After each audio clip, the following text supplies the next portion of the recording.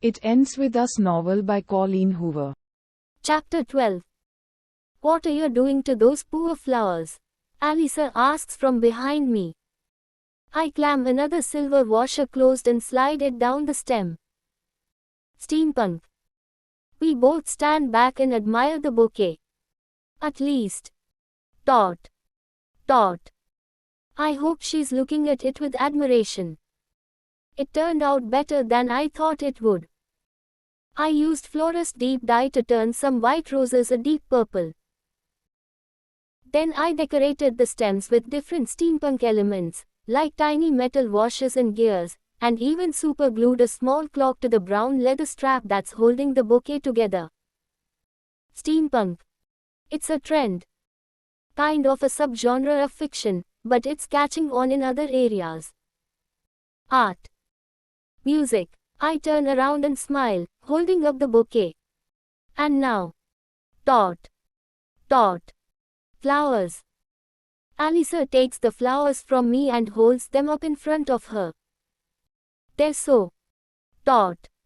Dot. Weird. I love them so much. She hugs them. Can I have them? I pull them away from her. No, they're a grand opening display. Not for sale. I take the flowers from her and grab the vase I made yesterday. I found a pair of old button-up women's boots at a flea market last week. They reminded me of the steampunk style, and the boots are actually where I got the idea for the flowers. I washed the boots last week, dried them, and then super-glued pieces of metal to them. Once I brushed them with Mod Podge, I was able to line the inside with a vase to hold water for the flowers. Alisa. I placed the flowers on the center display table. I'm pretty sure this is exactly what I was supposed to do with my life. Steampunk, she asks. I laugh and spin around. Create, I say. And then I flip the sign to open, 15 minutes early. We both spent the day busier than we thought we'd be. Between phone orders, internet orders, and walk-ins, neither of us even has time to take a lunch break. You need more employees, Alisa says as she passes me, holding 2 bouquets of flowers. That is at 1 o'clock. You need more employees, she says to me at 2 o'clock, holding the phone to her ear and writing down an order while ringing someone up at the register. Marshall stops by after 3 o'clock and asks how it's going. Alisa says she needs more employees. I help a woman take a bouquet to her car at 4 o'clock, and as I'm walking back inside, Alisa is walking out, holding another bouquet. You need more employees, she says, exasperated. At 6 o'clock, she locks the door and flips the sign. She falls against the door and slides to the floor, looking up at me. I know, I tell her. I need more employees. She just nods. And then we laugh. I walk over to where she's seated and I sit next to her. We lean our heads together and look at the store. The steampunk flowers are front and center, and although I refused to sell this particular bouquet, we had 8 pre-orders for more of them. I'm proud of you, Lily, she says. I smile. I couldn't have done it without you, Issa. We sit there for several minutes, enjoying the rest we are finally giving our feet. This was honestly one of the best days I've ever had, but I can't help but feel a nagging sadness that Ryle never stopped by. He also never texted. Have you heard from your brother today? I ask. She shakes her head. No, but I'm sure he's just busy. I nod. I know he's busy. We both look up when someone knocks on the door. I smile when I see him cupping his hands around his eyes with his face pressed to the window. He finally looks down and sees us sitting on the floor. Speak of the devil, Alisa says. I jump up and unlock the door to let him in. As soon as I open it, he's pushing his way inside. I missed it. I did. I missed it. He hugs me. I'm sorry, I tried to get here as soon as I could. I hug him back and say, it's fine. You're here. It was perfect. I'm giddy with excitement that he made it at all. You're perfect, he says, kissing me. Alyssa brushes past us. You're perfect, she mimics. Hey Ryle, guess what? Ryle releases me. What? Alyssa grabs the trash can and drops it on the counter. Lily needs to hire more employees. I laugh at her constant repetition. Ryle squeezes my hand and says, sounds like business was good. I shrug. I can't complain. I mean, dot.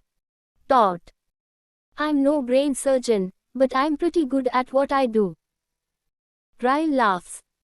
You guys need any help cleaning up? Alyssa and I put him to work, helping us clean up after the big day. We get everything finished and prepped for tomorrow, and then Marshall arrives just as we're finishing up. He's carrying a bag when he walks inside and drops it on the counter. He begins to pull out huge lumps of some kind of material and tosses them at each of us. I catch mine and unfold it. It's a onesie. With kittens all over it. Bruins game. Free beer. Suit up, team. Alyssa groans and says, Marshall, you made $6 million this year. Do we really need free beer?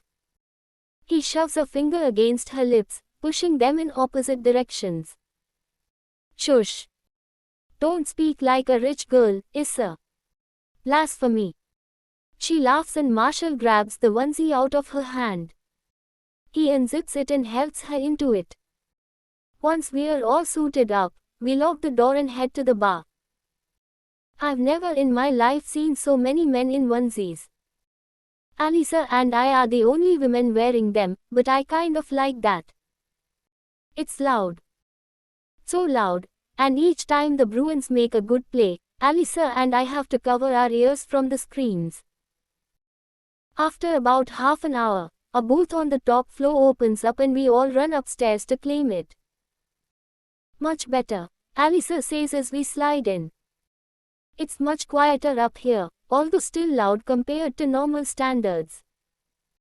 A waitress comes over to take our drink order. I order red wine, and as soon as I do, Marshall practically jumps out of his seat. Wine, he yells. You are in a onesie. You don't get free wine with a onesie. He tells the waitress to bring me a beer, instead. Ryle tells her to bring me wine. Alyssa wants water, and this upsets Marshall even more.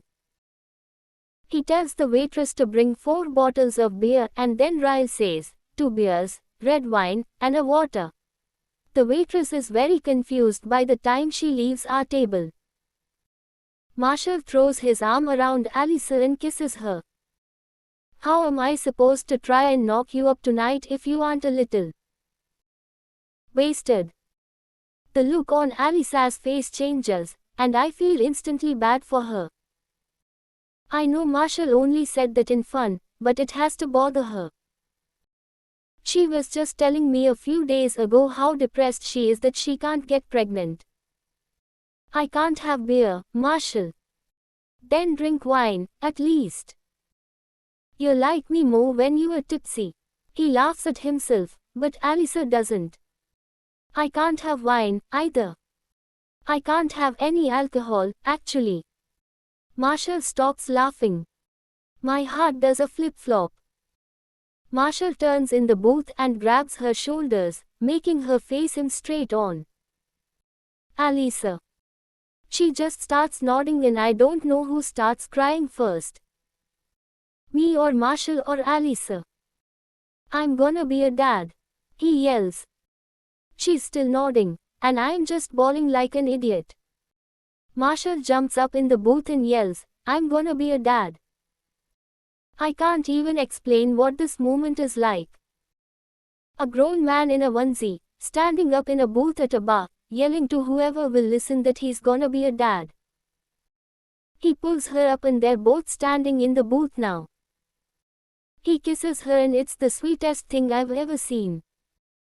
Until I look at Ryle and catch him chewing on his bottom lip like he's trying to blink back a potential tear. He glances at me and sees me staring, so he looks away. "Shut up," he says. "She's my sister." I smile and lean over and kiss him on the cheek. "Congratulations, Uncle Ryle." Once the parents-to-be stop making out in the booth, Ryle and I both stand up and congratulate them.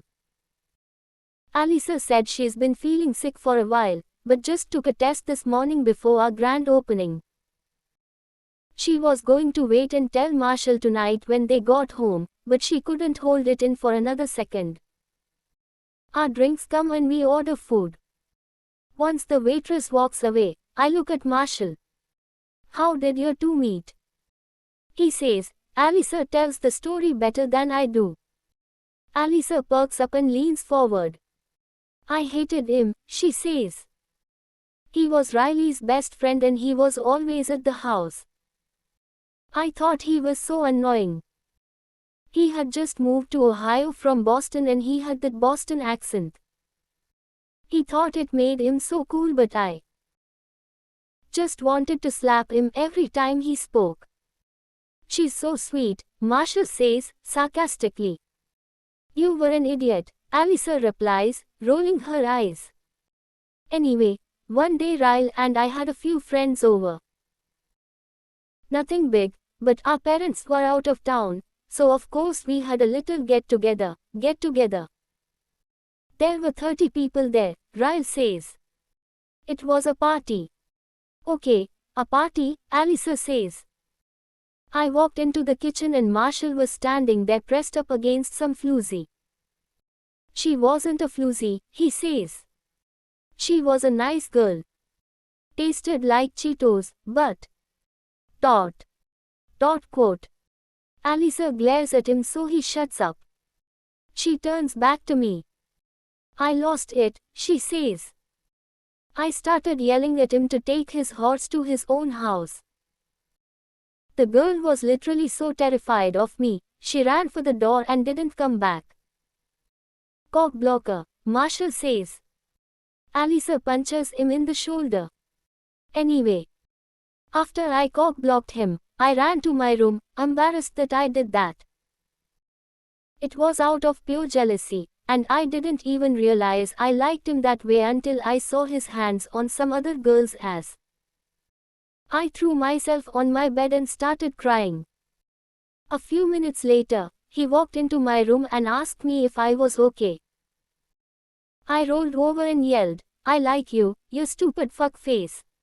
Quote. And the rest is history.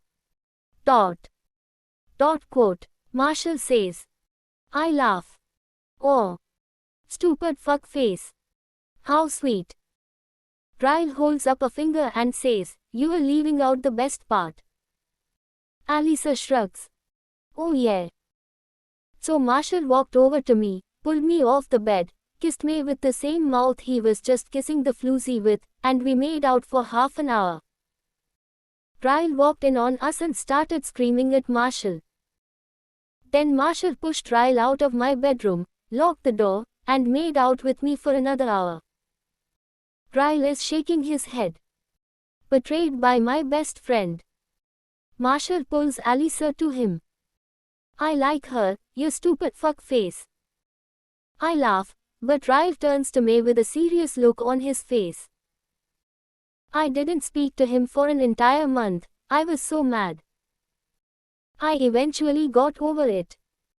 We were 18, she was 17. Wasn't much I could do in the way of keeping them apart. Wow, I say. I sometimes forget how close in age you two are. Alisa smiles and says, 3 kids in 3 years. I feel so sorry. For my parents. The table grows quiet. I see an apologetic look pass from Alisa to Ryle. 3, I ask. You have another sibling. Ryle straightens up and takes a sip of his beer. He sets it back down on the table and says, "We had an older brother. He passed away when we were kids. Such a great night, ruined by a simple question." Luckily, Marshall redirects the conversation like a pro. I spend the rest of the evening listening to stories about them growing up. I'm not sure I've ever laughed as hard as I have tonight. When the game is over, we all walk back to the shop to retrieve our cars. Ryle said he caught an Uber over earlier, so he'll just ride with me. Before Alyssa and Marshall leave, I tell her to hold on. I run inside the store and grab the steampunk flowers and run them back to their car. Her face lights up when I hand them to her. "I'm happy you're pregnant, but that's not why I'm giving you these flowers. I just want you to have them. Because you're my best friend." Alyssa squeezes me and whispers in my ear, "I hope he marries you someday. We'll be even better sisters." She climbs inside the car and they leave, and I just stand there watching them because I don't know that I've ever had a friend like her in my whole life. Maybe it's the wine. I don't know, but I love today. Everything about it. I especially love how Ryle looks, leaning against my car, watching me. "You're really beautiful when you're happy." Ugh. This day. Perfect. We're making our way up the stairs to my apartment when Ryle grabs my waist and pushes me against the wall. He just starts kissing me, right there in the stairwell. Impatient, I mutter. He laughs and cups my ass with both of his hands. "Nope. It's this onesie. You really should consider making this your business attire."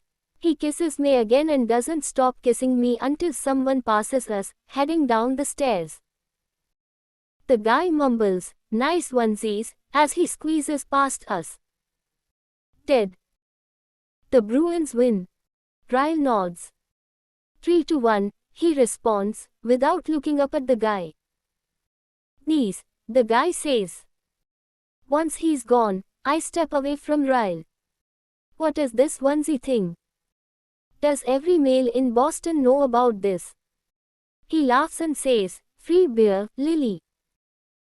It's free beer. He pulls me up the stairs, and when we walk in the door, Lucy is standing at the kitchen table taping up a box of her stuff. There's another box she hasn't taped up yet, and I could swear I see a bowl that one bought at HomeGoods sticking out of the top. She said she'd have all her stuff out by next week, but I have a feeling she'll conveniently have some of my stuff out, too. "Who are you?" she asks, looking Ryle up and down. "Ryle Kincaid. I'm Lily's boyfriend." Lily's boyfriend. Did you hear that? Boyfriend. It's the first time he's confirmed it, and he said it so confidently. My boyfriend, huh? I walk into the kitchen and grab a bottle of wine and 2 wine glasses. Ryle comes up behind me as I'm pouring the wine and snakes his arms around my waist. Yep. Your boyfriend. I hand him a glass of wine and say, "So I'm a girlfriend." He holds up his glass and clinks it against mine. To the end of trial runs and the beginning of show things.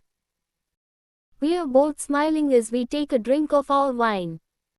Lucy stacks the boxes together and walks toward the front door. "Looks like I got out right in time," she says. The door closes behind her and Ryle raises an eyebrow. "I don't think your roommate likes me very much." You'd be surprised. I didn't think she liked me, either, but yesterday she asked me to be a bridesmaid in her wedding. I think she's just hoping for free flowers, though. She's very opportunistic. Ryle laughs and leans against the refrigerator. His eyes fall to a magnet that says, "Boston," on it. He pulls it off the refrigerator and raises an eyebrow. You'll never get out of Boston purgatory if you keep souvenirs of Boston on your fridge like a tourist. I laugh and grab the magnet, slapping it back on the fridge. I like that he remembers so much about the first night we met. It was a gift. It only counts as touristy if I bought it myself. He steps over to me and takes my glass of wine from my hands. He sets both of our glasses on the countertop, and then leans in and gives me a deep, passionate, drunken kiss. I can taste the tart fruitiness of the wine on his tongue and I like it. His hands go to the zipper on my onesie. Let's get you out of these clothes. He pulls me toward the bedroom, kissing me while we both struggle out of our clothes. By the time we make it to my bedroom, I'm down to my bra and panties. He shoves me against the door, and I gasp at the unexpectedness of it. Don't move, he says. He presses his lips to my chest, then begins to kiss me slowly as he makes his way down my body. Oh, Lord! Can this day seriously get any better? I run my hands through his hair, but he grabs my wrists and presses them against the door. He climbs back up my body, squeezing my wrists tightly. He raises an eyebrow in warning. I said, Tot. Don't move. I try not to smile, but it's hard to disguise.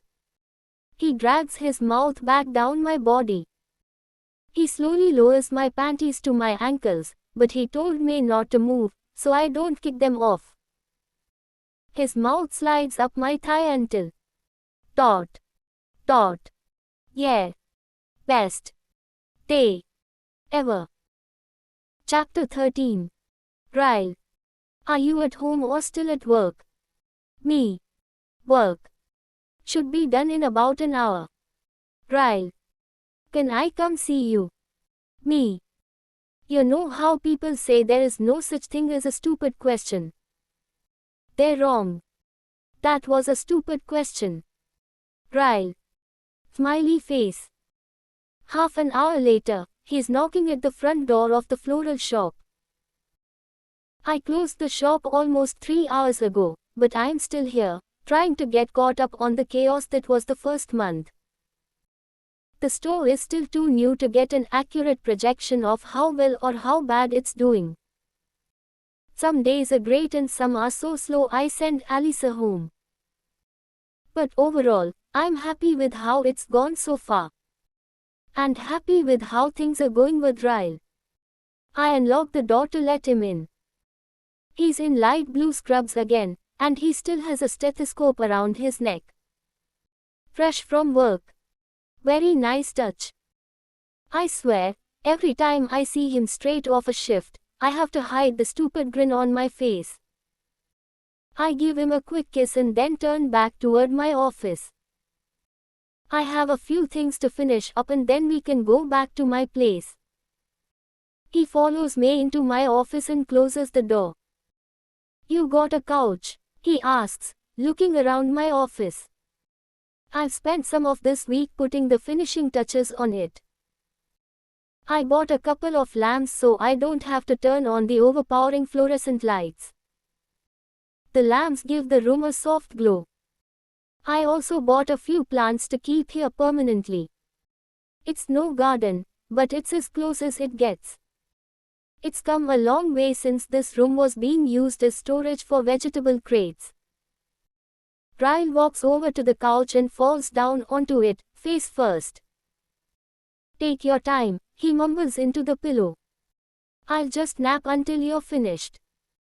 I sometimes worry about how hard he pushes himself with work, but I don't say anything. I've been sitting in my office going on 12 hours now, so I don't have much room to talk when it comes to being too ambitious. I spend the next 15 or so minutes finalizing orders. When I'm finished, I close my laptop and look over at Ryle. I thought he'd be asleep, but instead he's on his side with his head propped up on his hand. He's been watching me this whole time, and seeing the smile on his face makes me blush. I push my chair back and stand up. Lily, I think I like you too much, he says as I make my way over to him. I scrunch up my nose as he sits up on the couch and pulls me onto his lap. Too much. That doesn't sound like a compliment. That's because I don't know if it is, he says. He adjusts my legs on either side of him and then wraps his arms around my waist. This is my first real relationship. I don't know if I'm supposed to like you this much yet. I don't want to scare you away. I laugh. Like that could ever happen. You work way too much to smother me. He rubs his hands up my back. Does it bother you that I work too much? I shake my head. No. I worry about you sometimes because I don't want you to burn yourself out. But I don't mind that I have to share you with your passion. I actually really like how ambitious you are. It's kind of sexy. It might even be my favorite thing about you. You know what I like the most about you? I already know this answer, I say, smiling. My mouth. He leans his head back against the couch. Oh yeah. That does come first. But do you know what my second favorite thing about you is? I shake my head. You don't put pressure on me to be something I'm incapable of being. You accept me exactly how I am. I smile. Well, in all fairness, you are a little different from when I first met you. You aren't so anti-girlfriend anymore. That's because you make it easy, he says, sliding a hand inside the back of my shirt. It's easy being with you. I can still have the career I've always wanted, but you make it 10 times better with the way you support me. When I'm with you, I feel like I get to have my cake and eat it, too. Now both of his hands are beneath my shirt, pressed against my back. He pulls me toward him and kisses me. I grin against his mouth and whisper, "Is it the best cake you've ever tasted?" One of his hands moves to the back of my bra and he unfastens it with ease. I'm pretty sure, but maybe I need another taste of it to be positive. He pulls my shirt and bra over my head. I begin to push myself off of him so I can pull off my jeans, but he pulls me back onto his lap. He grabs his stethoscope and puts it in his ears, then presses the diaphragm against my chest, right over my heart. What's got your heart so worked up, Lily? I shrug innocently. It might have a little to do with you, Drive. Kincaid. He drops the end of the stethoscope and then lifts me off of him, pushing me back onto the couch. He spreads my legs and knees down on the couch between them, placing the stethoscope against my chest again. He uses his other hand to hold himself up as he continues listening to my heart. I'd say you are at about 90 beats per minute, he says. Is that good or bad? He grins and lowers himself on top of me. I'll be satisfied when it reaches 140. Yeah. If it reaches 140, I'm thinking I'll be satisfied, too. He lowers his mouth to my chest and my eyes fall shut when I feel his tongue slide across my breast. He takes me in his mouth, keeping the stethoscope pressed against my chest the entire time. You are at about 100 now, he says.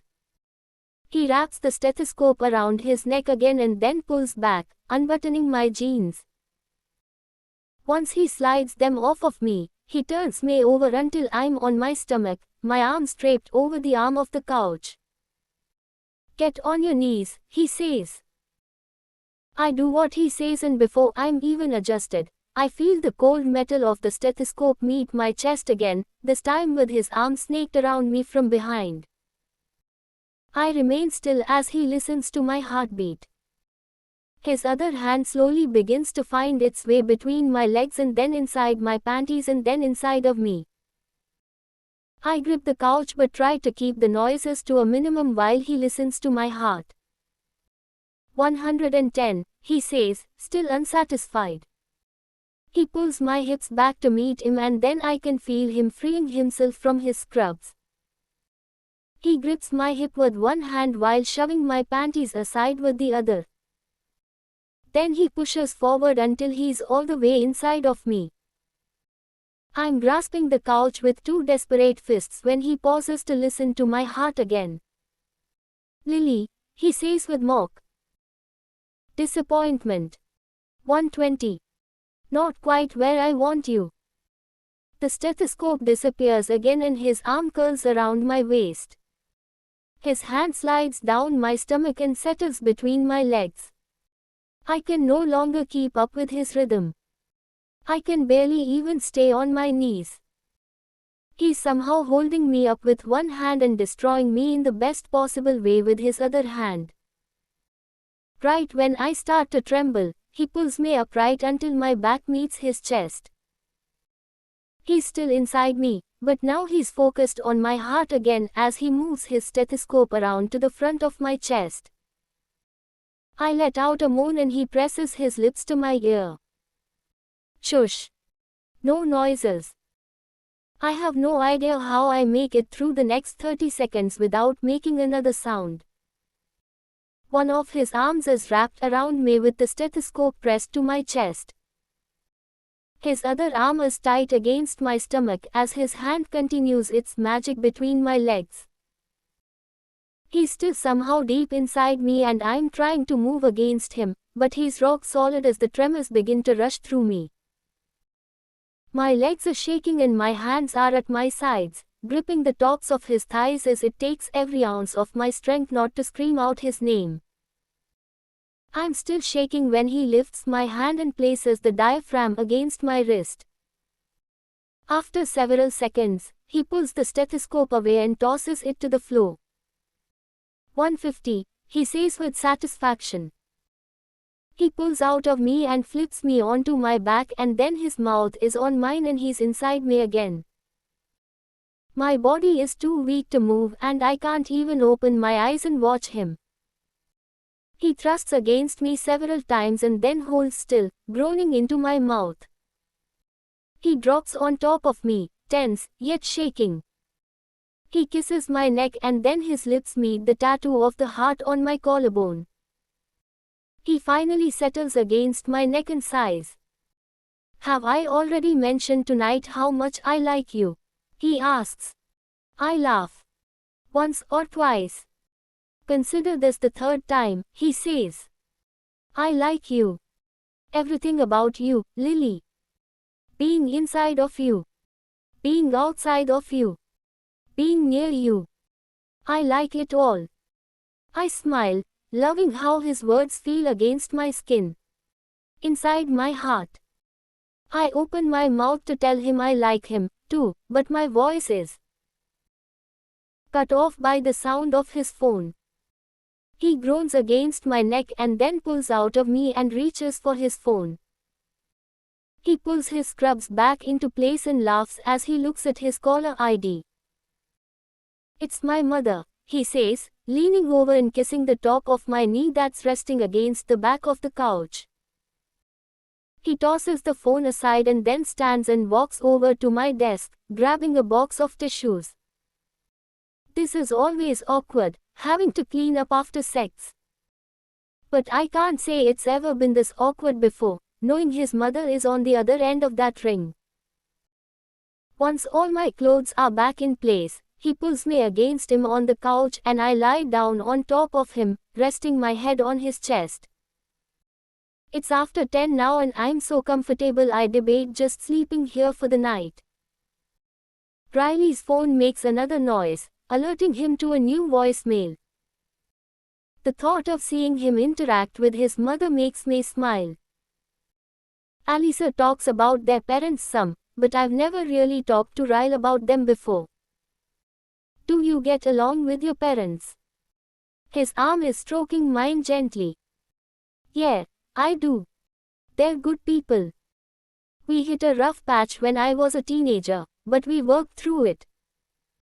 I talk to my mother almost daily now. I fold my arms over his chest and rest my chin on them, looking up at him. Will you tell me more about your mother? Alisa told me they moved to England a few years ago.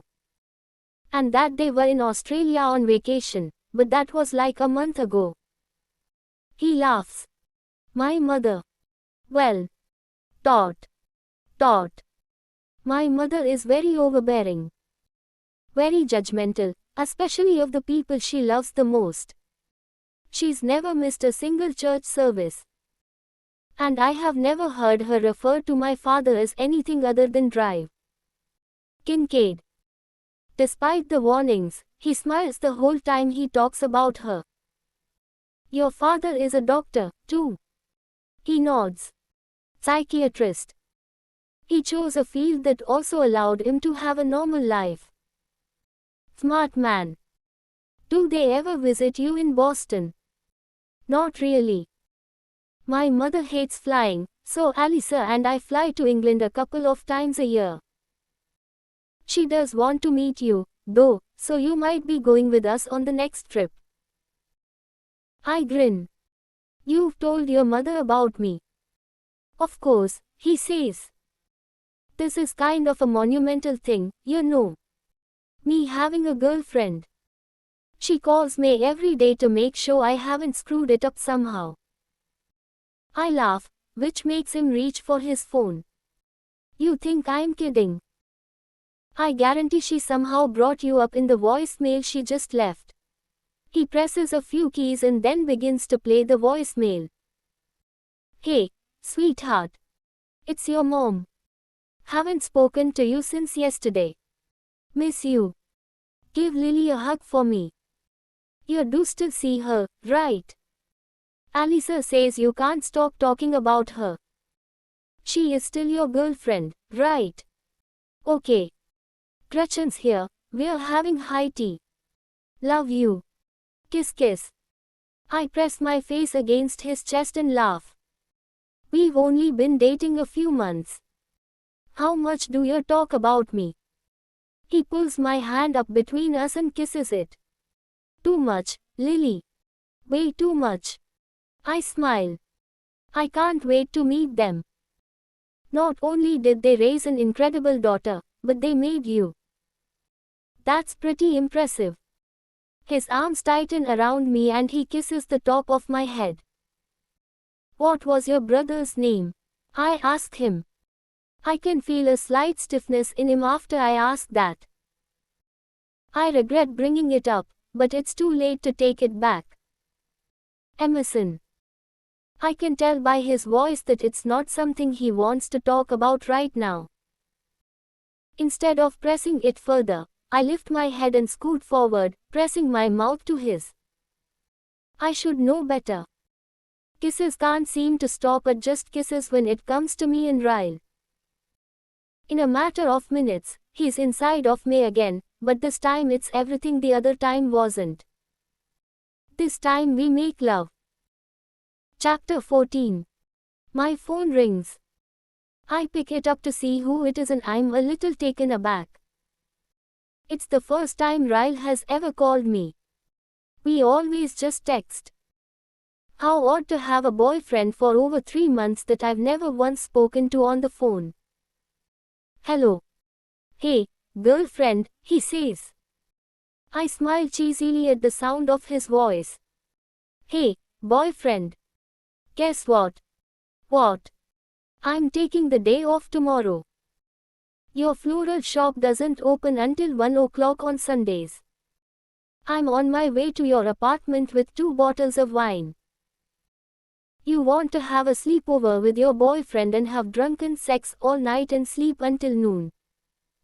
It's really embarrassing what his words do to me. I smile and say, guess what? What? I'm cooking you dinner. And I'm wearing an apron. Oh yeah, he says. Just an apron, and then I hang up. A few seconds later, I get a text message. Ryle. Pic, please. Me.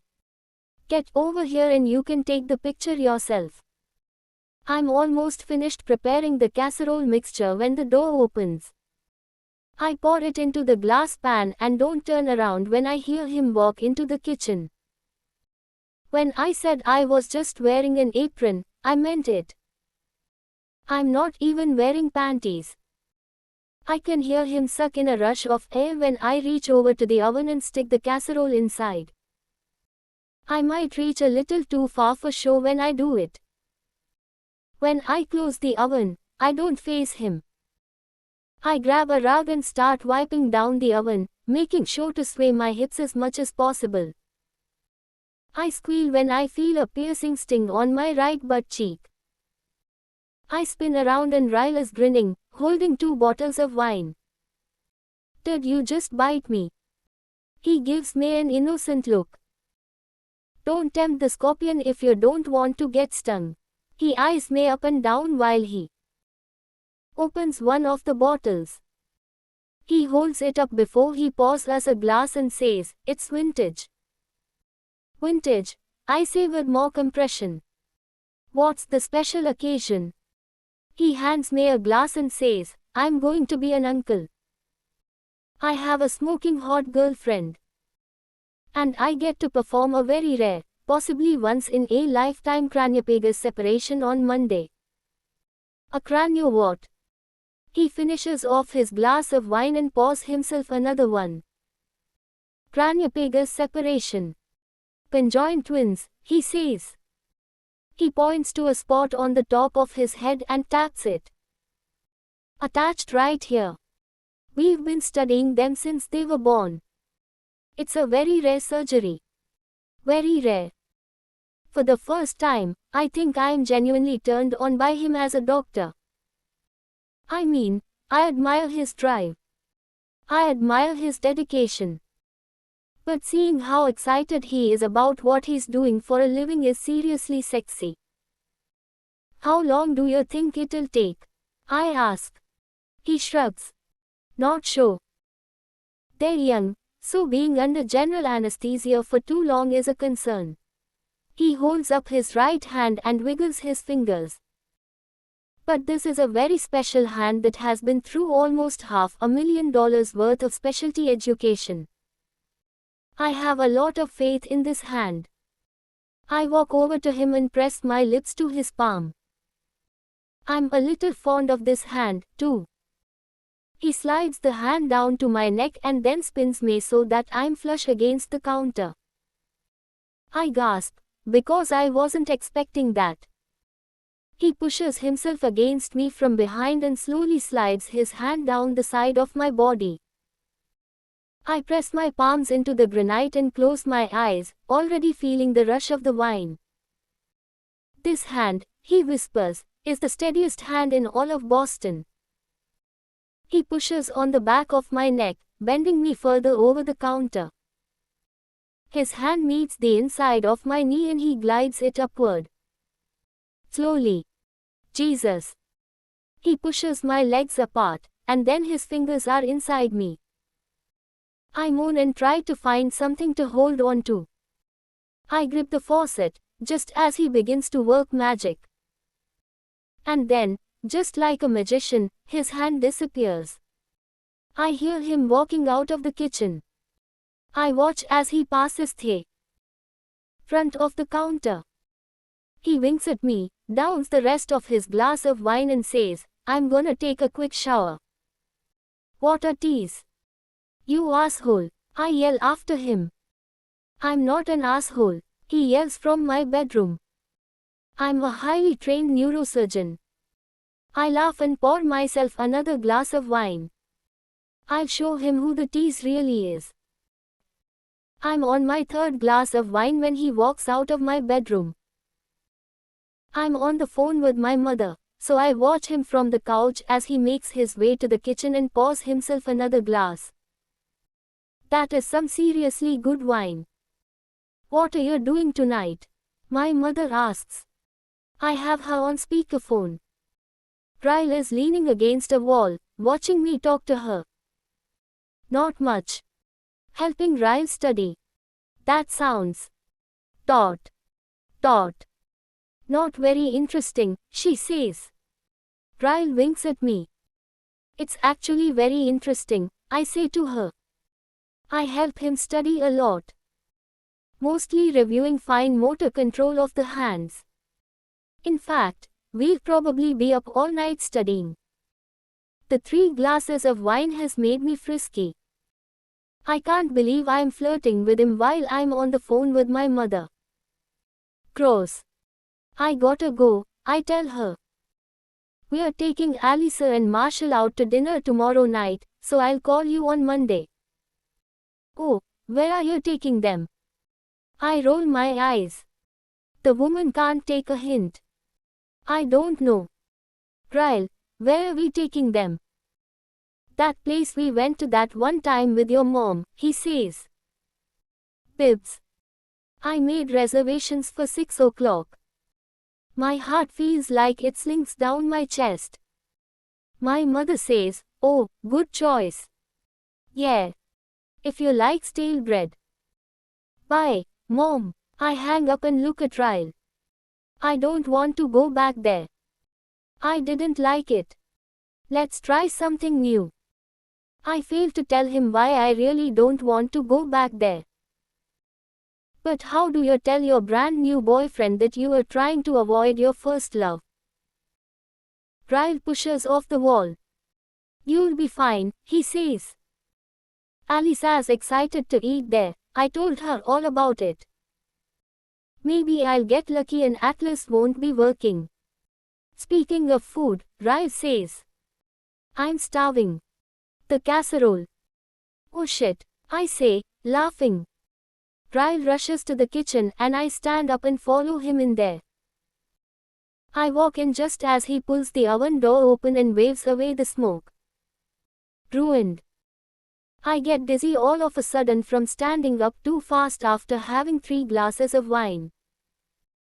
I grab the counter beside him to steady myself, just as he reaches in to pull the burnt casserole out. Ryle. You need a dot. Quote. Shit, he yells. Pot holder. The casserole falls from his hand and lands on the floor, shattering everywhere. I lift up my feet to avoid broken glass and mushroom chicken splatter. I start laughing as soon as I realize he didn't even think to use a pot holder. Must be the wine. This is some seriously strong wine. He slams the oven shut and moves to the faucet, shoving his hand under the cold water, muttering curse words. I'm trying to suppress my laughter, but the wine and the ridiculousness of the last few seconds are making it hard. I look at the floor, at the mess we're about to have to clean up, and the laughter bursts from me. I'm still laughing as I lean over to get a look at Riley's hand. I hope he didn't hurt it too bad. I'm instantly not laughing anymore. I'm on the floor, my hand pressed against the corner of my eye. In a matter of 1 second, Riley's arm came out of nowhere and slammed against me, knocking me backward. There was enough force behind it to knock me off balance. When I lost my footing, I hit my face on one of the cabinet door handles as I came down. Pain shoots through the corner of my eye, right near my temple. And then I feel the weight. Heaviness follows and it presses down on every part of me. So much gravity, pushing down on my emotions. Everything shatters. My tears, my heart, my laughter, my soul. Shattered like broken glass, raining down around me. I wrap my arms over my head and try to wish away the last 10 seconds. God damn it, Lily, I hear him say. It's not funny. This hand is my fucking career. I don't look up at him. His voice doesn't penetrate through my body this time. It feels like it's stabbing me now, the sharpness of each of his words coming at me like swords. Then I feel him next to me, his goddamn hand on my back. Rubbing. Lily, he says. Oh, God. Lily. He tries to pull my arms from my head, but I refuse to budge. I start shaking my head, wanting the last 15 seconds to go away. 15 seconds. That's all it takes to completely change everything about a person. 15 seconds that we'll never get back. He pulls me against him and starts kissing the top of my head. I'm so sorry. I just thought. I burned my hand. I panicked. You were laughing in. Thought. I'm so sorry, it all happened so fast. I didn't mean to push you, Lily, I'm sorry. I don't hear Riley's voice this time. All I hear is my father's voice. I'm sorry, Jenny. It was an accident. I'm so sorry. I'm sorry, Lily. It was an accident. I'm so sorry. I just want him away from me. I use every ounce of strength I have in both my hands and legs and I force him the fuck away from me. He falls backward, onto his hands. His eyes are full of genuine sorrow, but then they're full of something else. Worry. Panic. He slowly pulls up his right hand and it's covered in blood. Blood is trickling out of his palm, down his wrist. I look at the floor, at the shattered pieces of glass from the casserole dish. His hand. I just pushed him onto glass. He turns around and pulls himself up. He sticks his hand under the stream of water and starts rinsing away the blood. I stand up, just as he pulls a sliver of glass out of his palm and tosses it on the counter. I'm full of so much anger, but somehow, concern for his hand still finds its way out. I grab a towel and shove it into his fist. There's so much blood. It's his right hand. His surgery Monday. I try to help stop the bleeding, but I'm shaking too bad. Ryle, your hand. He pulls the hand away and, with his good hand, he lifts my chin. Fuck the hand, Lily.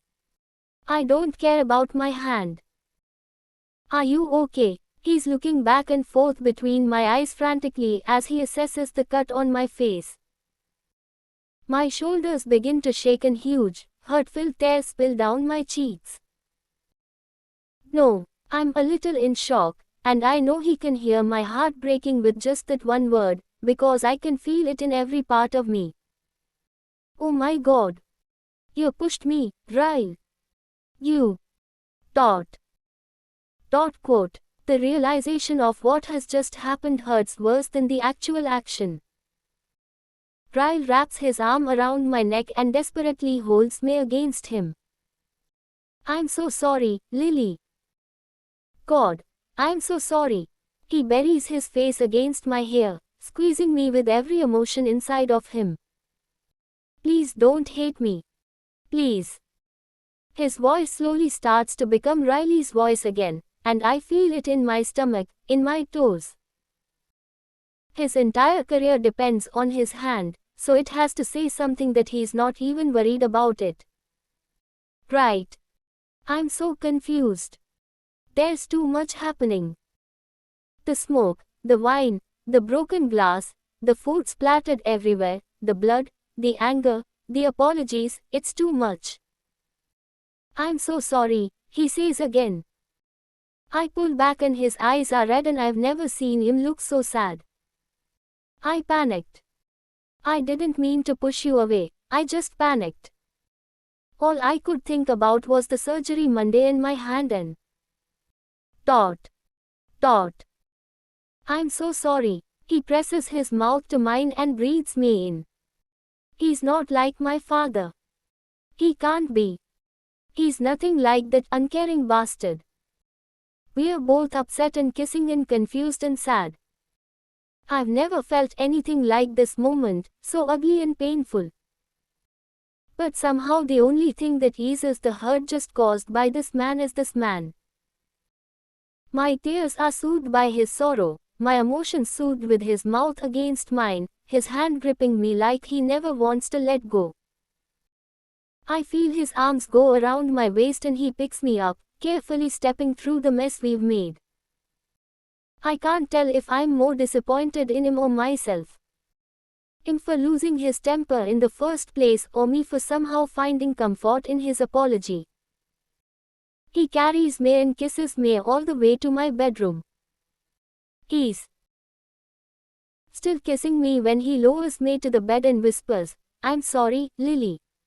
He moves his lips to the spot on my eye that hit the cabinet, and he kisses me there. "I'm so sorry." His mouth is on mine again, hot and wet, and I don't even know what's happening to me. I'm hurting so much on the inside, yet my body craves his apology in the form of his mouth and hands on me. I want to lash out at him and react like I always wished my mother would have reacted when my father hurt her, but deep down I want to believe that it really was an accident. Ryle isn't like my father. He's nothing like him. I need to feel his sorrow, his regret. I get both of these things in the way he kisses me. I spread my legs for him and his sorrow comes in another form. Slow, apologetic thrusts inside of me. Every time he enters me, he whispers another apology. And by some miracle, every time he pulls out of me, my anger leaves with him. He's kissing my shoulder, my cheek, my eye. He's still on top of me, touching me gently. I've never been touched like this. Dot. Dot. With such tenderness. I try to forget what happened in the kitchen, but it's everything right now. He pushed me away from him. Ryle pushed me. For 15 seconds, I saw a side of him that wasn't him. That wasn't me. I laughed at him when I should have been concerned. He shoved me when he should have never touched me. I pushed him away and caused him to cut his hand. It was awful. The whole thing, the entire 15 seconds it lasted, was absolutely awful. I never want to think about it again. He still has the rag balled up in his hand and it's soaked with blood. I push against his chest.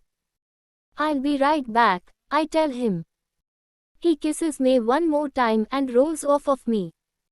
I walk to the bathroom and close the door. I look in the mirror and gasp. Blood. In my hair, on my cheeks, on my body. It's all his blood. I grab a rag and try to wash some off, and then I look under the sink for the first aid kit. I have no idea how bad his hand is. First he burned it, then he sliced it open. Not even an hour after he was just telling me how important this surgery was to him. No more wine. We're never allowed vintage wine again. I grab the box from under the sink and open the bedroom door. He's walking back into the bedroom from the kitchen with a small bag of ice. He holds it up. "For your eye," he says. I hold up the first aid kit. "For your hand." We both smile and then sit back down on the bed. He leans against the headboard while I pull his hand to my lap.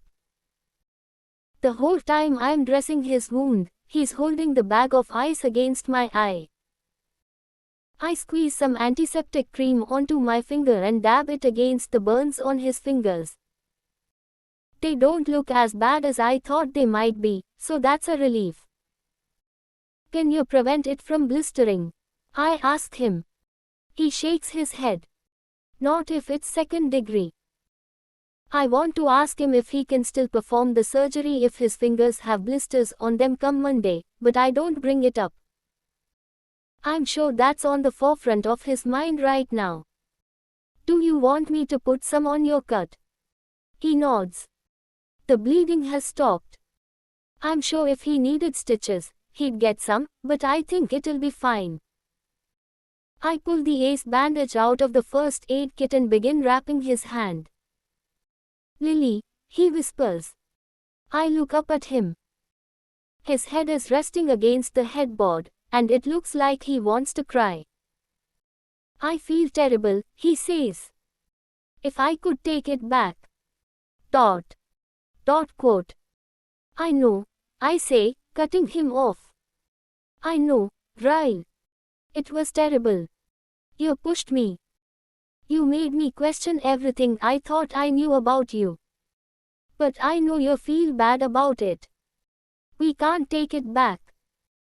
I don't want to bring it up again. I secure the bandage around his hand and then look him in the eye. But Ryle, if anything like that ever happens again, dot, dot, I'll know that this time wasn't just an accident. And I'll leave you without a second thought. He stares at me for a long time, his eyebrows drawn apart in regret. He leans forward and presses his lips against mine. It won't happen again, Lily. I swear. I'm not like him. I know that's what you were thinking, but I swear to you. Dot. Dot quote. I shake my head, wanting him to stop. I can't take the pain in his voice. I know you're nothing like my father, I say. Just. Dot. Dot. Please don't ever make me doubt you again. Please. He brushes hair from my forehead. You're the most important part of my life, Lily. I want to be what brings you happiness. Not what causes you to hurt. He kisses me and then stands up and leans over me, pressing the ice to my face. Hold this here for about 10 more minutes. It'll prevent it from swelling. I replace his hand with mine. Where are you going? He kisses me on the forehead and says, to clean up my mess. He spends the next 20 minutes cleaning the kitchen. I can hear glass being tossed into the trash can, wine being poured out in the sink. I go to the bathroom and take a quick shower to get his blood off of me, and then I change the sheets on my bed. When he finally has the kitchen cleaned up, he comes to the bedroom with a glass. He hands it to me. It's soda, he says. The caffeine will help. I take a drink of it and feel it fizz down my throat. It's actually the perfect thing. I take another drink and set it on my nightstand. What's it help with? The hangover. Ryle slides into bed and pulls the covers over us. He shakes his head. No, I don't think soda actually helps anything. My mom just used to give me a soda after I'd had a bad day, and it always made me feel a little better. I smile. Well, it worked. He brushes his hand down my cheek, and I can see in his eyes and in the way he touches me that he deserves at least one chance at forgiveness. I feel if I don't find a way to forgive him, I'll somewhat be placing blame on him for the resentment I still hold for my father. He's not like my father. Ryle loves me. He's never come out and said it before, but I know he does. And I love him. What happened in the kitchen tonight is something I'm confident won't happen again. Not after seeing how upset he is that he hurt me. All humans make mistakes. What determines a person's character aren't the mistakes we make. It's how we take those mistakes and turn them into lessons rather than excuses. Riley's eyes somehow grow even more sincere, and he leans over and kisses my hand. He settles his head into the pillow and we just lie there, staring at each other, sharing this unspoken energy that fills all the holes the night has left in us. After a few minutes, he squeezes my hand. Lily, he says, brushing his thumb over mine. I'm in love with you. I feel his words in every part of me. And when I whisper, I love you, too, it's the most naked truth I've ever spoken to him. Chapter 15. I arrive at the restaurant 15 minutes late. Right when I was about to close tonight, I had a customer come in to order flowers for a funeral. I couldn't turn them away because dot, dot, sadly, dot, dot. Funerals are the best business for florists. Ryle waves me over to the table and I walk straight to them, doing my best not to look around. I don't want to see Atlas. I tried twice to get them to change the restaurant location, but Alyssa was hell-bent on eating here after Ryle told her how good it was. I slide into the booth and Ryle leans over and kisses me on the cheek. "Hey, girlfriend." Alyssa groans. "God, you guys are so cute, it's sickening." I smile at her, and her eyes immediately go to the corner of my eye. It doesn't look as bad as I thought it might today, which is probably due to Ryle forcing me to keep eyes on it. "Oh my God," Alyssa says. "Ryle told me what happened, but I didn't think it was that bad." I glance at Ryle, wondering what he told her. "The truth." He smiles and says, "Olive oil was everywhere. When she slipped, it was so graceful you'd think she was a ballerina." A lie. Fair enough. I would have done the same thing. "It was pretty pathetic," I say with a laugh. Somehow, we get through dinner without a hitch. No sign of Atlas, no thoughts of last night, and Ryle and I both avoid the wine. After we're finished with our food, our waiter approaches the table. "Care for dessert?" he asks. I shake my head, but Alyssa perks up. "What do you have?" Marshall looks just as interested. "We're eating for two, so we'll take anything chocolate," he says. The waiter nods, and when he walks away, Alyssa looks at Marshall. "This baby is the size of a bedbug right now. You better not encourage bad habits for the next several months." The waiter returns with a dessert cart. "The chef gives all expectant mothers dessert on the house," he says. "Congratulations." "He does," Alyssa says, perking up. "Guess that's why it's called Bibs," Marshall says. "Chef likes the babies." We all look at the cart. "Oh, God," I say, looking at the options. "This is my new favorite restaurant," Alyssa says. We pick out 3 desserts for the table. The 4 of us spend the time waiting for it to be served discussing baby names. "No," Alyssa says to Marshall.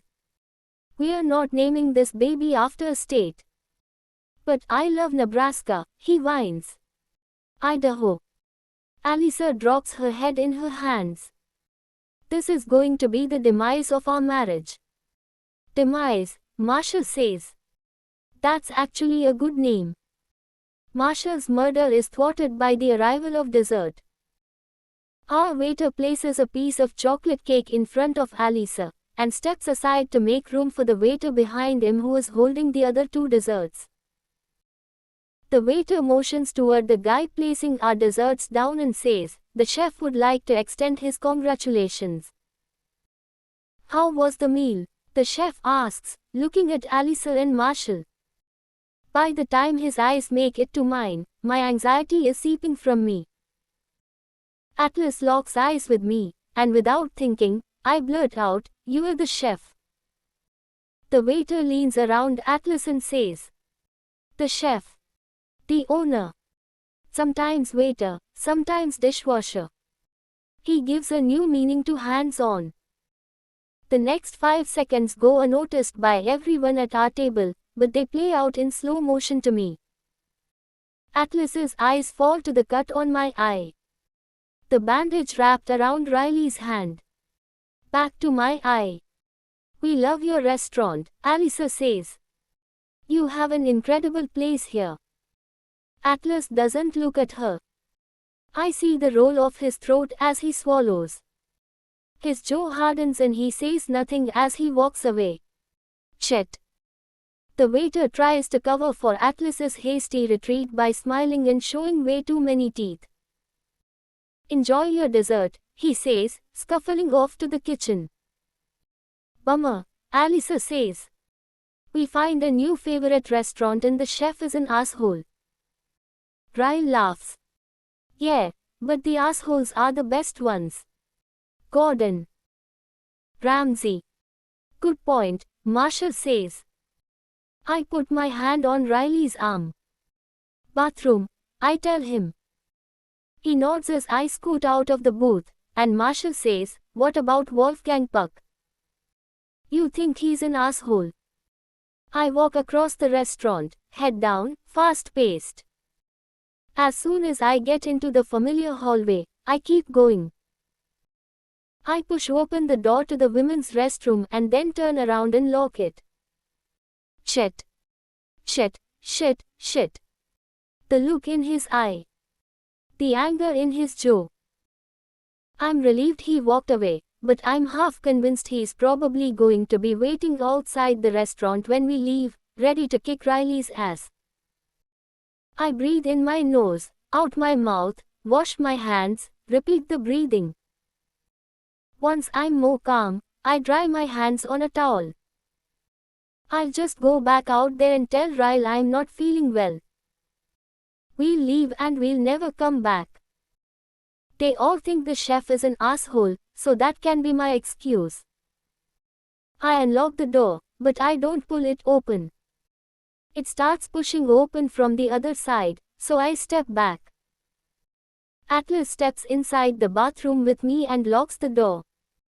His back rests against the door as he stares at me, focused on the cut near my eye. "What happened?" he asks. I shake my head. "Nothing." His eyes are narrow, still ice blue but somehow burning with fire. "You are lying, Lily." I muster enough of a smile to get me by. "It was an accident." Atlas laughs, but then his face falls flat. "Leave him. Leave him.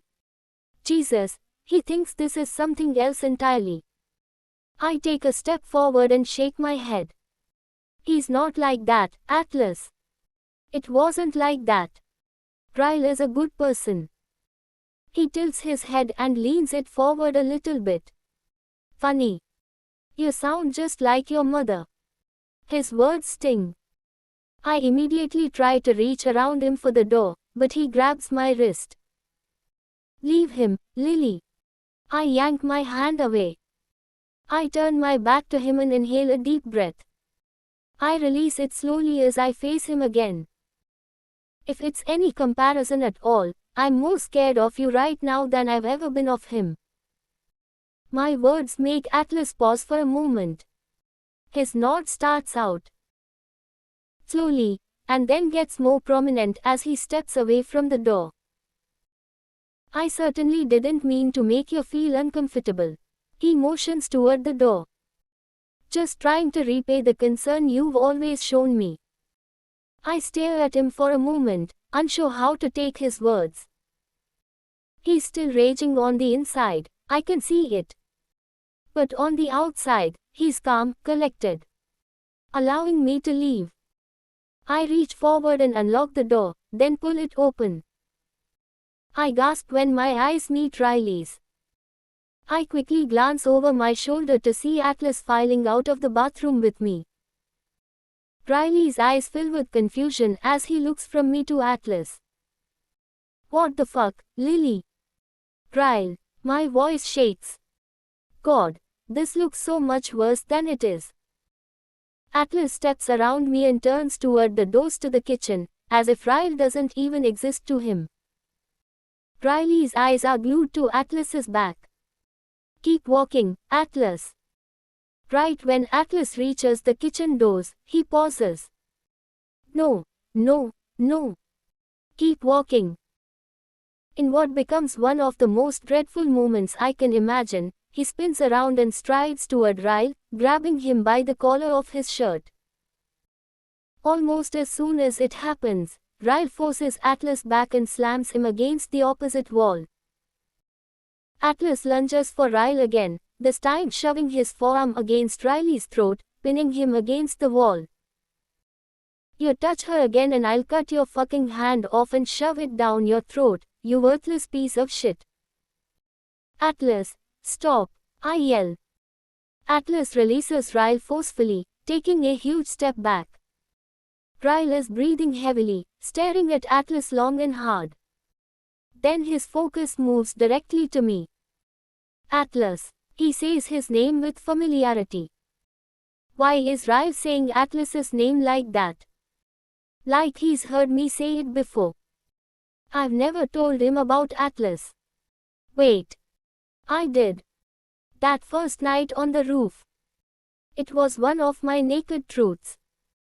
Ryle lets out a disbelieving laugh and points at Atlas, but he's still looking at me. This is Atlas. The homeless boy you pity fucked. Oh, God. The hallway instantly becomes a blur of fists and elbows and my screams for them to stop. Two waiters push through the door behind me and shove past me, separating them just as quickly as it started. They're pushed apart against opposite walls, staring each other down, breathing heavily. I can't even look at either of them. I can't look at Atlas. Not after what Ryle just said to him. I also can't look at Ryle because he's probably thinking the absolute worst possible thing right now. Out, Atlas yells, pointing at the door, but looking at Ryle. Get the hell out of my restaurant. I meet Riley's eyes as he begins to walk past me, scared of what I'll see in them. But there isn't any anger there. Only hurt. Lots of hurt. He pauses as if he's about to say something to me. But his face just twists into disappointment and he walks back out into the restaurant. I finally glance up at Atlas and can see disappointment all across his face. Before I can explain away Riley's words to him, he turns and walks away, pushing through the kitchen doors. I immediately turn and run after Ryle. He grabs his jacket from the booth and walks toward the exit without even looking at Alyssa and Marshall. Alyssa looks up at me and holds her hands up in question. I shake my head, grab my purse and say, "It's a long story. We'll talk tomorrow." I follow Ryle outside and he's walking toward the parking lot. I run to catch up to him and he just stops and punches at the air. I didn't bring my fucking car. He yells, frustrated. I pull my keys out of my purse and he walks up to me and snatches them from my hand. Again, I follow him, this time to my car. I don't know what to do. I don't know if he even wants to speak to me right now. He just saw me locked in a bathroom with a guy the first used to be in love with.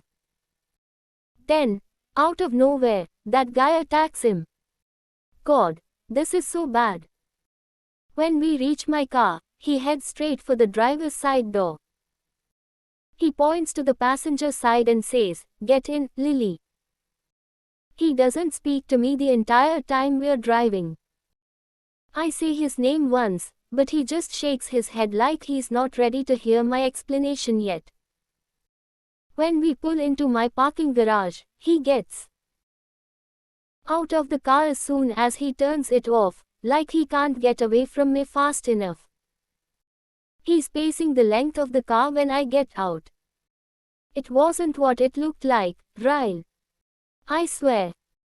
He stops pacing, and when he looks at me, my heart doubles over. There's so much pain in his eyes right now, and it's not even necessary. It was all due to a stupid misunderstanding. I didn't want this, Lily, he says. I didn't want a relationship. I didn't want this stress in my life. As much as he's hurting because of what he thinks he saw, his words still piss me off. Well, then leave. What? I throw my hands up. I don't want to be your burden, Ryle. I'm so sorry my presence in your life is so unbearable. He takes a step forward. Lily, that's not at all what I'm saying. He throws his hands up in frustration and then walks past me. He leans against my car and folds his arms over his chest. There's a long stretch of silence while I wait for what he has to say. His head is down, but he lifts it slightly, looking up at me. Naked truths, Lily. That's all I want from you right now. Can you please give me that? I nod. Did you know he worked there? I purse my lips together and wrap my arm over my chest, grabbing at my elbow. Yes. That's why I didn't want to go back, Ryle. I didn't want to run into him. My answer seems to release a little of his tension. He runs a hand down his face. Did you tell him what happened last night? Did you tell him about our fight? I take a step forward and shake my head adamantly. No. He assumed. He saw my eye in your hand and he just assumed. He blows out a laden breath and leans his head back, looking up at the roof. It looks like it's almost too painful for him to even ask the next question. Why were you alone with him in the bathroom? I take another step forward. He followed me in there. I know nothing about him now, Ryle. I didn't even know he owned that restaurant. I thought he was just a waiter. He's not a part of my life anymore, I swear. He just. Quote. I fold my arms together and drop my voice. We both grew up in abusive households. He saw my face in your hand and. He was just worried for me. That's all it was.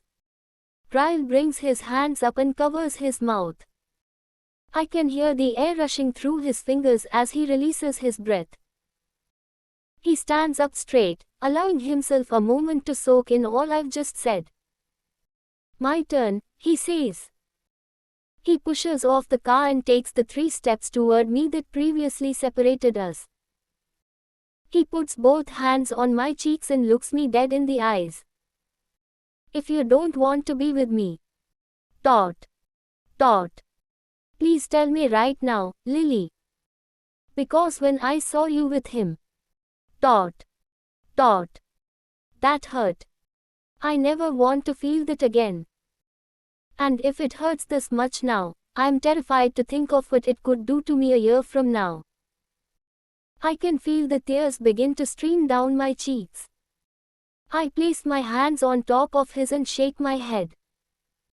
I don't want anyone else, Ryle. I only want you. He forces the saddest smile I've ever seen on a human. He pulls me to him and holds me there. I wrap my arms around him as tight as I can as he presses his lips to the side of my head. I love you, Lily. God, I love you. I squeeze him tight, pressing a kiss to his shoulder. I love you, too. I close my eyes and wish I could wash away the entire last 2 days. Atlas is wrong about Ryle. I just wish Atlas knew he was wrong. Chapter 16. I mean. I'm not trying to be selfish, but you didn't taste the dessert, Lily. Alyssa groans. Oh, it was so good. We're never going back there, I say to her. She stomps her foot like a little kid. But. Nope. We have to respect your brother's feelings. She folds her arms over her chest. I know. Why did you have to be a hormonal teenager and fall in love with the best chef in Boston? He wasn't a chef when I knew him. Whatever, she says. She walks out of my office and closes the door. My phone buzzes with an incoming text. Ryle. 5 hours down. About 5 more to go. So far so good. Hand is great. I sigh, relieved. I wasn't sure if he'd be able to do the surgery today, but knowing how much he was looking forward to it makes me happy for him. Me.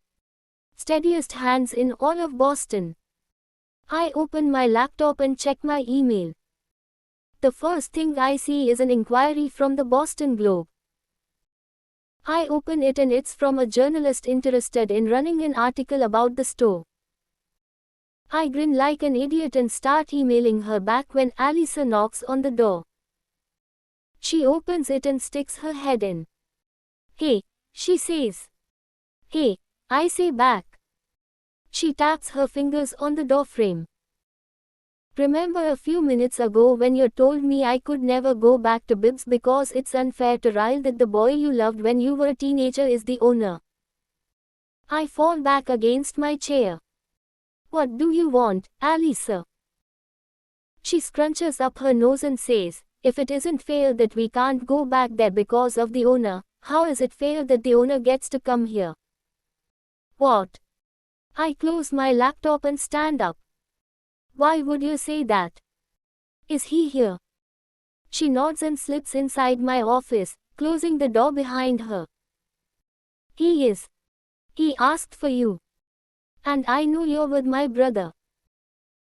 And I'm with child, but can we please just take a moment to silently admire the perfection that is that man? She smiles dreamily and I roll my eyes. Alisa. Those eyes, though. She opens the door and walks out.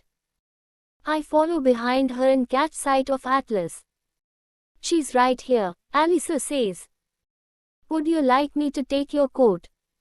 We don't take coats. Atlas glances up when I walk out of my office. His eyes cut to Alisa and he shakes his head. No, thank you. I won't be long. Alisa leans forward over the counter, dropping her chin on her hands. Stay as long as you like. In fact, are you looking for an extra job? Lily needs to hire more people and we're looking for someone who can lift really heavy things. Requires a lot of flexibility. Bending over. I narrow my eyes at Alisa and mouth, enough. She shrugs innocently. I hold my door open for Atlas, but avoid looking directly at him as he passes me. I feel a world of guilt for what happened last night, but also a world of anger for what happened last night. I walk around my desk and drop into my seat, prepared for an argument. But when I look up at him, I clam my mouth shut. He's smiling. He waves his hand around in a circle as he takes a seat across from me.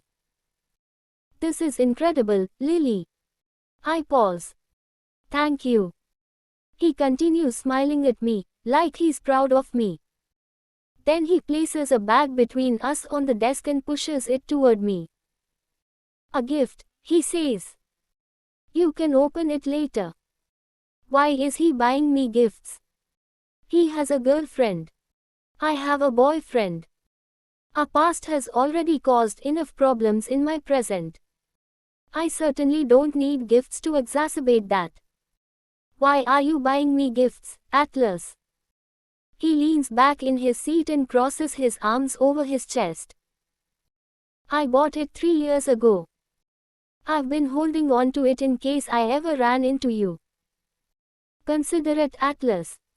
He hasn't changed. Damn it. I pick up the gift and set it on the floor behind my desk.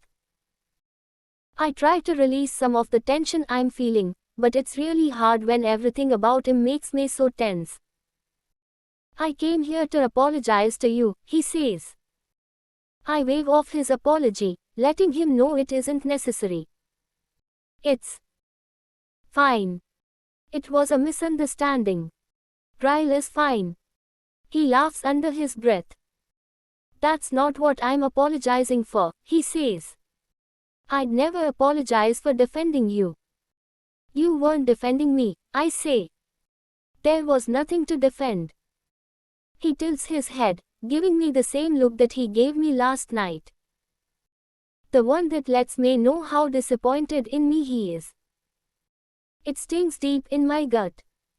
I clear my throat. Why are you apologizing, then? He's quiet for a moment. Contemplative. I wanted to apologize for saying that you sounded like your mother. That was hurtful. And I'm sorry. I don't know why I always feel like crying when I'm around him. When I think about him. When I read about him. It's like my emotions are still tethered to him somehow and I can't figure out how to cut the strings. His eyes drop to my desk. He reaches forward and grabs 3 things. A pen. A sticky note. My phone. He writes something down on the sticky note and then proceeds to pull my phone apart. He slits the case off and puts the sticky note between the case and the phone, then slides the cover back over it. He pushes my phone back across the desk. I look down at it and then up at him. He stands up and tosses the pen on my desk. It's my cell phone number. Keep it hidden there in case you ever need it. I wince at the gesture. The unnecessary gesture. I won't need it. I hope not. He walks to the door and reaches for the doorknob. And I know this is my only chance to get out what I have to say before he's out of my life forever. Atlas, wait. I stand up so fast, my chair scoots across the room and bumps against the wall. He half turns and faces me. What Ryle said to you last night. I never. Quote. I bring a nervous hand up to my neck. I can feel my heart beating in my throat. I never said that to him. He was hurt and upset and he misconstrued my words from a long time ago. The corner of Atlas's mouth twitches, and I'm not sure if he's trying not to smile or trying not to frown. He faces me straight on. Believe me, Lily. I know that wasn't a pity fuck. I was there. He walks out the door, and his words knock me straight back into my seat. Only. My seat is no longer there. It's still on the other side of my office and I'm now on the floor. Alisa rushes in and I'm lying on my back behind my desk. Lily. She runs around the desk and stands over me. Are you okay? I hold up a thumb. Fine. Just missed my chair. She reaches out her hand and helps me to my feet. What was that all about? I glance at the door as I retrieve my chair. I take a seat and look down at my phone. Nothing. He was just apologizing. Alisa sighs longingly and looks back at the door. So does that mean he doesn't want the job? I've got to hand it to her. Even in the midst of emotional turmoil, she can make me laugh. Get back to work before I dock your pay. She laughs and makes to leave. I tap my pen against my desk and then say, Alisa. Wait. I know, she says, cutting me off. Ryle doesn't need to know about that visit. You don't have to tell me. I smile. Thank you. She closes the door. I reach down and pick up the bag with my 3-year-old gift inside of it. I pull it out and can easily tell it's a book, wrapped in tissue paper. I tear the tissue paper away and fall against the back of my chair. There's a picture of Ellen DeGeneres on the front. The title is seriously. I'm kidding. I laugh and then open the book, gasping quietly when I see it's autographed. I run my fingers over the words of the inscription. Lily. Atlas says just keep swimming. Ellen DeGeneres. I run my finger over her signature. Then I drop the book on my desk, press my forehead against it, and fake cry against the cover. Chapter 17. It's after 7 before I get home. Ryle called an hour ago and said he wouldn't be coming over tonight. The Confuciacacle, whatever that big word he used was, separation was a success, but he's staying at the hospital overnight to make sure there aren't complications. I walk in the door to my quiet apartment. I change into my quiet pajamas. I eat a quiet sandwich. And then I lie down in my quiet bedroom and open my quiet new book, hoping it can quiet my emotions. Sure enough, 3 hours and the majority of a book later, all the emotions from the last several days begin to seep out of me. I place a bookmark on the page where I stopped reading and I close it. I stare at the book for a long time. I think about Ryle. I think about Atlas. I think about how sometimes, no matter how convinced you are that your life will turn out a certain way, all that certainty can be washed away with a simple change in tide. I take the book Atlas bought me and put it in the closet with all my journals. Then I pick up the one that's filled with memories of him. And I know it's finally time to read the last entry I wrote. Then I can close the book for good. Dear Ellen, most of the time I'm thankful you don't know I exist and that I've never really mailed you any of these things I write to you. But sometimes, especially tonight, I wish you did. I just need someone to talk to about everything I'm feeling. It's been 6 months since I've seen Atlas and I honestly don't know where he is or how he's doing. So much has happened since the last letter I wrote to you, when Atlas moved to Boston. I thought it was the last time I'd see him for a while, but it wasn't. I saw him again after he left, several weeks later. It was my 16th birthday and when he showed up, it became the absolute best day of my life. And then the absolute worst. It had been exactly 42 days since Atlas left for Boston. I counted every day like it would help somehow. I was so depressed, Ellen. I still am. People say that teenagers don't know how to love like an adult. Part of me believes that, but I'm not an adult and so I have nothing to compare it to. But I do believe it's probably different. I'm sure there's more substance in the love between two adults than there is between two teenagers. There's probably more maturity, more respect, more responsibility. But no matter how different the substance of a love might be at different ages in a person's life, I know that love still has to weigh the same. You feel that weight on your shoulders and in your stomach and on your heart no matter how old you are. And my feelings for Atlas are very heavy. Every night I cry myself to sleep and I whisper, just keep swimming. But it gets really hard to swim when you feel like you are anchored in the water. Now that I think about it, I've probably been experiencing the stages of grief in a sense. Denial, anger, bargaining, depression, and acceptance. I was deep in the depression stage the night of my 16th birthday. My mother had tried to make the day a good one. She bought me gardening supplies, made my favorite cake, and the two of us went to dinner together. But by the time I had crawled into bed that night, I couldn't shake the sadness. I was crying when I heard the tap on my window.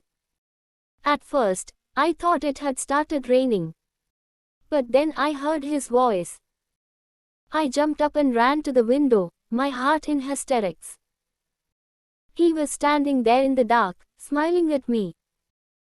I raised the window and helped him inside and he took me in his arms and held me there for so long while I cried. He smelled so good. I could tell when I hugged him that he'd put on some much needed weight in just the 6 weeks since I'd last seen him. He pulled back and wiped the tears off my cheeks. Why are you crying, Lily? I was embarrassed that I was crying. I cried a lot that month, probably more than any other month of my life. It was probably just the hormones of being a teenage girl, mixed with the stress of how my father treated my mother, and then having to say goodbye to Atlas. I grabbed a shirt from the floor and dried my eyes, then we sat down on the bed. He pulled me against his chest and leaned against my headboard. What are you doing here? I asked him. It's your birthday, he said. And you're still my favorite person. And I've missed you. It was probably no later than 10 o'clock when he got there, but we talked so much, I remember it was after midnight the next time I looked at the clock. I can't even remember what all we talked about, but I do remember how I felt. He seemed so happy and there was a light in his eyes that I'd never seen there before. Like he'd finally found his home. He said he wanted to tell me something and his voice grew serious. He readjusted me so that I was straddling his lap, because he wanted me to look him in the eyes when he told me. I was thinking maybe he was about to tell me he had a girlfriend or that he was leaving even sooner for the military. But what he said next shocked me. He said the first night he went to that old house, he wasn't there because he needed a place to stay. He went there to kill himself. My hands went up to my mouth because I had no idea things had gotten that bad for him. So bad that he didn't even want to live anymore. I hope you never know what it's like to feel that lonely, Lily, he said. He went on to tell me that the first night he was at that house, he was sitting in the living room floor with a razor blade to his wrist. Right when he was about to use it, my bedroom light went on. You were standing there like an angel, backlit by the light of heaven, he said. I couldn't take my eyes off you. He watched me walk around my bedroom for a while. Watched me lie on the bed and write in my journal. And he put down the razor blade because he said it had been a month since life had given him any sort of feeling at all, and looking at me gave him a little bit of feeling. Enough to not be numb enough to end things that night. Then a day or two later is when I took him the food and set it on his back porch. I guess you already know the rest of that story. You saved my life, Lily, he said to me. And you weren't even trying. He leaned forward and kissed that spot between my shoulder and my neck that he always kisses. I liked that he did it again. I don't like much about my body, but that spot on my collarbone has become my favorite part of me. He took my hands in his and told me he was leaving sooner than he planned for the military, but that he couldn't leave without telling me thank you. He told me he'd be gone for 4 years and that the last thing he wanted for me was to be a 16-year-old girl not living my life because of a boyfriend I never got to see or hear from. The next thing he said made his blue eyes stare up until they looked clear. He said, Lily, life is a funny thing. We only get so many years to live it, so we have to do everything we can to make sure those years are as full as they can be. We shouldn't waste time on things that might happen someday, or maybe even never. I knew what he was saying. That he was leaving for the military and he didn't want me to hold on to him while he was gone. He wasn't really breaking up with me because we weren't ever really together. We'd just been two people who helped each other when we needed it and got our hearts fused together along the way. It was hard, being let go by someone who had never really grabbed hold of me completely in the first place. In all the time we've spent together, I think we both sort of knew this wasn't a forever thing. I'm not sure why, because I could easily love him that way. I think maybe under normal circumstances, if we were together like typical teenagers and he had an average life with a home, we could be that kind of couple. The kind who comes together so easily and never experiences a life where cruelty sometimes intercepts. I didn't even try to get him to change his mind that night. I feel like we have the kind of connection that even the fires of hell couldn't sever. I feel like he could go spend his time in the military and I'll spend my years being a teenager and then it will all fall back into place when the timing is right. I'm going to make a promise to you, he said. When my life is good enough for you to be a part of it, I'll come find you. But I don't want you to wait around for me, because that might never happen. I didn't like that promise, because it meant one of two things. Either he thought he might never make it out of the military alive, or he didn't think his life would ever be good enough for me.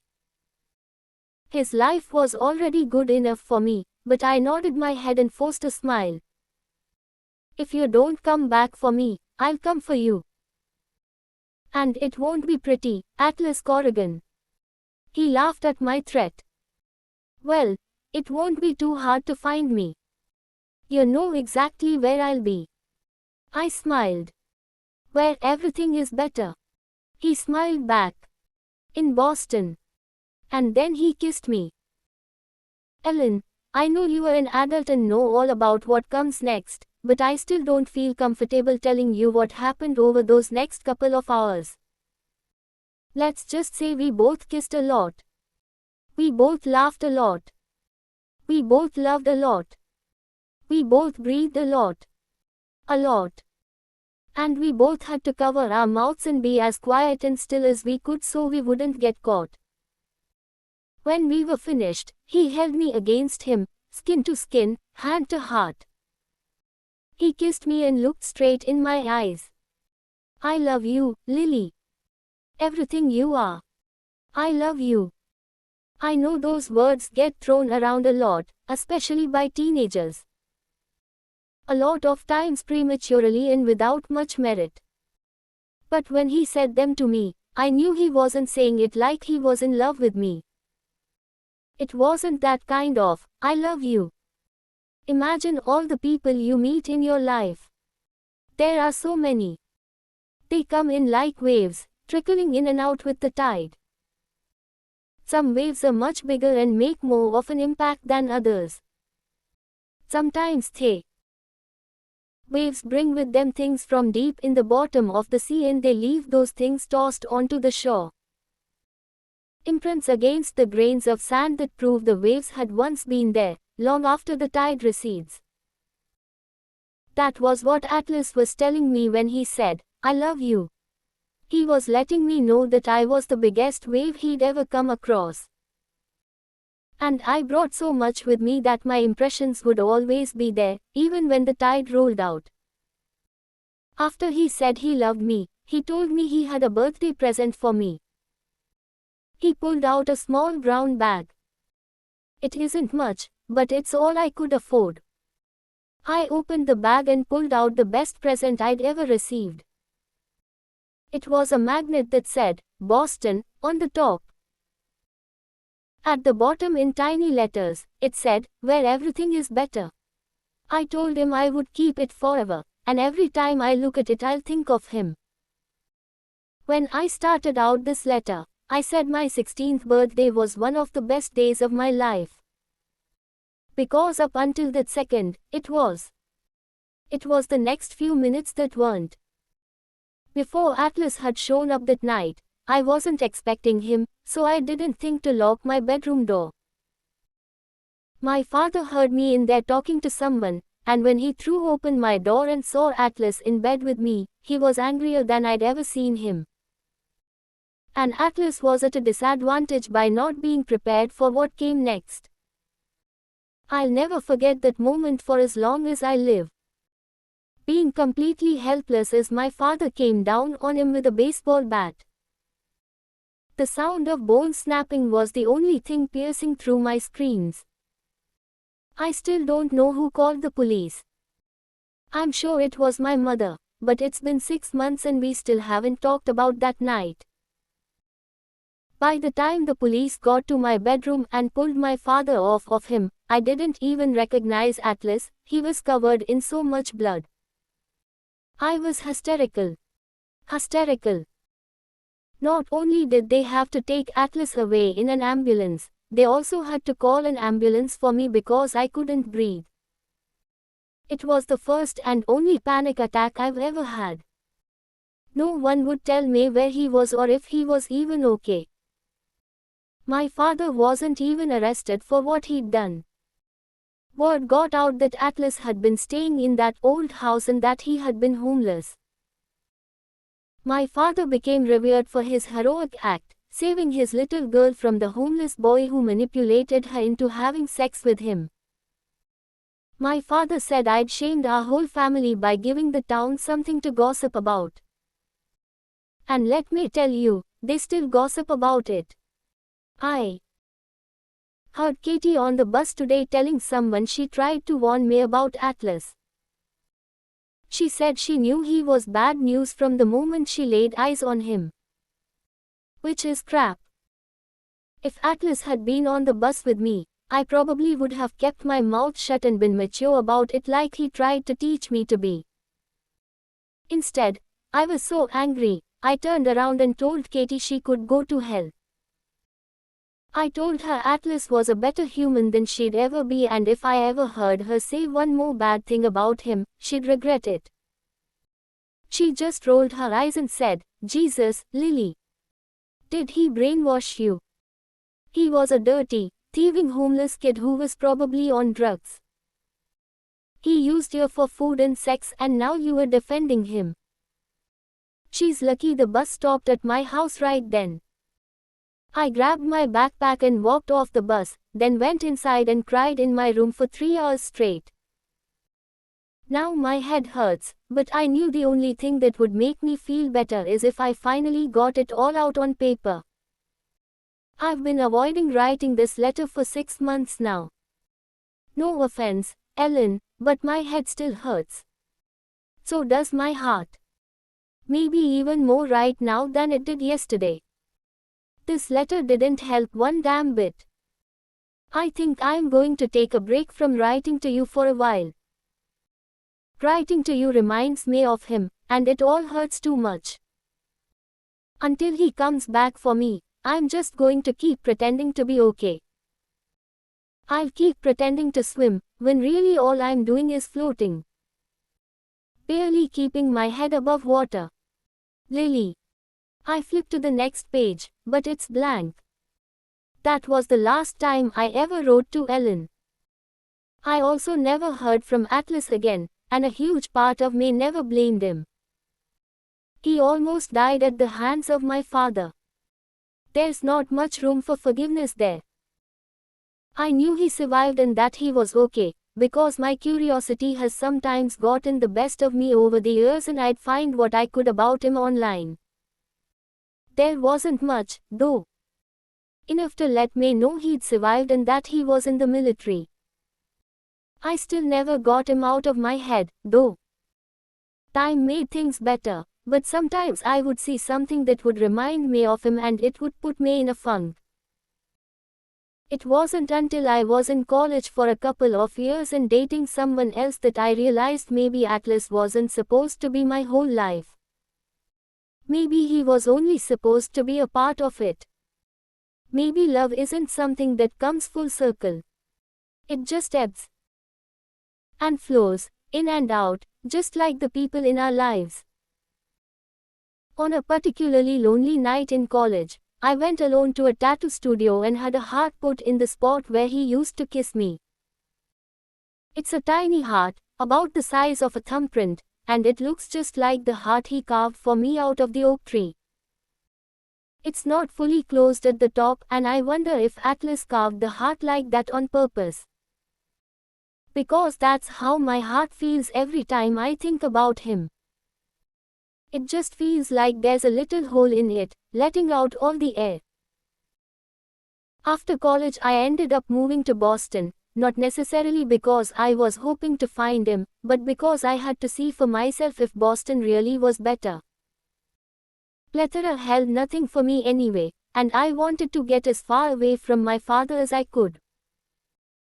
Even though he was sick and could no longer hurt my mother, he still somehow made me want to escape the entire state of Maine, so that's exactly what I did. Seeing Atlas in his restaurant for the first time filled me with so many emotions, I didn't know how to process them. I was glad to see that he was okay. I was happy that he looked healthy. But I would be lying if I said I wasn't a little bit heartbroken that he never tried to find me like he promised. I love him. I still do, and I always will. He was a huge wave that left a lot of imprints on my life, and I'll feel the weight of that love until I die. I've accepted that. But things are different now. After today, when he walked out of my office, I thought long and hard about us.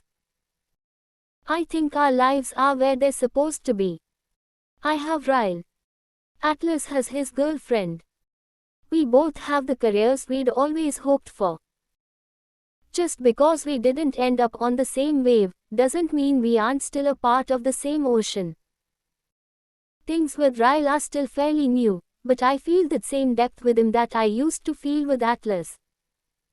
He loves me just like Atlas did. And I know if Atlas had a chance to get to know him, he would be able to see that and he'd be happy for me.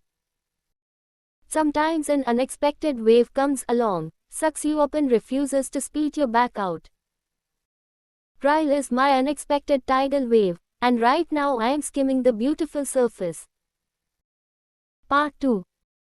Chapter 18. Oh, God. I think I might throw up. Ryle puts his thumb under my chin and tilts my face up to his. He grins at me. You'll be fine. Stop freaking out. I shake my hands out and bounce up and down inside the elevator. I can't help it, I say. Everything you and Alisa have told me about your mother makes me so nervous. My eyes widen and I bring my hands up to my mouth. Oh, God, Ryle. What if she asks me questions about Jesus? I don't go to church. I mean, I read the Bible when I was younger, but I don't know answers to any Bible trivia questions. He's really laughing now. He pulls me to him and kisses the side of my head. She won't talk about Jesus.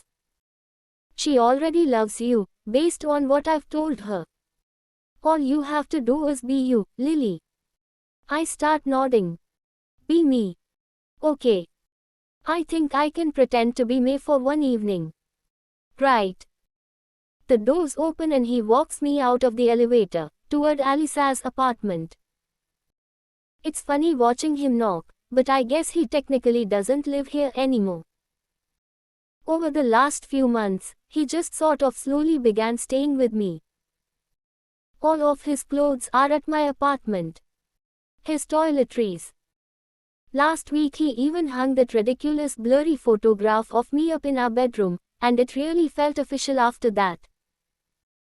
Does she know we live together? I ask him. Is she okay with that? I mean, we aren't married. She goes to church every Sunday. Oh, no, Ryle. What if your mother thinks I'm a blasphemous whore? Ryle nudges his head toward the apartment door and I spin around to see his mother standing in the doorway, a layer of shock on her face. Mother, Ryle says. Meet Lily. My blasphemous whore. Oh dear God. His mother reaches for me and pulls me in for a hug, and her laughter is everything I need to get me through this moment. Lily, she says, pushing me out to arm's length so she can get a good look at me. Sweetie, I don't think you are a blasphemous whore. You are the angel I've been praying would land in Riley's lap for the last 10 years. She ushers us into the apartment. Riley's father is the next to greet me with a hug. No, definitely not a blasphemous whore, he says. Not like Marshall here, who sank his teeth into my little girl when she was only 17. He glares back at Marshall, who is sitting on the couch.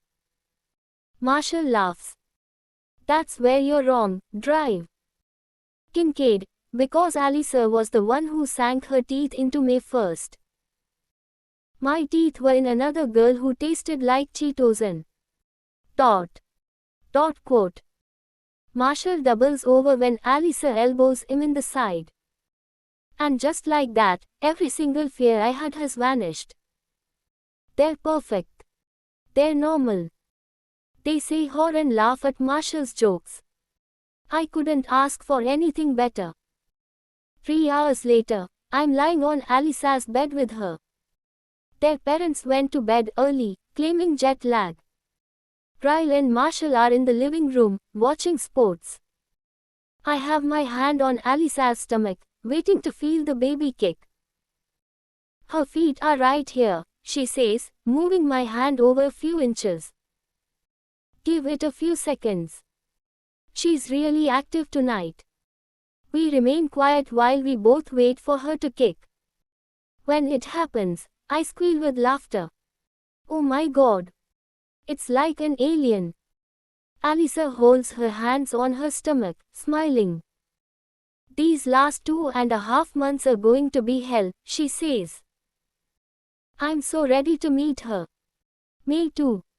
I can't wait to be an aunt. I can't wait for you and Ryle to have a baby, she says. I fall onto my back and put my hands behind my bed. I don't know if he wants any. We've never really talked about it. It doesn't matter if he doesn't want any, she says. He will. He didn't want a relationship before you. He didn't want to get married before you, and I feel a proposal coming on any month now. I prop my head up on my hand and face her. We've barely been together 6 months. Pretty sure he wants to wait a lot longer than that. I don't push things with Ryle when it comes to speeding things up in our relationship. Our lives are perfect how they are. We're too busy for a wedding anyway, so I don't mind if he wants to wait a lot longer. What about you? Alyssa presses. Would you say yes if he proposed? I laugh. Are you kidding me? Of course. I'd marry him tonight. Alyssa looks over my shoulder at her bedroom door. She purses her lips together and tries to hide her smile. He's standing in the doorway, isn't he? She nods. He heard me say that, didn't he? She nods again. I roll onto my back and look at Ryle, propped up against the doorframe with his arms folded over his chest. I can't tell what he's thinking after hearing that. His expression is tight. His jaw is tight. His eyes are narrowed in my direction. Lily, he says with stoic composure. I would marry the hell out of you. His words make me smile the most embarrassing, widest smile, so I pull a pillow over my face. Why, thank you, Ryle, I say, my words muffled by the pillow. That's really sweet, I hear Alyssa say. My brother is actually sweet. The pillow is pulled away from me and Ryle is standing over me, holding it at his side. Let's go. My heart begins to beat faster. Right now. He nods. I took the weekend off because my parents are in town. You have people who can run your store for you. Let's go to Vegas and get married. Alyssa sits up on the bed. You can't do that, she says. Lily's a girl. She wants a real wedding with flowers and bridesmaids and shit. Ryle looks back at me. Do you want a real wedding with flowers and bridesmaids and shit? I think about it for a second. No. The three of us are quiet for a moment, and then Alyssa starts kicking her legs up and down on the bed, giddy with excitement. They're getting married, she yells. She rolls off the bed and rushes toward the living room. Marshall, pack our bags. We're going to Vegas. Ryle reaches down and grabs my hand, pulling me to a stand.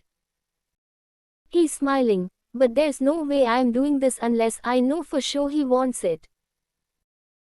Are you sure about this, Ryle? He runs his hands through my hair and pulls my face to his, brushing his lips against mine. Naked truth, he whispers. I'm so excited to be your husband, I could piss my damn pants. Chapter 19. It's been 6 weeks, Mom, you gotta get over it. My mother sighs into the phone. You're my only daughter. I can't help it if I've been dreaming about your wedding your whole life. She still hasn't forgiven me, even though she was there. We called her right before Alyssa booked our flights. We forced her out of bed, we forced Riley's parents out of bed, and then we forced them all on a midnight flight to Vegas. She didn't try to talk me out of it because I'm sure she could tell that Ryle and I had made up our minds by the time she made it to the airport. But she hasn't let me forget it. She's been dreaming of a huge wedding and dress shopping and cake tasting since the day I was born. I kick my feet up on the couch. How about I make it up to you? I say to her. What if, whenever we decide to have a baby, I promise to do it the natural way and not buy one in Vegas? My mom laughs. Then she sighs. As long as you give me grandchildren someday, I guess I can get over it. Ryle and I talked about kids on the flight to Vegas. I wanted to make sure that possibility was open for discussion in our future before I made a commitment to spend the rest of my life with him. He said it was definitely open for discussion. Then we cleared the air about a lot of other things that might cause problems down the road. I told him I wanted separate checking accounts, but since he makes more money than me, he has to buy me lots of presents all the time to keep me happy. He agreed. He made me promise him I'd never become vegan.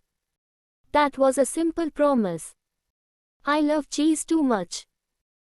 I told him we had to start some kind of charity, or at least donate to the ones Marshall and Alisa like. He said he already does, and that made me want to marry him even sooner. He made me promise to vote. He said I was allowed to vote Democratic, Republican, or Independent, as long as I made sure to vote. We shook on it. By the time we landed in Vegas, we were completely on the same page. I hear the front door unlocking, so I flip onto my back. Gotta go, I say to my mother.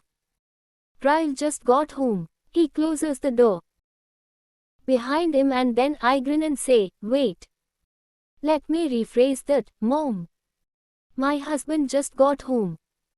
My mother laughs and tells me goodbye. I hang up with her and toss my phone aside. I bring my arm up above my head and rest it lazily against the arm of the couch. Then I prop my leg over the back of it, letting my skirt slide down my thighs and pull at my waist. Ryle drags his eyes up my body, grinning as he makes his way over to me. He drops to his knees on the couch and slowly crawls up my body. How's my wife? He whispers, planting kisses all around my mouth. He presses himself between my legs and I let my head fall back as he kisses down my neck. This is the life. We both work almost every day. He works twice as many hours as I do and he only gets home before I'm in bed 2 or 3 nights a week. But the nights we actually do get to spend together, I tend to want him to spend those nights buried deep inside me. He doesn't complain. He finds a spot on my neck and he claims it, kissing it so hard it hurts. Ouch. He lowers himself on top of me and mutters into my neck. I'm giving you a hickey. Don't move. I laugh, but I let him. My hair is long enough that I can cover it, and I've never had a hickey before. His lips remain in the same spot, sucking and kissing until I can no longer feel the sting. He's pressed against me, bulging against his scrubs. I move my hands and shove his scrubs down far enough so that he can slide inside of me. He continues kissing my neck as he takes me right there on the couch. He took a shower first, and as soon as he got out, I jumped in. I told him we needed to wash the smell of sex off of us before we had dinner with Alisa and Marshall. Alisa is due in a few weeks, so she's forcing as much couple time on us as she can. She's worried we'll stop coming to visit after the baby is born, which I know is ridiculous. The visits will just grow more frequent. I already love my niece more than any of them, anyway. Okay, maybe not. But it's close. I try to avoid getting my hair wet as I rinse off, because we're already running late. I grab my razor and press it under my arm when I hear a crash. I pause. Ryle. Nothing. I finish shaving and then wash the soap off. Another crash. What in the world is he doing? I turn off the water and grab a towel, running it over myself. Ryle. He still doesn't respond. I pull my jeans on in a hurry and open the door as I'm pulling my shirt over my head. Ryle. The nightstand by our bed is tipped over. I move to the living room and see him sitting on the edge of the couch, his head in one of his hands. He's looking down at something in his other hand. What are you doing? He looks up at me and I don't recognize his expression. I'm confused by what's happening. I don't know if he just got bad news or... Dot. Oh, God. Alisa. Ryle, you are scaring me. What's wrong? He holds up my phone and just looks at me like I should know what's happening. When I shake my head in confusion, he holds up a piece of paper. Funny thing, he says, setting my phone on the coffee table in front of him. I dropped your phone by accident. Cover pops off. I find this number hidden in the back of it. Oh, God. No. He crumbles the number in his fist. I thought, that's weird. Lily doesn't hide things from me. He stands up and picks up my phone. So I called it. He tightens his fist around the phone. He's lucky I got his fucking voicemail. He chunks my phone clear across the room and it crashes against the wall, shattering to the floor. There's a 3-second pause where I think this could go one of two ways. He's going to leave me. Or he's going to hurt me. He runs a hand through his hair and walks straight for the door. He leaves. Ryle, I yell. Why did I never throw that number away? I open the door and run after him. He's taking the stairs 2 at a time, and I finally reach him when he's at the landing of the 2nd floor. I shove myself in front of him and grab his shirt in my fists. Ryle, please. Let me explain. He grabs my wrists and pushes me away from him. Be still. I feel his hands on me. Gentle. Steady. Tears are flowing and for some reason, they sting. Lily, be still. Please. His voice is soothing. My head hurts. Ryle, I try to open my eyes, but the light is too bright. I can feel a sting at the corner of my eye and I wince. I try to sit up, but I feel his hand press down on my shoulder. You have to be still until I'm finished, Lily. I open my eyes again and look up at the ceiling. It's our bedroom ceiling. Finished with what? My mouth hurts when I speak, so I bring my hand up and cover it. You fell down the stairs, he says. You're hurt. My eyes meet his. There's concern in them, but also hurt. Anger. He's feeling everything right now, and the only thing I feel is confused. I close my eyes again and try to remember why he's angry. Why he's hurt. My phone. Atlas's number. The stairwell. I grabbed his shirt. He pushed me away. You fell down the stairs. But I didn't fall. He pushed me. Again. That's twice. You pushed me, Ryle. I can feel my whole body start to shake with the sobs. I have no idea how bad I'm hurt, but I don't even care. No physical pain could even compare to what my heart is feeling in this moment. I start to slap at his hands, wanting him away from me. I feel him lift off the bed as I curl up into a ball. I wait for him to try and soothe it out like he did the last time he hurt me, but it never comes. I hear him walking around our bedroom. I don't know what he's doing. I'm still crying when he kneels down in front of me. You might have a concussion, he says, matter of fact. You have a small cut on your lip. I just bandaged up the cut on your eye. You don't need stitches. His voice is cold. Does it hurt anywhere else? Your arms. Legs. He sounds just like a doctor and nothing like a husband. You pushed me, I say through tears. It's all I can think or say or see. You fell, he says calmly. About 5 minutes ago. Right after I found out what a fucking liar I married. He places something on my pillow next to me. If you need anything, I'm sure you can call this number. I look at the crumpled up piece of paper by my head that holds Atlas's phone number. Ryle, I sob. What is happening? I hear the front door slam. My whole world comes crashing down around me. Ryle, I whisper to no one. I cover my face with my hands and I cry harder than I've ever cried. I am destroyed. 5 minutes. That's all it takes to completely destroy a person. A few minutes pass. 10, maybe. I can't stop crying. I still haven't moved from the bed. I'm scared to look in the mirror. I'm just taut, scared. I hear the front door open and slam shut again. Ryle appears in the doorway and I have no idea if I'm supposed to hate him, or be terrified of him, or feel bad for him. How can I be feeling all three? He presses his forehead to our bedroom door and I watch as he hits his head against it. Once, twice, 3 times. He turns and rushes at me, falling to his knees at the side of the bed.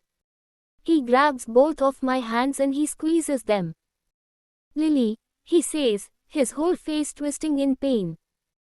Please tell me it's nothing. He brings his hand to the side of my head and I can feel his hands shaking. I can't take this, I can't. He leans forward and presses his lips hard against my forehead, then rests his forehead against mine. Please tell me you aren't seeing him. Please. I'm not even sure I can tell him that because I don't even want to speak. He stays pressed against me, his hand wrapped tightly in my hair. It hurts so much, Lily. I love you so much. I shake my head, wanting the truth out of me so he'll see what a huge mistake he just made. I forgot his number was even there, I say quietly. The day after the fight in the restaurant. Dot. He came to the store. You can ask Alisa. He was only there for 5 minutes. He took my phone from me and he put his number inside of it, because he didn't believe I was safe with you. I forgot it was there, Ryle. I've never even looked at it. He breathes out a shaky breath and begins nodding with relief.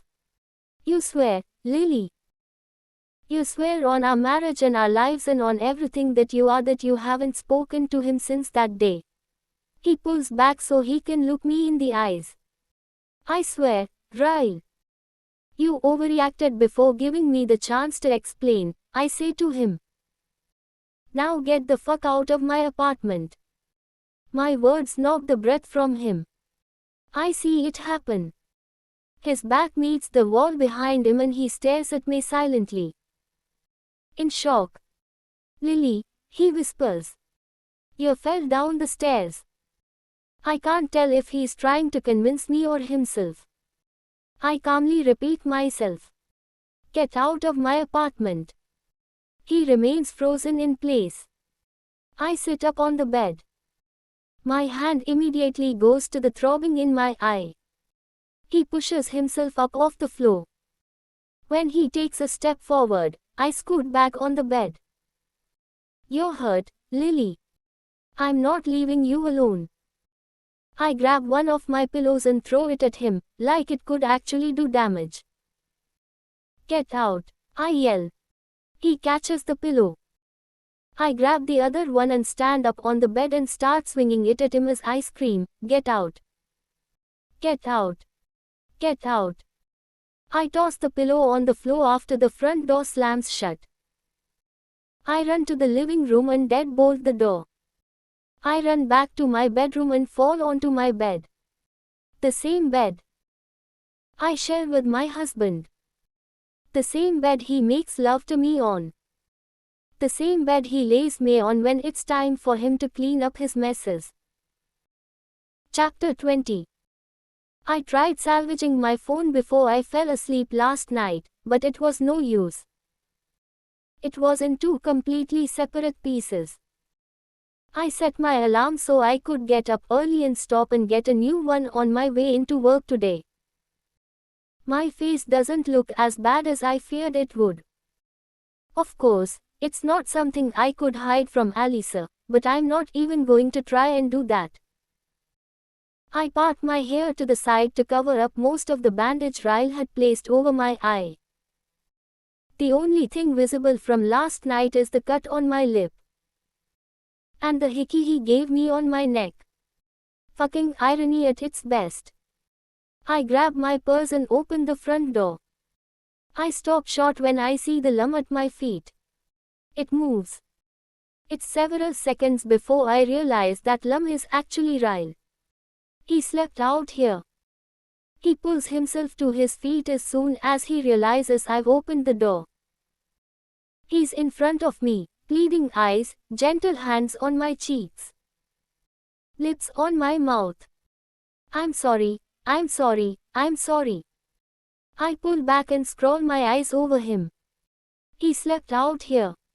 I step out of my apartment and pull my door shut. I calmly walk past him and down the stairs. He follows me the entire way to my car, begging me to talk to him. I don't. I leave. It's an hour later when I have a new phone in my hands. I'm sitting in my car at the cell phone store when I turn it on. I watch the screen as 17 messages appear. All from Alisa. I guess it would make sense that Ryle didn't call me all night, since he knew what kind of shape my phone was in. I start to open a text message when my phone begins ringing. It's Alisa. Hello. She sighs heavily, and then, Lily. What in the hell is going on? Oh my god, you can't do this to me, I'm pregnant. I start my car and set the phone to Bluetooth while I drive toward the store. Alisa is off today. She's only got a few days left before she gets a jump start on her maternity leave. I'm okay, I tell her. Ryle is okay. We got into a fight. I'm sorry I couldn't call you, he broke my phone. She's quiet for a moment, and then, he did. Are you okay? Where are you? I'm fine. Heading to work now. Good. I'm almost there myself. I start to protest, but she hangs up before I have the chance. By the time I make it to the store, she's already there. I open the front door, ready to field questions and defend my reasons for kicking her brother out of my apartment. But I stop short when I see the two of them standing at the counter. Ryle is leaning against it and Alisa has her hands on top of his, saying something to him that I can't hear. They both turn to face me when they hear the door close behind me. Ryle, Alisa whispers. What did you do to her? She walks around the counter and pulls me in for a hug. Oh, Lily, she says, running her hand down my back. She pulls back with tears in her eyes, and her reaction confuses me. She obviously knows Ryle is responsible, but if that's the case, it seems she would be attacking him, or at least yelling. She turns back to Ryle and he's looking up at me apologetically. Longingly. Like he wants to reach out and hug me, but he's scared to death to touch me. He should be. You need to tell her, Alisa says to Ryle. He instantly drops his head in his hands.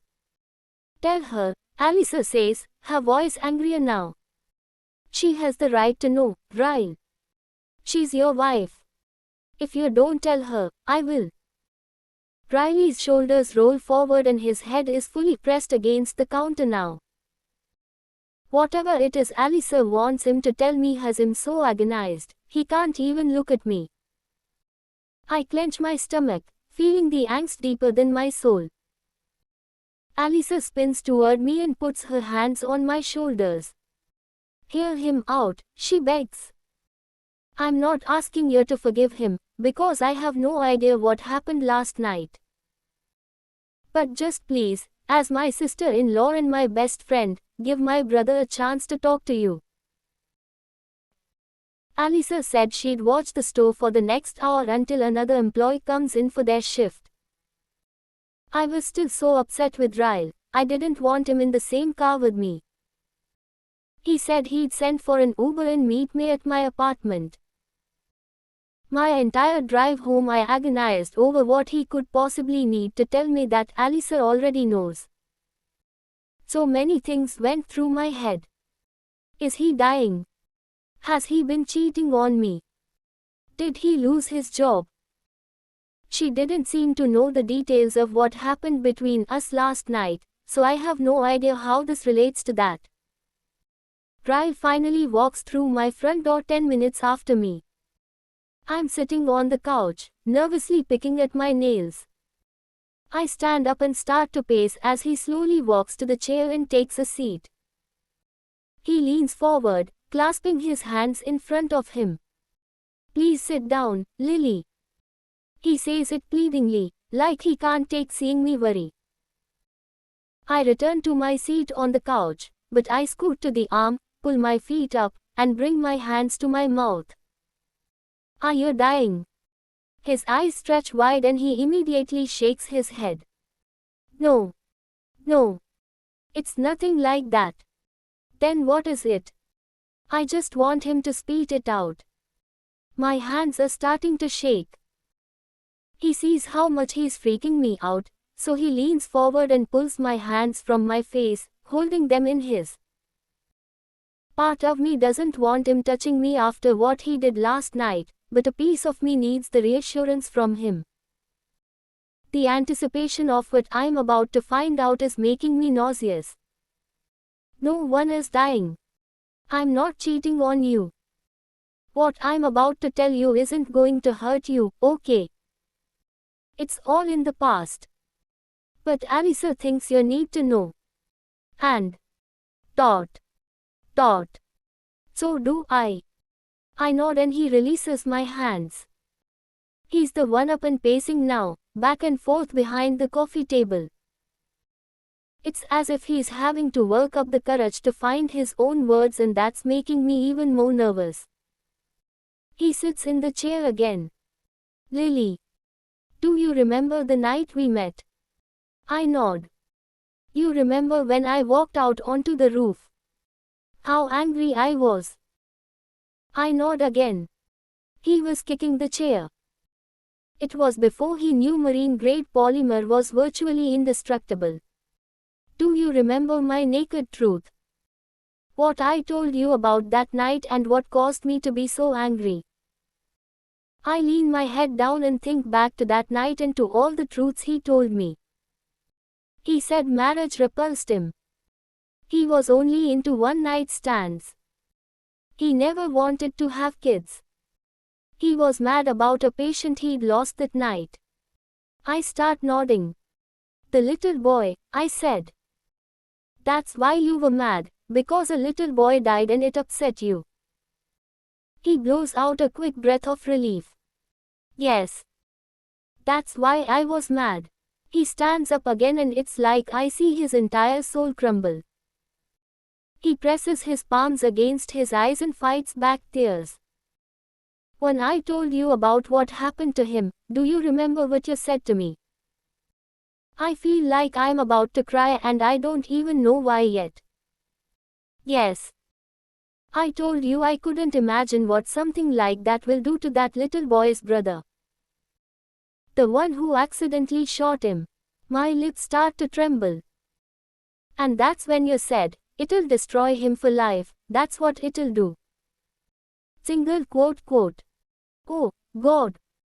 Where is he going with this?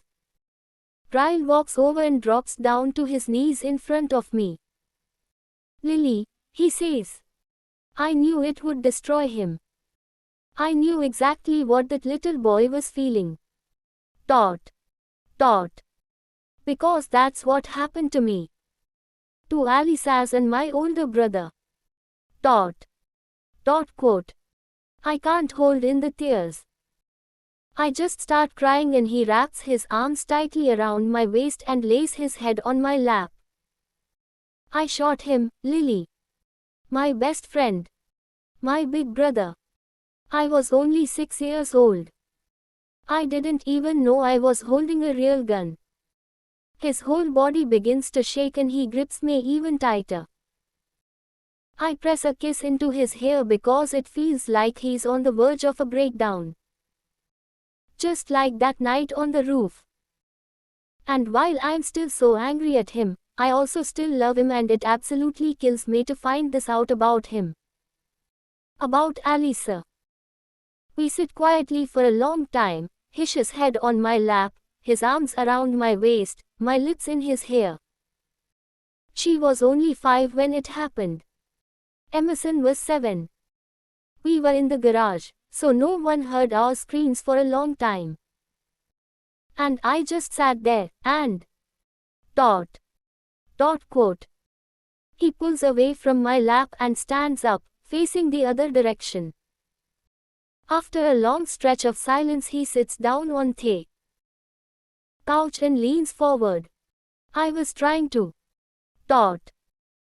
Dot quote. Riley's face contorts in pain and he lowers his head, covering it with his hands, shaking it back and forth.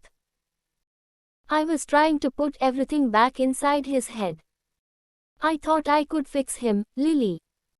My hand flies up to my mouth. I gasp so loudly, there's no way to hide it. I have to stand up so I can catch a breath.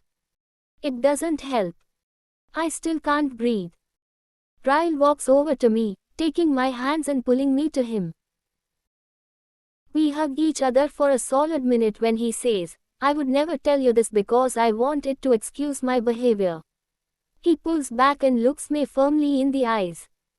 You have to believe that. Alisa wanted me to tell you all of this because since that happened, there are things I can't control. I get angry. I black out. I've been in therapy since I was 6 years old. But it is not my excuse. It is my reality. He wipes away my tears, cradling my head against his shoulder. When you ran after me last night, I swear I had no intention of hurting you. I was upset and angry. And sometimes when I feel that much emotion, something inside of me just snaps. I don't remember the moment I pushed you. But I know I did. I did. All I was thinking when you were running after me was how I needed to get away from you. I wanted you out of my way. I didn't process that there were stairs around us.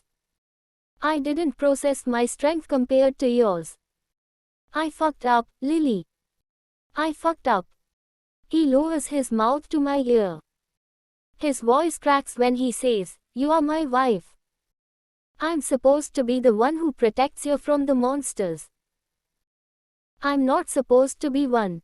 He holds me with so much desperation, he begins to shake. I have never, in all my life, felt so much pain radiating from one human. It breaks me. It rips me apart from the inside out. All my heart wants to do is wrap tightly around his. But even with everything he just told me, I'm still fighting my own forgiveness. I swore I wouldn't let it happen again. I swore to him and to myself that if he ever hurt me again, I would leave. I pull away from him, unable to look him in the eye. I walk toward my bedroom to try and take a moment to just catch my breath. I close my bathroom door behind me and grip the sink, but I can't even stand up. I end up sliding to the floor in a heap of tears. This isn't how this was supposed to be. My whole life, I knew exactly what I'd do if a man ever treated me the way my father treated my mother. It was simple. I would leave and it would never happen again. But I didn't leave. And now, Here I am with bruises and cuts on my body at the hands of the man who is supposed to love me. At the hands of my own husband. And still, I am trying to justify what happened. It was an accident. He thought I was cheating on him. He was hurt and angry and I got in his way. I bring my hands to my face and I sob, because I feel more pain for that man out there, knowing what he went through as a child, than I feel for myself. And that doesn't make me feel selfless or strong. It makes me feel pathetic and weak. I'm supposed to hate him. I'm supposed to be the woman my mother was never strong enough to be.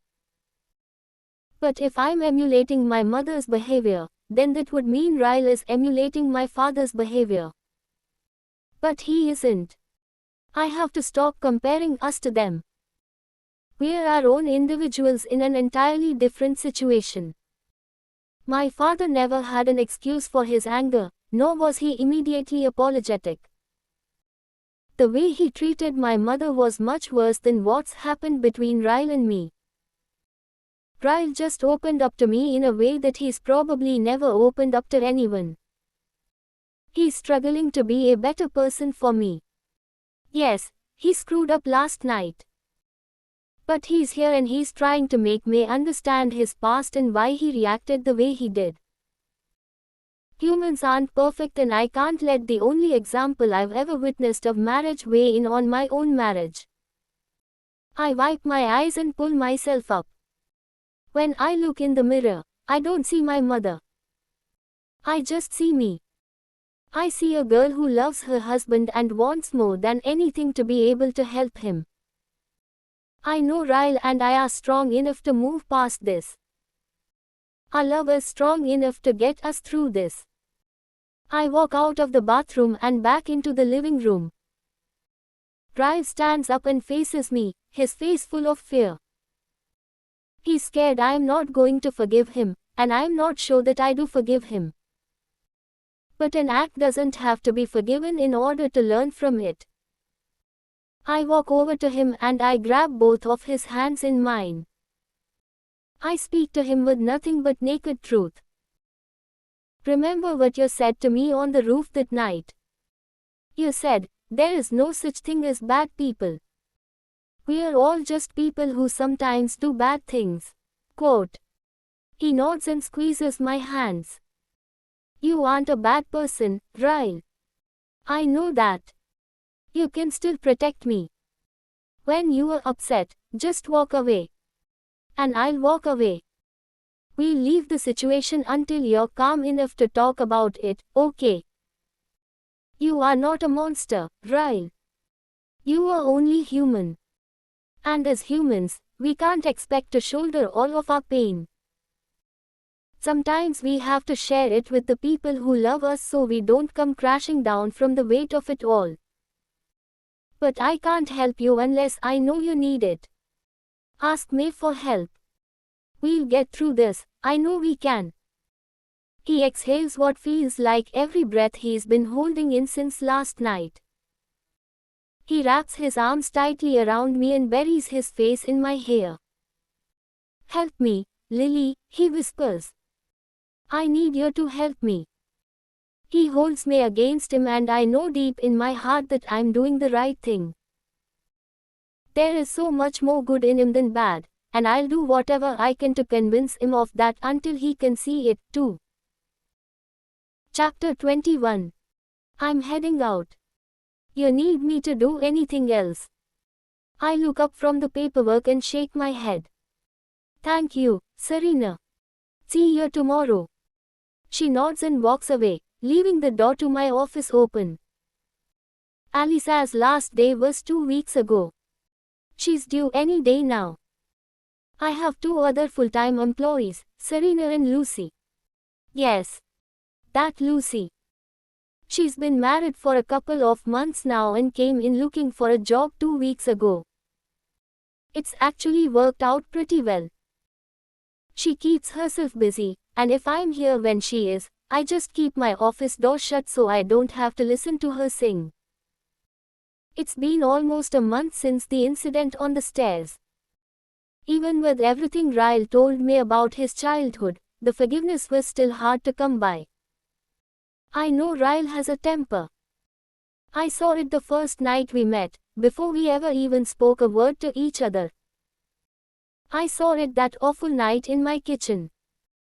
I saw it when he found the phone number in my phone case. But I also see the difference between Ryle and my father. Ryle is compassionate. He does things my father never would have done. He donates to charity, he cares about other people, he puts me before everything. Ryle would never in a million years make me park in the driveway while he took the garage. I have to remind myself of those things. Sometimes the girl inside of me, the daughter of my father, is really opinionated. She tells me I shouldn't have forgiven him. She tells me I should have left the first time. And sometimes I believe that voice. But then the side of me that knows Ryle understands that marriages aren't perfect. Sometimes there are moments that both parties regret. And I wonder how I'd feel about myself had I just left him after that first incident. He never should have pushed me, but I also did things I wasn't proud of. And if I'd have just left, would that not be going against our marriage vows? For better or for worse. I refuse to give up on my marriage that easily. I am a strong woman. I've been around abusive situations my whole life. I will never become my mother. I believe that 100%. And Ryle will never become my father. I think we needed what happened on the stairwell to happen so that I would know his past and we'd be able to work on it together. Last week we got into another fight. I was scared. The other two fights we'd gotten into did not end well, and I knew this would be a testament to whether or not our agreement for me to help him through his anger would work. We were discussing his career. He's finished with his residency now and there's a 3-month specialized course in Cambridge, England, he applied for. He'll find out soon if he was approved, but that's not why I was upset. It's a great opportunity and I'd never ask him not to go. 3 months is nothing with how busy we are, so that wasn't even what got me so upset. I became upset when he discussed what he wanted to do after the Cambridge trip was over. He was offered a job in Minnesota at the Mayo Clinic and he wants us to move there. He said Mass General is rated the second best neurological hospital in the world. Mayo Clinic is number 1. He said he never intended to stay in Boston forever. I told him that would have been a good subject to bring up when we discussed our futures on the flight to get married in Vegas. I can't leave Boston. My mother lives here. Alisa lives here. He told me it was only a 5-hour flight and that we could visit as often as we wanted. I told him it was pretty hard to run a floral business when you live several states away. The fight continued to escalate and both of us were getting angrier by the second. At one point, he knocked a vase full of flowers off the table and onto the floor. We both just stared at them for a moment. I was scared, wondering if I had made the right decision to stay. To trust that we could work on his anger issues together. He took a deep breath and he said, "I'm going to leave for an hour or 2. I think I need to walk away. When I get back, we'll continue this discussion." He walked out the door and, true to his word, he came back an hour later when he was much calmer. He dropped his keys on the table and then walked straight to where I was standing. He took my face in his hands and he said, "I told you I wanted to be the best in my field, Lily. I told you this the first night we ever met. It was one of my naked truths. But if I have to choose between working at the best hospital in the world and making my wife happy, I choose you. You are my success. As long as you're happy, I don't care where I work. We'll stay in Boston. That's when I knew that I had made the right choice. Everyone deserves another chance. Especially the people who mean the most to you. It's been a week since that fight and he hasn't mentioned moving again. I feel bad, like I thwarted his plans in some way, but marriage is about compromise. It's about doing what's best for the couple as a whole, not individually. And staying in Boston is better for everyone in both of our families. Speaking of families, I look over at my phone right as a text from Alisa comes through. Alisa. Are you finished up at work yet? I need your opinion on furniture. Me. Be there in 15 minutes. I don't know if it's the impending delivery or the fact that she's not currently working, but I'm pretty sure I've spent more time at her house this week than I have at my own. I close up the shop and head toward her apartment. When I step off the elevator, there's a note taped to her apartment door. I see my name written across it, so I pull it off the door. Lily. On the 7th floor. Apartment 749. A. She has an apartment here just for extra furniture. I know they're rich, but even that seems a little excessive for them. I get on the elevator and press the button for the 7th floor. When the doors open, I head down the hall toward apartment 749. When I reach it, I have no idea if I should knock or just go inside. For all I know, someone could live here. Probably one of her people. I knock on the door and hear footsteps from the other side. I'm shocked when the door swings open and Ryle is standing in front of me. Hey, I say, confused. What are you doing here? He grins and leans against the doorframe. I live here. What are you doing here? I glance at the pewter number plate next to the door and then back at him. What do you mean you live here? I thought you lived with me. You've had your own apartment this whole time. I would think an entire apartment would be something a husband would bring up to his wife at some point. It's a little unnerving. Actually, it's ludicrous and deceptive. I think I might be really angry at him right now. Ryle laughs and pushes off the doorframe. Now he's filling up the entire doorway as he lifts his hands to the frame over his head and grips it. I haven't really had a chance to tell you about this apartment, considering I just signed the paperwork on it this morning. I take a step back. Wait. What? He reaches for my hand and pulls me inside the apartment. Welcome home, Lily. I pause in the foyer. Yes. I said foyer. There is a foyer. You bought an apartment. He nods slowly, gauging my reaction. You bought an apartment, I repeat. He's still nodding. I did. Is that okay? I figured since we live together now we could use the extra room. I spin in a slow circle. When my eyes land on the kitchen, I pause. It's not as big as Alisa's kitchen, but it's just as white and almost as beautiful. There's a wine cooler and a dishwasher, two things my own apartment doesn't have. I walk into the kitchen and look around, scared to touch anything. Is this really my kitchen? This can't be my kitchen. I look in the living room at the cathedral ceilings and the huge windows overlooking Boston Harbor. Lily, he says from behind me. You aren't mad, are you? I spin and face him, realizing that he's been waiting on me to react for the past several minutes. But I'm completely speechless. I shake my head and bring my hand up to cover my mouth. I don't think so, I whisper.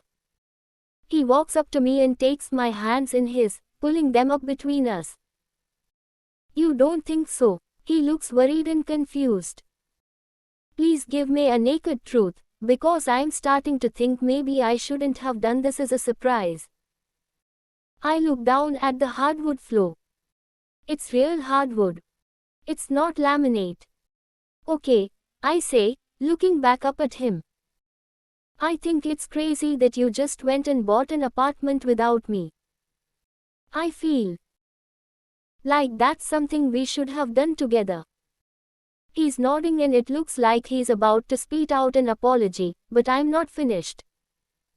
But my naked truth is that. Dot. Dot. It's perfect. I don't even know what to say, Ryle. Everything is so clean. I'm scared to move. I might get something dirty. He blows out a rush of air and pulls me to him. You can get it dirty, babe. It's yours. You can get it as dirty as you want. He kisses the side of my head and I don't even say thank you yet. It seems like such a small response to such a huge gesture. When do we move in? He shrugs. Tomorrow. I have the day off. It's not like we have a whole lot of stuff. We can spend the next few weeks buying new furniture. I nod, trying to run through tomorrow's schedule in my head. I already knew Ryle was off tomorrow, so I didn't have anything planned. I suddenly feel the need to sit down. There aren't any chairs, but luckily, the floor is clean. I need to sit down. Ryle helps me to the floor and then he lowers himself in front of me, still holding my hands. Does Alyssa know? I ask him. He smiles and nods his head. She's so excited, Lily. I've been thinking about getting an apartment here for a while now. After we decided to stay in Boston for good, I just went ahead with it to surprise you. She helped, but I was starting to worry she'd tell you before I had the chance. I just can't wrap my head around this. I live here. Me and Alyssa get to be neighbors now. I don't know why I feel like this should bother me, because I really am excited about it. He smiles and then says, I know you need a minute to process everything, but you haven't seen the best part and it's killing me. Show me. He grins and pulls me to my feet. We make our way through the living room and down a hallway. He opens each door and tells me what the rooms are, but doesn't even give me time to go in any of them. By the time we make it to the master bedroom, I've concluded that we live in a 3-bedroom, 2-bath apartment. With an office. I don't even have time to process the beauty of the bedroom as he pulls me across the room.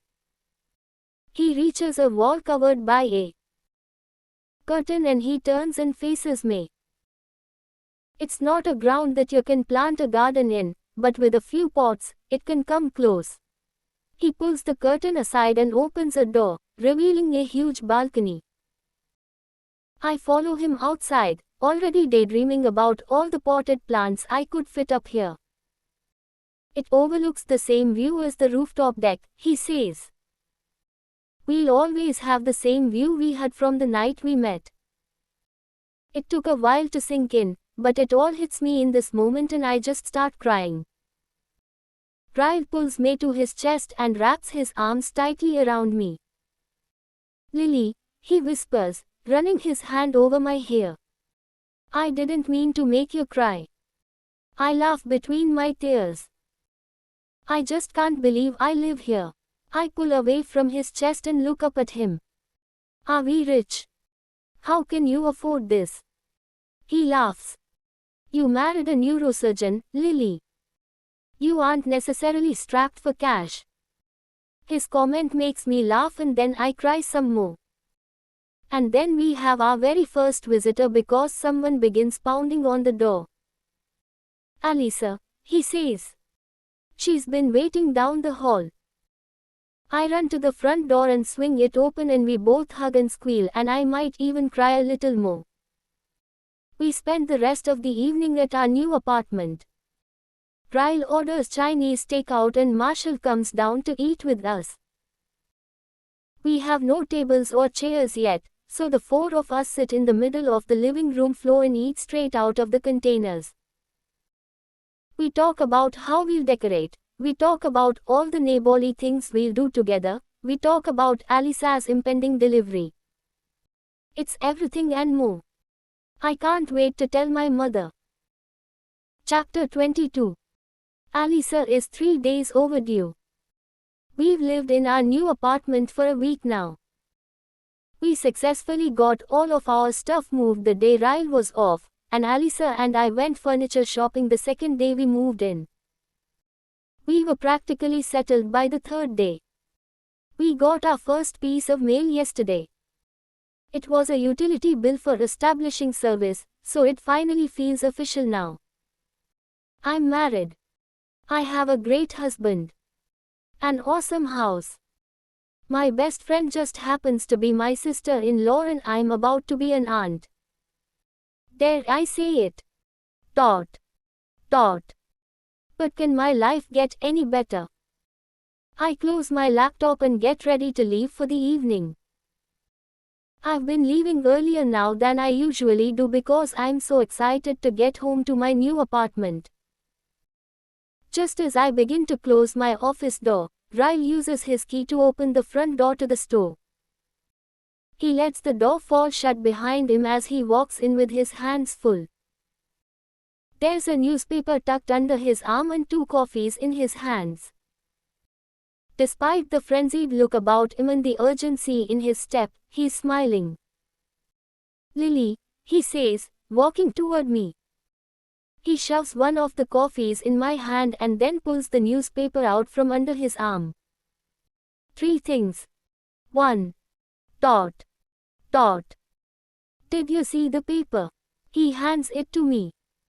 The paper is folded inside out. Inside out. He points at the article. You got it, Lily. You got it. I try not to get my hopes up as I look down at the article. He could be talking about something totally different from what I'm thinking. Once I read the headline, I realize he's talking about exactly what I was thinking. I got it.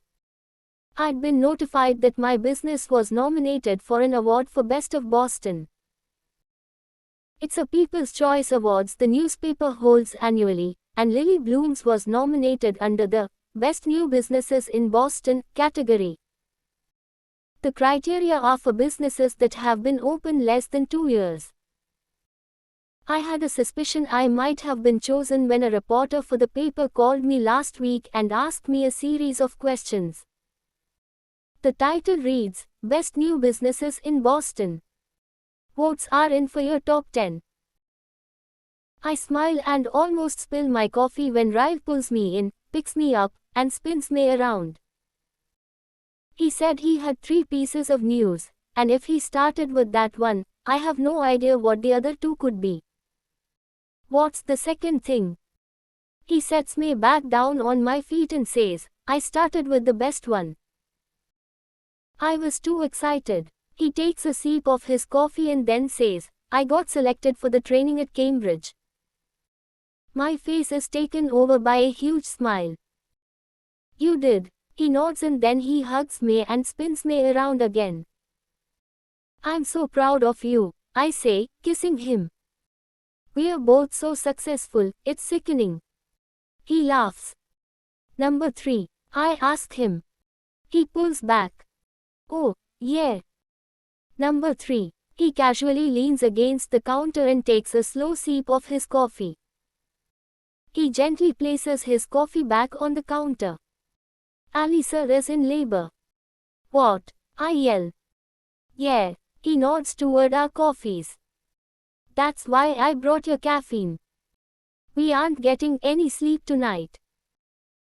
I start clapping, jumping up and down, and then panicking as I try to find my purse, my jacket, my keys, my phone, the light switch.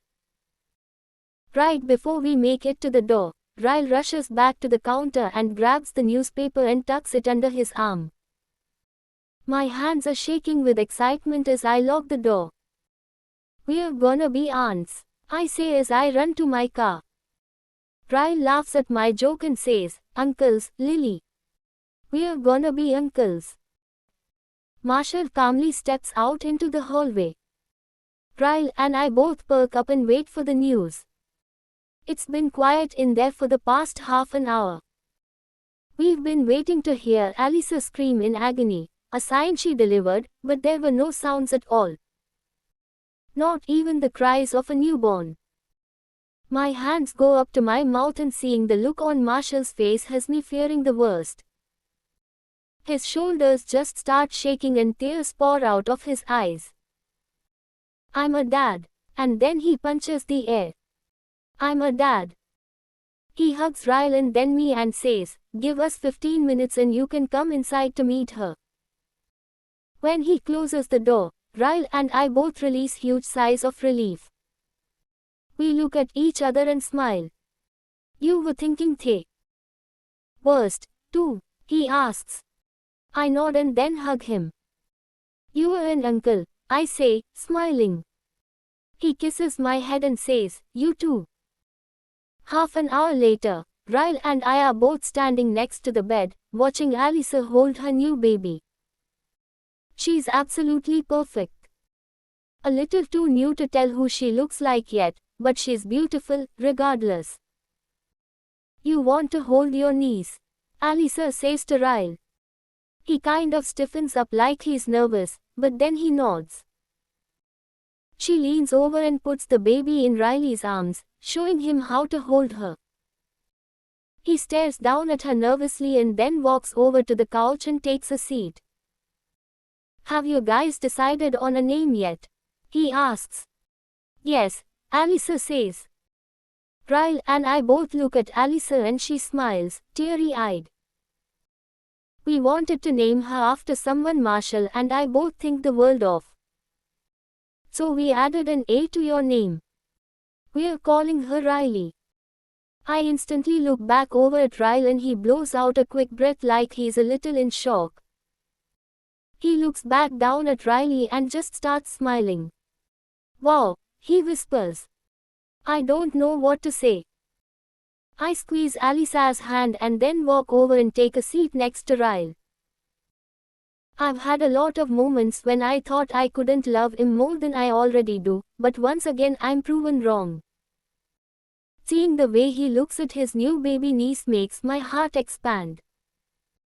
Marshall sits down on the bed next to Alyssa. Did you guys hear how quiet Issa was through the whole thing? Not a single peep. She didn't even take drugs. He puts his arm around her and lies down next to her on the bed. I feel like I'm in that movie Hancock with Will Smith and I'm about to find out I'm married to a superhero. Ryle laughs. She's kicked my ass a time or two growing up. I wouldn't be surprised. No cussing around Riley, Marshall says. Ass, Ryle whispers to her. We both laugh and then he asks me if I want to hold her. I make like I have grabby hands because waiting for my turn has been killing me. I pull her into my arms and am shocked by how much love I have for her already. When are Mom and Dad coming in? Ryle asks Alyssa. They'll be here by lunch tomorrow. I should probably get some sleep then. Just got off a long shift. He looks back at me. You coming with? I shake my head. I want to hang out for a little while longer. Just take my car and I'll catch a cab home. He kisses me on the side of my head and then rests his head against mine as we both look down at Riley. I think we should make one of these, he says. I glance up at him, not sure if I heard him correctly. He winks. If I'm asleep when you get home later, wake me up. We'll start on it tonight. He tells Marshall and Alyssa goodbye and Marshall walks him out. I glance over at Alyssa and she's smiling. I told you he'd want babies with you. I grin and walk back over to her bed. She scoots over and makes room for me. I hand Riley back to her and we snuggle together on her bed and watch Riley sleep, like it's the most magnificent thing we've ever seen. Chapter 23. It's 3 hours later and after 10 o'clock when I make it back home. I stayed with Alisa for another hour after Ryle left and then went back to my office to finish up a few things so that I don't have to go in for the next 2 days. Whenever Ryle has a day off, I try to coincide my own days off with his. The lights are off when I walk through the front door, so that means Ryle is already in bed. The entire drive home I thought about what he'd said. I wasn't expecting this conversation to come up so soon. I'm almost 25, but I had it in my head it would be at least a couple of years before we started trying for a family. I'm still not certain I'm ready for it yet, but knowing it's now something he wants someday has put me in an incredibly happy mood. I decide to make myself a quick bite to eat before waking him up. I haven't had dinner yet and I'm starving. When I flip on the kitchen light, I scream. My hand goes to my chest and I fall against the counter. Jesus Christ, Ryle! What are you doing? He's leaning with his back against the wall next to the refrigerator. His feet are crossed at the ankles and his eyes are narrowed in my direction. He's flipping something over in his fingers, staring at me. My eyes fall to the counter to his left and I see an empty glass that probably recently held scotch. He drinks it on occasion to help him fall asleep. I look back at him and there's a smirk on his face. My body instantly grows warm at that smile because I know what comes next. This apartment is about to become a frenzy of clothes and kisses. We've christened nearly every room since we moved in here, but the kitchen is one we haven't tackled yet. I smile back at him, my heart still beating erratically from the shock of finding him here in the dark. His eyes fall to his hand, and I notice he's holding the Boston magnet. I brought it from the old apartment and stuck it on this fridge when we moved in. He places it back on the fridge and taps it. Where'd you get this? I look at the magnet and then back at him. The last thing I want to do is tell him that magnet came from Atlas on my 16th birthday. It would only bring up an already sore subject, and I am too excited for what's about to come next between us to give him the naked truth right now. I shrug. I can't remember. I've had it forever. He stares at me silently and then straightens up, taking 2 steps toward me. I back myself against the counter and my breath catches. His hands meet my waist and he slides them between my ass and my jeans and pulls me against him. His mouth claims mine and he kisses me while he begins to lower my jeans. Okay. So we're doing this right now. His lips drag down my neck as I kick off my shoes and then he pulls my jeans off the rest of the way. I guess I can eat later. Christening the kitchen just became my priority. When his mouth is back on mine, he lifts me and sets me down on the countertop, standing between my knees. I can smell the scotch on his breath, and I kind of like it. I'm already breathing heavily as his warm lips slide across mine. He takes a fistful of my hair and he tugs gently so that I'm looking up at him. Naked truth, he whispers, looking at my mouth like he's about to devour me. I nod. His other hand begins to slide slowly up my thigh until there's nowhere left for his hand to go. He slips 2 warm fingers inside of me, keeping my gaze locked with his.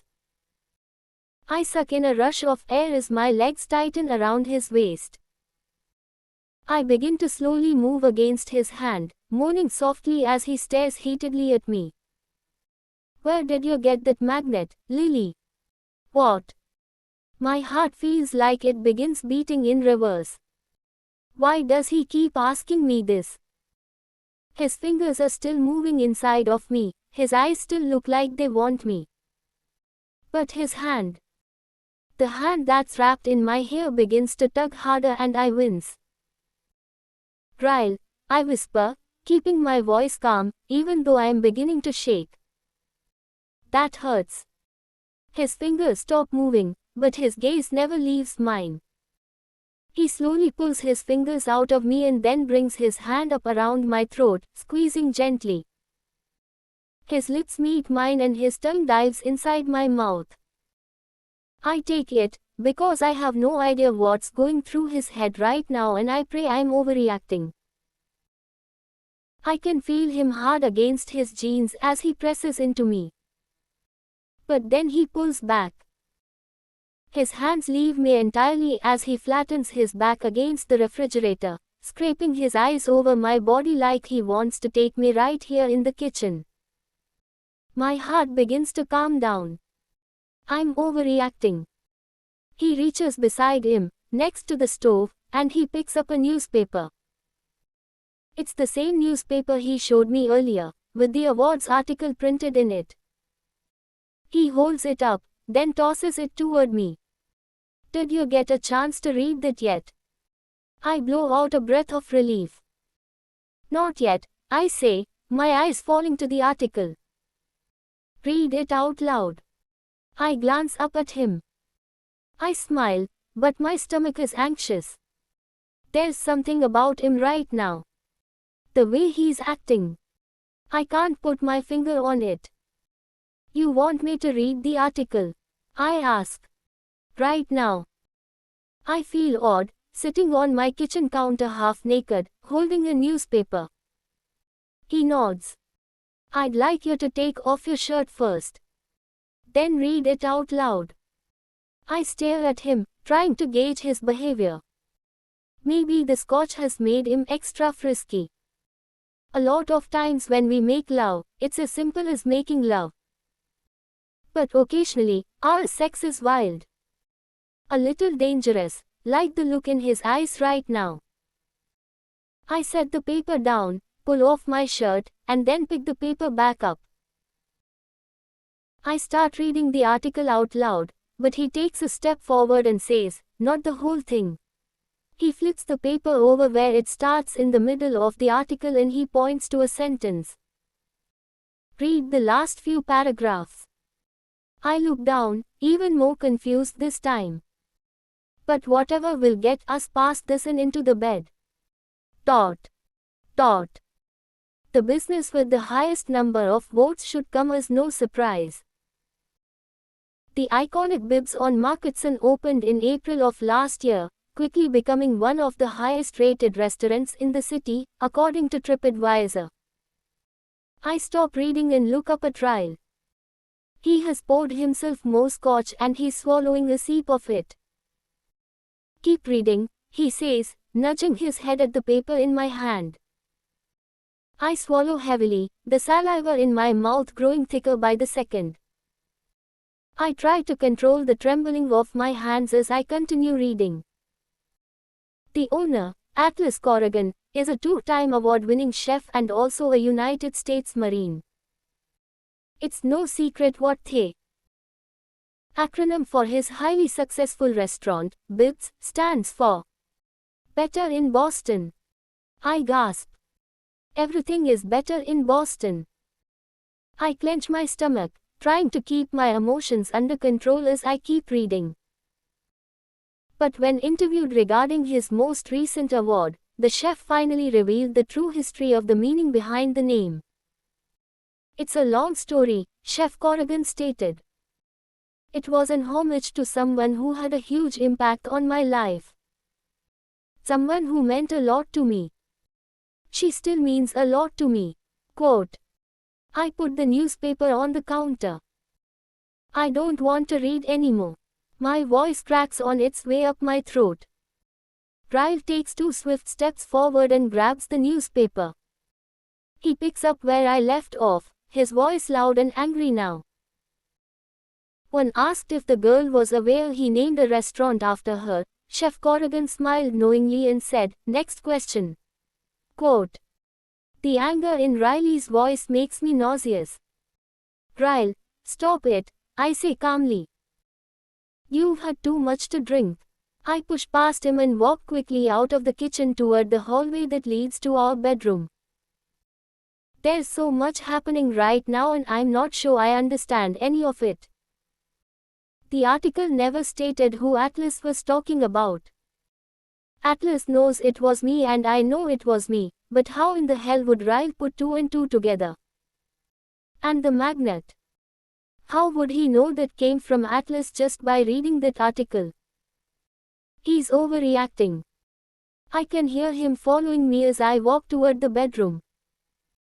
I swing open the door and come to a sudden halt. The bed is littered with things. An empty moving box with the words, Lily's stuff, written on the side of it. And then all the contents that were inside that box. Letters. Dot. Dot. Journals. Dot. Dot. Empty shoe boxes. I close my eyes and breathe in slowly. He read the journal. No. He. Read. The. Journal. His arm comes around my waist from behind. He slides a hand up my stomach and takes a firm hold of one of my breasts. His other hand feathers my shoulder as he moves the hair away from my neck. I squeeze my eyes shut, just as his fingers begin to trace across my skin, up to my shoulder. He slowly runs his finger over the heart and a shudder runs over my whole body. His lips meet my skin, right over the tattoo, and then he sinks his teeth into me so hard, I scream. I try to pull away from him, but he has such a tight grip on me he doesn't even budge. The pain from his teeth piercing my collarbone rips through my shoulder and down my arm. I immediately start crying. Sobbing.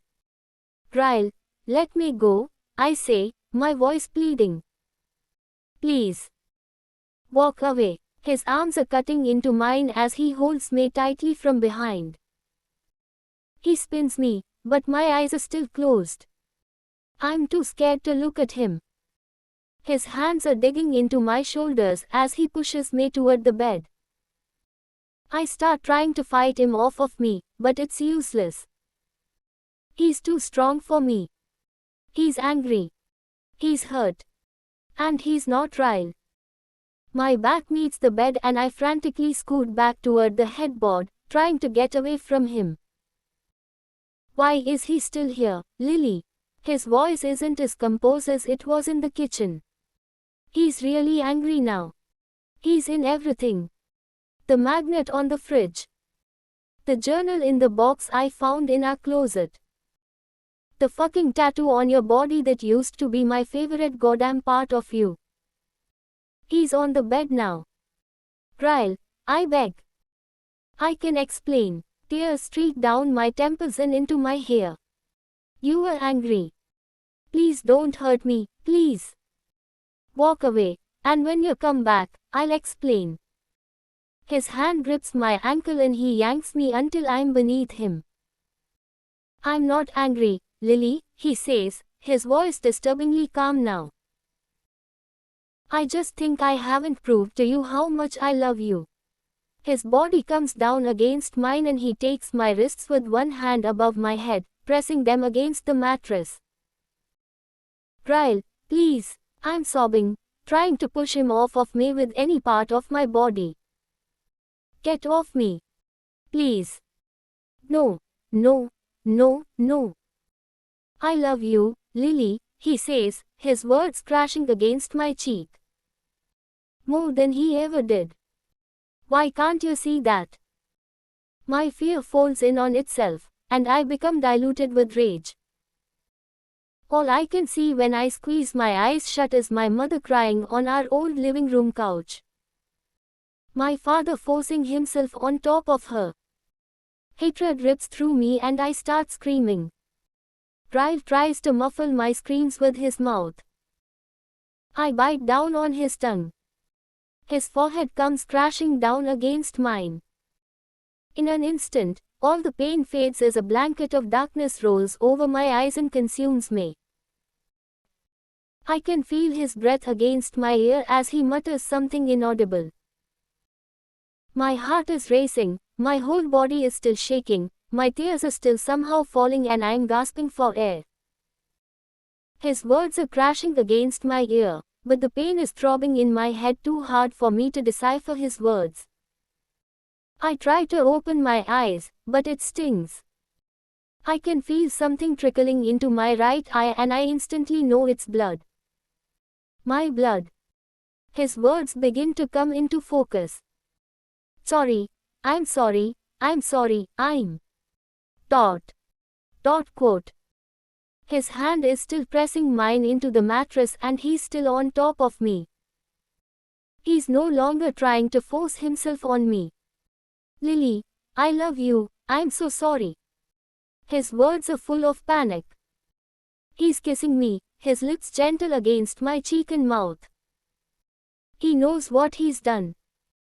He's Ryle again, and he knows what he's just done to me. To us. To our future. I utilize his panic to my advantage. I shake my head and I whisper, "It's okay, Ryle. It's okay. You were angry, it's okay." His lips meet mine in a frenzy and the taste of scotch makes me want to puke now. He's still whispering apologies when the room begins to fade out again. My eyes are closed. We're still on the bed, but he's no longer fully on top of me.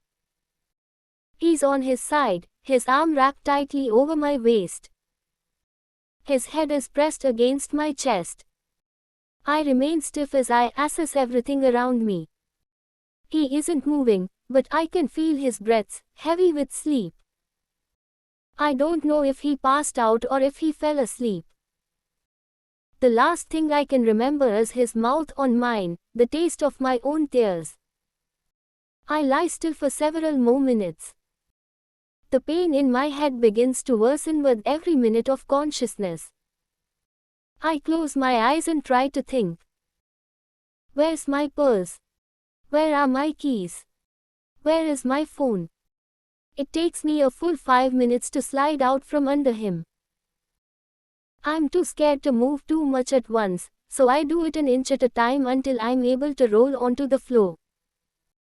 When I can no longer feel his hands on me, an unexpected sob breaks from my chest.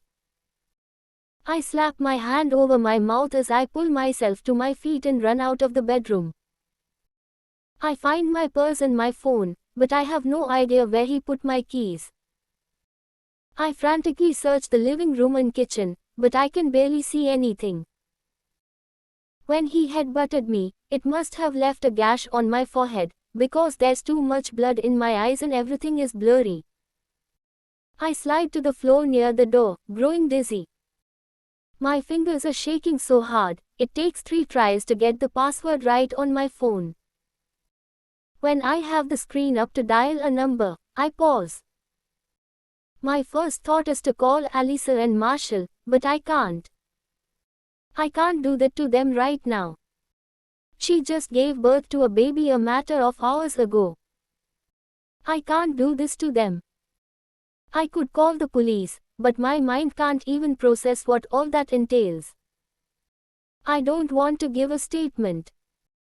I don't know that I want to press charges, knowing what this could do to his career. I don't want Alyssa mad at me. I just don't know. I don't completely rule out eventually notifying the police. I just don't have the energy to make that decision right now. I squeeze the phone and try to think. My mother. I start to dial her number, but when I think of what this would do to her, I start to cry again. I can't involve her in this mess. She's been through too much. And Ryle will try to find me. He'll go to her first. Then Alyssa and Marshall. Then to everyone else we know. I wipe the tears from my eyes and then begin dialing Atlas's number. I hate myself more in this moment than I ever have in my entire life. I hate myself, because the day Ryle found Atlas's number in my phone, I lied and said I had forgotten it was there. I hate myself, because the day Atlas placed his number there, I opened it and looked at it. I hate myself, because deep down inside, I knew there was a chance that I might one day need it. So I memorized it. Hello. His voice is cautious. Inquiring. He doesn't recognize this number. I immediately start crying when he speaks. I cover my mouth and try to quiet myself. Lily. His voice is much louder now. Lily, where are you? I hate myself, because he knows the tears are mine. Atlas, I whisper. I need help. Where are you? He says again. I can hear panic in his voice. I can hear him walking, moving stuff around. I hear a door slam on his end of the phone. I'll text you, I whisper, too scared to keep speaking. I don't want Ryle to wake up. I hang up the phone and somehow find the strength to still my hands while I text him my address and the access code for entry. Then I send a second text that says text me when you get here. Please don't knock. I crawl to the kitchen and find my pants, struggling back into them. I find my shirt on the counter. When I'm dressed, I go to the living room. I debate opening the door and meeting Atlas downstairs, but I'm too scared I won't be able to make it down to the lobby alone. My forehead is still bleeding and I feel too weak to even stand up and wait by the door. I slide to the floor, clenching my phone in my shaky fist and staring at it, waiting for his text. It's an agonizing 24 minutes later when my phone lights up. Here. I scramble to my feet and swing open the door. Arms wrap around me and my face is pressed against something soft. I just start crying and shaking and crying. Lily, he whispers. I've never heard my name spoken so sadly. He urges me to look up at him. His blue eyes crawl over my face, and I see it happen. I watch the concern vanish as he darts his head up to the apartment door. Is he still in there? Rage. I can feel the rage come off of him and he starts to step toward the apartment door. I grab his jacket in my fists. No. Please, Atlas. I just want to leave. I see the pain roll over him as he pauses, struggling to decide whether to listen to me or bust through the door. He eventually turns away from the door and wraps his arms around me. He helps me to the elevator and then through the lobby. By some miracle, we only run into one person and he's on his phone and facing the other direction. By the time we make it to the parking garage, I start to feel dizzy again. I tell him to slow down, and then I feel his arm wrap under my knees as he picks me up. Then we're in the car. Then the car is moving. I know I need stitches. I know he's taking me to the hospital. But I have no idea why the next words out of my mouth are, "Don't take me to Mass General. Take me somewhere else." For whatever reason, I don't want to risk the chance of running into any of Riley's colleagues. I hate him. I hate him in this moment more than I've ever hated my father. But concern for his career still somehow breaks through the hatred. When I realize this, I hate myself just as much as I hate him. Chapter 24. Atlas is standing on the other side of the room. He hasn't taken his eyes off me the entire time the nurse has been helping me. After taking a blood sample, she immediately returned and began to attend to my cut. She hasn't asked me very many questions yet, but it's obvious my injuries are the result of an attack. I can see the pitying look on her face as she cleans up blood from the bite mark left on my shoulder. When she's finished, she glances back at Atlas. She steps to the right, blocking his view of me as she turns and faces me again. I need to ask you some personal questions. I'm going to ask him to leave the room, okay? It's in that moment that I realize she thinks Atlas is the one who did these things to me. I immediately start to shake my head. It wasn't him, I tell her. Please don't make him leave. Relief washes over her face. She nods her head and then pulls up a chair. Are you hurt anywhere else? I shake my head, because she can't fix all the parts of me Ryle broke on the inside. Lily, her voice is gentle. Were you raped? Tears fill my eyes and I see Atlas roll across the wall, pressing his forehead against it. The nurse waits until I make eye contact with her again to continue speaking. We have a certain examination for these situations. It's called a SANE exam. It's optional, of course, but I highly encourage it in your situation. I wasn't raped, I say. He didn't. Dot. Quote. Are you sure, Lily? The nurse asks. I nod. I don't want one. Atlas faces me again and I can see the pain in his expression as he steps forward. Lily. You need this. His eyes are pleading. I shake my head again. Atlas, I swear. Dot. Quote. I squeeze my eyes shut and lower my head. I'm not covering for him this time, I whisper. He tried, but then he stopped. If you choose to press charges, you'll need. I don't want the exam, I say again, my voice firm. There's a knock on the door and a doctor enters, sparing me from more pleading looks from Atlas. The nurse gives the doctor a brief rundown of my injuries. She then steps aside as he examines my head and shoulder. He flashes a light into both of my eyes. He looks down at the paperwork again and says, I'd like to rule out a concussion, but given your situation, I don't want to administer a CT. We'd like to keep you for observation, instead.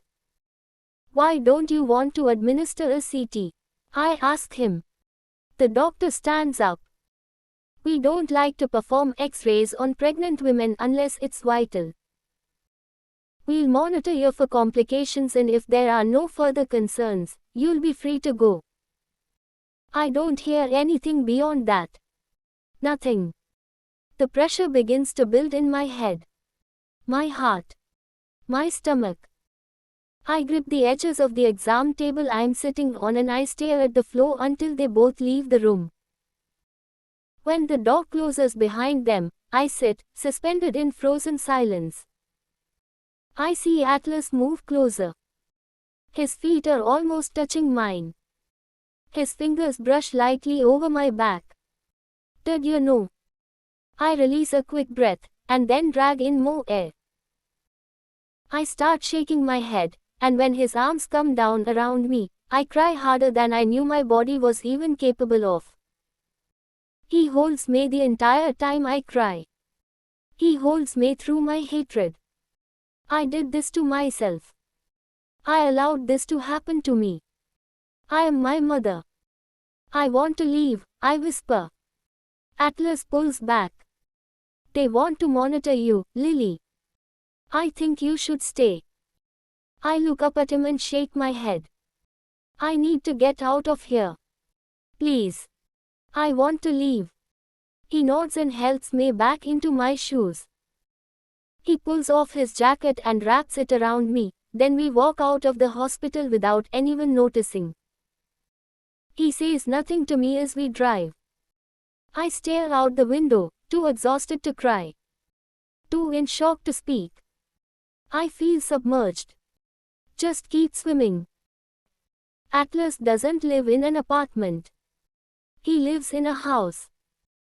A small suburb outside of Boston called Wellesley, where all the homes are beautiful, sprawling, manicured, and expensive. Before we pull into his driveway, I wonder to myself if he ever married that girl. Cassie. I wonder what she'll think of her husband bringing home a girl he once loved who has just been attacked by her own husband. She'll pity me. She'll wonder why I never left him. She'll wonder how I let myself get to this point. She'll wonder all the same things I used to wonder about my own mother when I saw her in my same situation. People spend so much time wondering why the women don't leave. Where are all the people who wonder why the men are even abusive? Isn't that where the only blame should be placed? Atlas parks in the garage. There's not another vehicle here. I don't wait for him to help me out of the car. I open the door and get out on my own, and then I follow him into his house. He punches in a code on an alarm and then flips on a few lights. My eyes roam around the kitchen, the dining room, the living room. Everything is made of rich woods and stainless steel, and his kitchen is painted a calming bluish green. The color of the ocean. If I wasn't hurting so much, I would smile. Atlas kept swimming, and look at him now. He swam all the way to the fucking Caribbean. He moves to his refrigerator and pulls out a bottle of water, walking it over to me. He takes the lid off and hands it to me. I take a drink and watch as he turns the living room light on, then the hallway. Do you live alone? I ask. He nods as he walks back into the kitchen. Are you hungry? I shake my head. Even if I was, I wouldn't be able to eat. I'll show you your room, he says. There's a shower if you need it. I do. I want to wash the taste of scotch out of my mouth. I want to wash the sterile smell of the hospital off of me. I want to wash away the last 4 hours of my life. I follow him down the hallway into a spare bedroom where he flips on the light. There are 2 boxes on a bare bed and more stacked up against the walls. There's an oversized chair against one wall, facing the door. He moves to the bed and takes off the boxes, setting them against the wall with the others. I just moved in a few months ago. Haven't had much time to decorate yet. He walks to a dresser and pulls open a drawer. I'll make the bed for you. He takes out sheets and a pillowcase. He begins making the bed as I walk inside the bathroom and close the door. I remain in the bathroom for 30 minutes. Some of those minutes are spent staring at my reflection in the mirror. Some of those minutes are spent in the shower. The rest are spent over the toilet as I make myself sick with thoughts of the last several hours. I'm wrapped in a towel when I crack the bathroom door. Atlas is no longer in the bedroom, but there are clothes folded on the freshly made bed. Men's pajama bottoms that are too big for me and a t-shirt that goes past my knees. I pull the drawstring tight, tie it, and then crawl into bed. I turn the lamp off and pull the covers up and over me. I cry so hard, I don't even make a noise. Chapter 25. I smell toast. I stretch out on my bed and smile, because Ryle knows toast is my favorite. My eyes flick open and the clarity smashes down on me with the force of a head-on collision. I squeeze my eyes shut when I realize where I am and why I am here, and that the toast I smell is not at all because my sweet and caring husband is making me breakfast in bed. I immediately want to cry again, so I force myself off the bed. I focus on the hollowness in my stomach as I use the bathroom, and tell myself I can cry after I eat something. I need to eat before I make myself sick again. When I walk out of the bathroom and back into the bedroom, I notice the chair has been turned so that it's facing the bed now instead of the door. There's a blanket thrown over it haphazardly, and it's obvious Atlas was in here last night while I slept. He was probably worried I had a concussion. When I walk into the kitchen, Atlas is moving back and forth between the fridge, the stove, the counter. For the first time in 12 hours, I feel an inkling of something that isn't agony, because I remember he's a chef. A good one. And he's cooking me breakfast. He glances up at me as I make my way into the kitchen. Morning, he says, careful to say it without too much inflection. I hope you're hungry. He slides a glass and a container of orange juice across the counter toward me, then he turns and faces the stove again. I am. He glances back over his shoulder and gives me a ghost of a smile. I pour myself a glass of orange juice and then walk to the other side of the kitchen where there's a breakfast nook. There's a newspaper on the table and I begin to pick it up. When I see the article about the best businesses in Boston printed across the page, my hands immediately begin to shake and I drop the paper back on the table. I close my eyes and take a slow sip of the orange juice. A few minutes later, Atlas sets a plate down in front of me, then claims the seat across from me at the table. He pulls his own plate of food in front of him and cuts into a crepe with his fork. I look down at my plate. 3 crepes, drizzled in syrup and garnished with a dab of whipped cream. Orange and strawberry slices line the right side of the plate. It's almost too pretty to eat, but I'm too hungry to care. I take a bite and close my eyes, trying not to make it obvious that it's the best bite of breakfast I've ever had. I finally allow myself to admit that his restaurant deserved that award. As much as I tried to talk Ryle and Alyssa out of going back, it was the best restaurant I'd ever been to. Where did you learn to cook? I ask him. He sips from a cup of coffee. The Marines, he says, placing the cup back down. I trained for a while during my first stint and then when I re-enlisted I came on as a chef. He taps his fork against the side of his plate. You like it? I nod. It's delicious. But you're wrong. You knew how to cook before you enlisted. He smiles. You remember the cookies? I nod again. Best cookies I've ever eaten. He leans back in his chair. I taught myself the basics. My mother worked second shift when I was growing up, so if I wanted dinner at night I had to make it. It was either that or starve, so I bought a cookbook at a yard sale and made every single recipe in it over the course of a year. And I was only 13. I smile, shocked that I'm even able to. The next time someone asks you how you learned to cook, you should tell them that story. Not the other one. He shakes his head. You are the only person who knows anything about me before the age of 19. I'd like to keep it that way. He begins telling me about working as a chef in the military. How he saved up as much money as he could so that when he got out, he could open his own restaurant. He started with a small cafe that did really well, then opened Bibs a year and a half ago. It does okay, he says with modesty. I glance around his kitchen and then look back at him. Looks like it does more than just okay. He shrugs and takes another bite of his food. I don't talk after that as we finish eating, because my mind wanders to his restaurant. The name of it.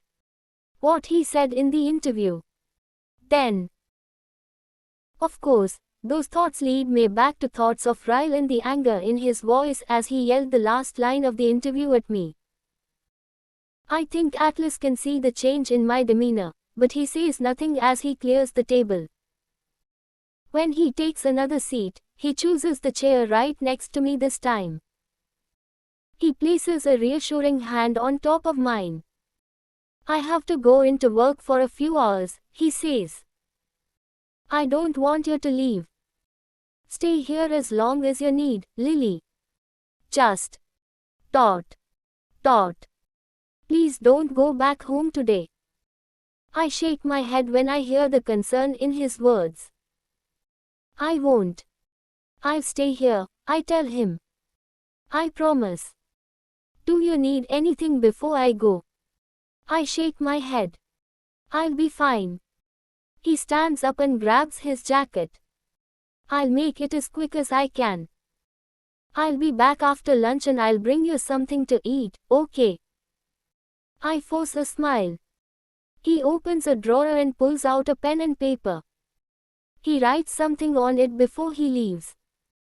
When he's gone, I stand up and walk to the counter to read what he wrote. He listed instructions for how to set the alarm.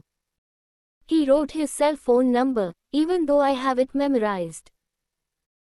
He also wrote down his work number, his home address, and his work address. At the bottom in small print, he wrote, "Just keep swimming, Lily. Dear Ellen. Hi. It's me. Lily Bloom. Well. Dot. Dot. Technically it's Lily Kincaid now. I know it's been a long time since I've written to you. A really long time. After everything that happened with Atlas, I just couldn't bring myself to open up the journals again. I couldn't even bring myself to watch your show after school, because it hurt to watch it alone. In fact, all thoughts of you kind of depressed me. When I thought of you, I thought of Atlas. And to be honest, I didn't want to think of Atlas, so I had to cut you out of my life, too. I'm sorry about that. I'm sure you didn't miss me like I missed you, but sometimes the things that matter to you most are also the things that hurt you the most. And in order to get over that hurt, you have to sever all the extensions that keep you tethered to that pain. You were an extension of my pain, so I guess that's what I was doing. I was just trying to save myself a little bit of agony. I'm sure your show is as great as ever, though. I hear you still dance at the beginning of some episodes, but I've grown to appreciate that. I think that's one of the biggest signs a person has matured, knowing how to appreciate things that matter to others, even if they don't matter very much to you. I should probably catch you up on my life. My father died. I'm 24 now. I got a college degree, worked in marketing for a while, and now I own my own business. A floral shop. Life goals, FTW. I also have a husband and he isn't Atlas. And. Dot. Dot. I live in Boston. I know. Chalker. The last time I wrote to you, I was 16.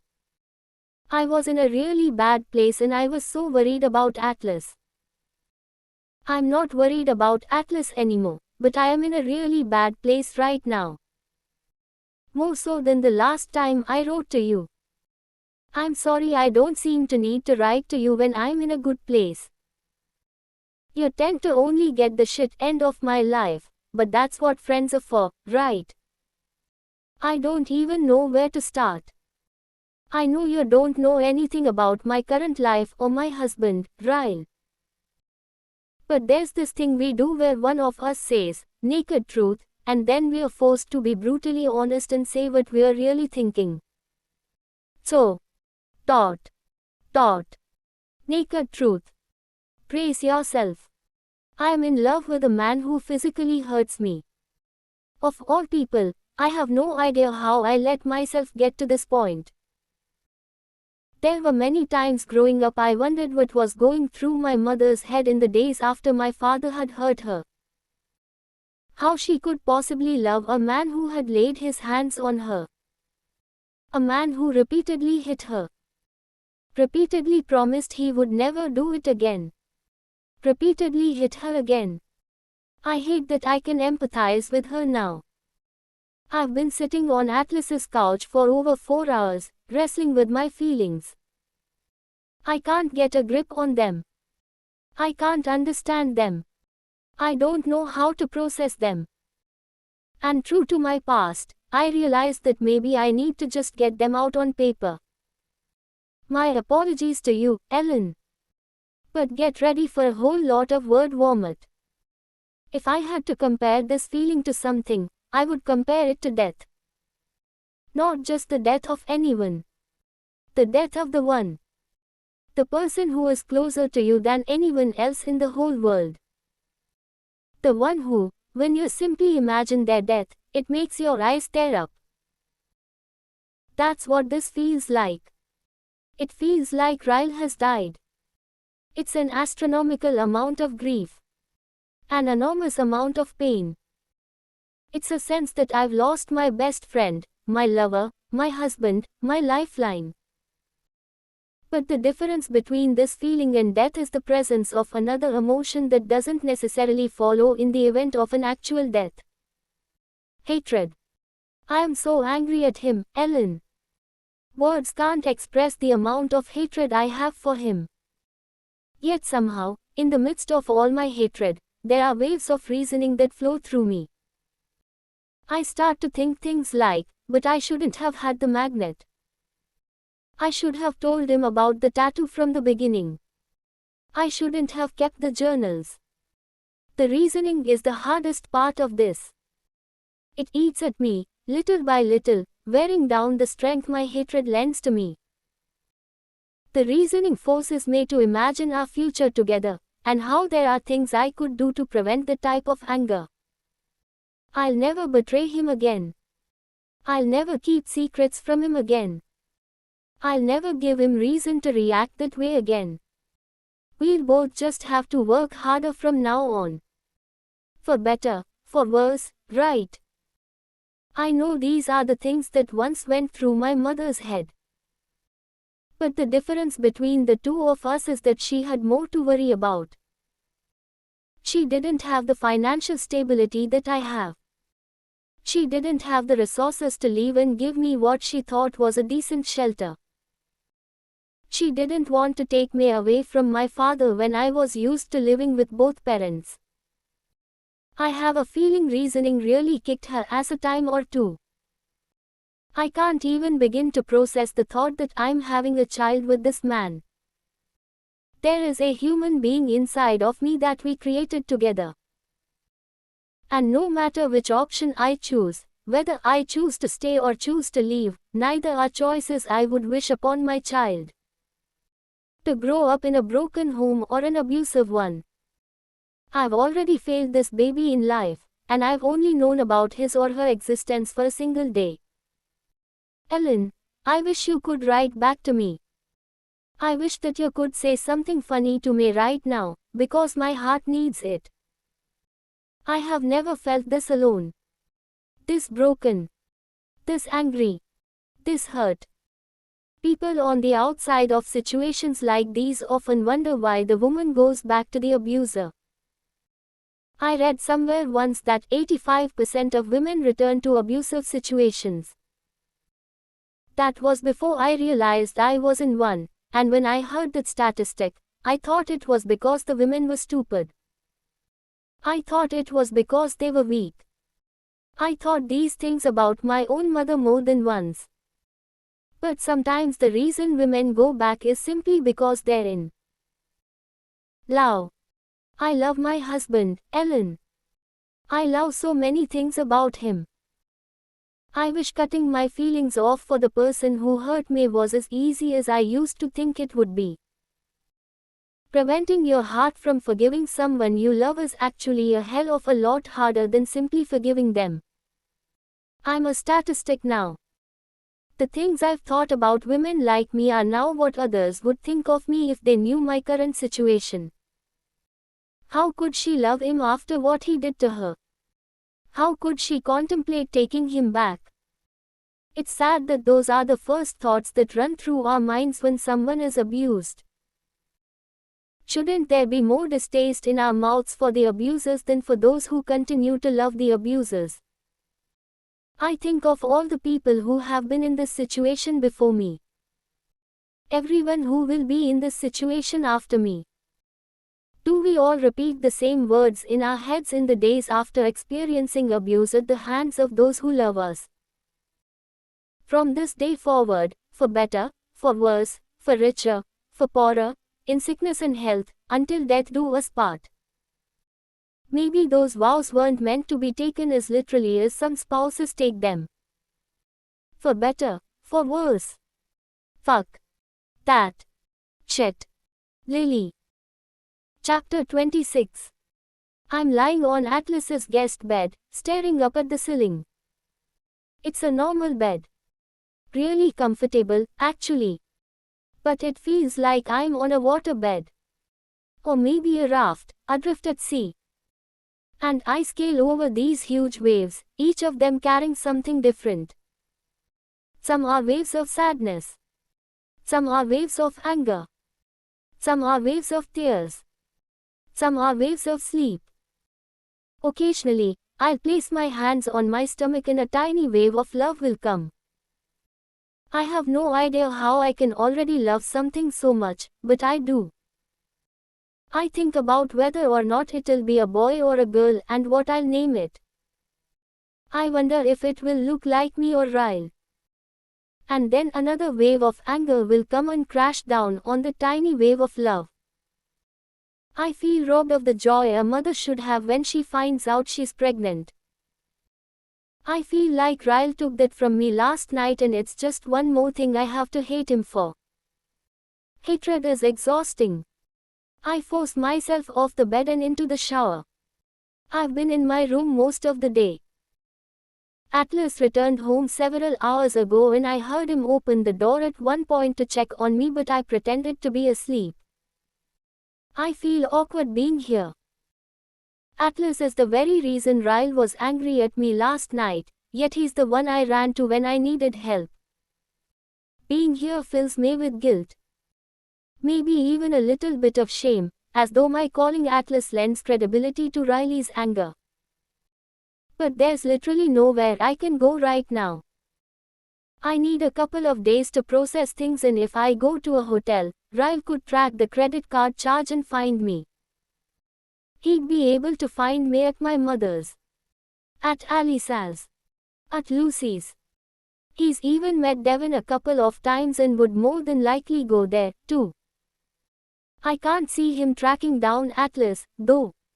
Yet. I'm sure if I go a week avoiding his calls and texts, he'll look everywhere he can possibly look to find me. But for now, I don't think he would show up here. Maybe that's why I'm here. I feel safer here than anywhere else I could possibly go. And Atlas has an alarm system, so there's that. I glance at the nightstand to look at my phone. I skip over all the missed texts from Ryle and open the one from Alisa. Alisa.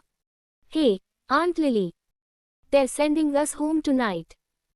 Come see us tomorrow when you get home from work. She sent a picture of her and Riley, and it makes me smile. Then cry. Damn these emotions. I wait until my eyes are dry again before I walk into the living room. Atlas is sitting at his kitchen table, working on his laptop.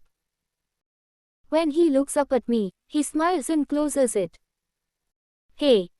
I force a smile and then look in the kitchen. Do you have anything to eat? Atlas stands up quickly. Yeah, he says. Yeah, sit down. I'll get something ready for you. I take a seat on the couch as he works his way around the kitchen. The television is on, but it's muted. I unmute it and click on the DVR. He has a few shows recorded, but the one that catches my eye is the Ellen DeGeneres show. I smile and click on the most recent unwatched episode and hit play. Atlas brings me a bowl of pasta and a glass of ice water. He glances at the TV and then sits down next to me on the couch. For the next 3 hours, we watch a full week's worth of episodes. I laugh out loud 6 times. It feels good, but when I take a bathroom break and come back to the living room, the weight of it all starts to sink in again. I sit back down on the couch next to Atlas. He's leaning back with his feet propped up on the coffee table. I naturally lean into him, and just like he used to do when we were teenagers, he pulls me against his chest and we just sit there in silence. His thumb brushes the outside of my shoulder, and I know it's his unspoken way of saying he's here for me. That he feels bad for me. And for the first time since he picked me up last night, I feel like talking about it. My head is resting against his shoulder and my hands are in my lap. I'm fidgeting with the drawstring on the pants that are way too big for me. Atlas, I say, my voice barely a whisper. I'm sorry I got so angry at you that night at the restaurant. You were right. Deep down I knew you were right, but I didn't want to believe it. I lift my head and look at him, cracking a pitiful smile. You can say, I told you so, now. His eyebrows draw together, like my words somehow hurt him. Lily, this is not something I wanted to be right about. I prayed every day that I was wrong about him. I wince. I shouldn't have said that to him. I know better than to think Atlas would ever think something like I told you so. He squeezes my shoulder and leans forward, kissing the top of my head. I close my eyes as I soak up the familiarity of him. His smell, his touch, his comfort. I've never understood how someone can be so rock solid, yet comforting. But that's always how I've viewed him. Like he could withstand anything, but somehow still feels the weight that everyone else carries. I don't like that I was never fully able to let go of him, no matter how hard I tried. I think about the fight with Ryle over Atlas's phone number. The fight about the magnet, the article, the things he read in my journal, the tattoo. None of that would have happened if I would have just let go of Atlas and thrown it all away. Ryle wouldn't have had anything to be so upset with me about. I pull my hands up to my face after that thought, upset that there's a part of me trying to blame Riley's reaction on my lack of closure with Atlas. There's no excuse. None. This is just another wave I'm being forced to ride on. A wave of complete and utter confusion. Atlas can feel the change in my composure. You okay? I'm not. I'm not okay, because until this moment, I had no idea how hurt I still am that he never came back for me. If he'd have just come back for me like he promised, I would have never even met Ryle. And I would have never been in this situation. Yep. I'm definitely confused. How am I possibly lending blame to Atlas for any of this? I think I need to call it a night, I say quietly, pulling away from him. I stand up and Atlas stands up, too. I'll be gone most of the day tomorrow, he says. Will you be here when I get home? I cringe at his question. Of course he wants me to get my shit together and find another place to stay. What am I even still doing here? No. No. I can get a hotel, it's fine. I turn to walk toward the hallway, but he puts a hand on my shoulder. Lily, he says, turning me around. I wasn't asking you to leave. I was just making sure you'd still be here. I want you to stay as long as you need to. His eyes are sincere, and if I didn't think it would be a little inappropriate, I would throw my arms around him and hug him. Because I'm not ready to leave yet. Just a couple more days before I'm forced to figure out what my next step is. I nod. I need to go into work for a few hours tomorrow, I tell him. There are some things I need to take care of. But if you really don't mind, I'd like to stay here for a few more days. I don't mind, Lily. I'd prefer it. I force a smile and then head to the guest bedroom. At least he's giving me a buffer before I'm forced to confront everything. As much as his presence in my life confuses me right now, I've never been more thankful for him. Chapter 27.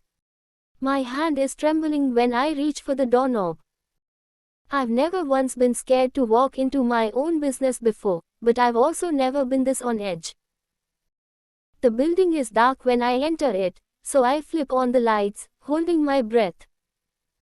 I walk slowly to my office, pushing the door open with caution.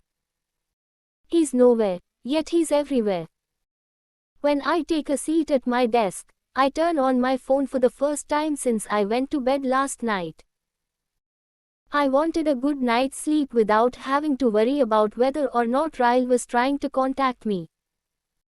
When it powers on, I have 29 missed texts from Ryle. It just so happens to be the same number of doors Ryle knocked on to find my apartment last year. I don't know whether to laugh or cry at the irony. I spend the rest of the day like this, glancing over my shoulder, looking up at the door every time it opens. I wonder if he's ruined me, if the fear of him will ever leave me. Half a day goes by without a single phone call from him while I catch up on paperwork. Alisa calls me after lunch and I can tell by her voice that she has no idea about the fight Ryle and I had. I let her talk about the baby for a while before I pretend I have a customer and hang up. I plan on leaving when Lucy returns from her lunch break. She has half an hour left. Ryle walks through the front door 3 minutes later. I'm the only one here. As soon as I see him, I turn stone cold. I'm standing behind the counter, my hand on the cash register because it's close to the stapler. I'm sure a stapler couldn't do much harm against the arms of a neurosurgeon, but I'll use what I have. He slowly makes his way to the counter.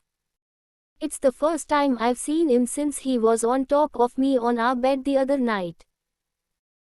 My whole body is immediately taken back to that moment, and I'm engulfed in the same level of emotions as I was in that moment. Both fear and anger rush through me when he reaches the counter. He lifts his hand and places a set of keys on the counter in front of me. My eyes fall to the keys. I'm leaving for England tonight, he says. I'll be gone for 3 months. I paid all the bills so you won't have to worry about it while I'm gone. His voice is composed, but I can see the veins in his neck as they prove his composure is taking all the effort he has. You need time. He swallows hard. And I want to give that to you. He grimaces and pushes the keys to my apartment toward me. Go back home, Lily. I won't be there. I promise. He turns and begins walking toward the door. It occurs to me that he didn't even try to apologize. I'm not angry about it. I understand it. He knows that an apology will never take back what he did. He knows that the best thing for us right now is separation. He knows what a huge mistake he made. Dot. Yet I still feel the need to dig that knife in a little deeper. Ryle. He looks back at me and it's as if he puts a shield up between us. He doesn't turn all the way around and he's stiff as he waits for whatever I'm about to say. He knows my words are going to hurt him. You know what the worst part about this whole thing is? I ask. He doesn't say anything. He just stares at me, waiting for my answer. All you had to do when you found my journal was ask me for a naked truth. I would have been honest with you. But you didn't. You chose to not ask for my help, and now we'll both have to suffer the consequences of your actions for the rest of our lives. He grimaces with every word. Lily, he says, turning toward me. I hold up my hand to stop him from saying anything else. Don't. You can leave now. Have fun in England. I can see the war waging inside of him. He knows he can't get anywhere with me in this moment, no matter how hard he wants to beg for my forgiveness. He knows the only choice he has is to turn and walk out the door, even though it's the last thing he wants to do. When he finally forces himself out the door, I run and lock it. I slide down to the floor and hug my knees, burying my face against them. I'm shaking so hard, I can feel my teeth chatter. I can't believe part of that man is growing inside me. And I can't believe I'll one day have to admit that to him. Chapter 28. After Ryle left me his keys this afternoon, I debated going back to our new apartment. I even had a cab pull up to the building, but I couldn't force myself out of the car. I knew if I went back there today, I'd probably see Alice at some point. I'm not ready to explain the stitches on my forehead to her. I'm not ready to see the kitchen where Riley's harsh words cut through me. I'm not ready to walk into the bedroom where I was completely destroyed. So instead of returning to my own home, I took the cab back to Atlas's house. It feels like my only safe zone right now. I don't have to confront things when I'm hiding out here. Atlas has already texted me twice today checking on me, so when I get a text a few minutes before 7 o'clock in the evening, I assume it's from him. It's not. It's from Alice. Alice. You home from work yet? Come up and visit us, I'm already bored. My heart sinks when I read her text. She has no idea what happened between me and Ryle. I wonder if Ryle even told her he left for England today.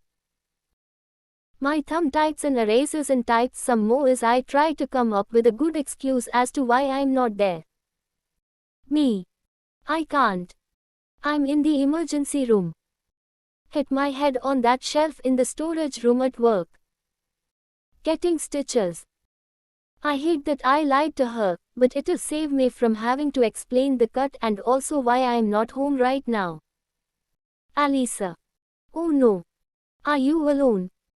Marshall can come sit with you since Ryle is gone. Okay, so she knows Ryle left for England. That's good.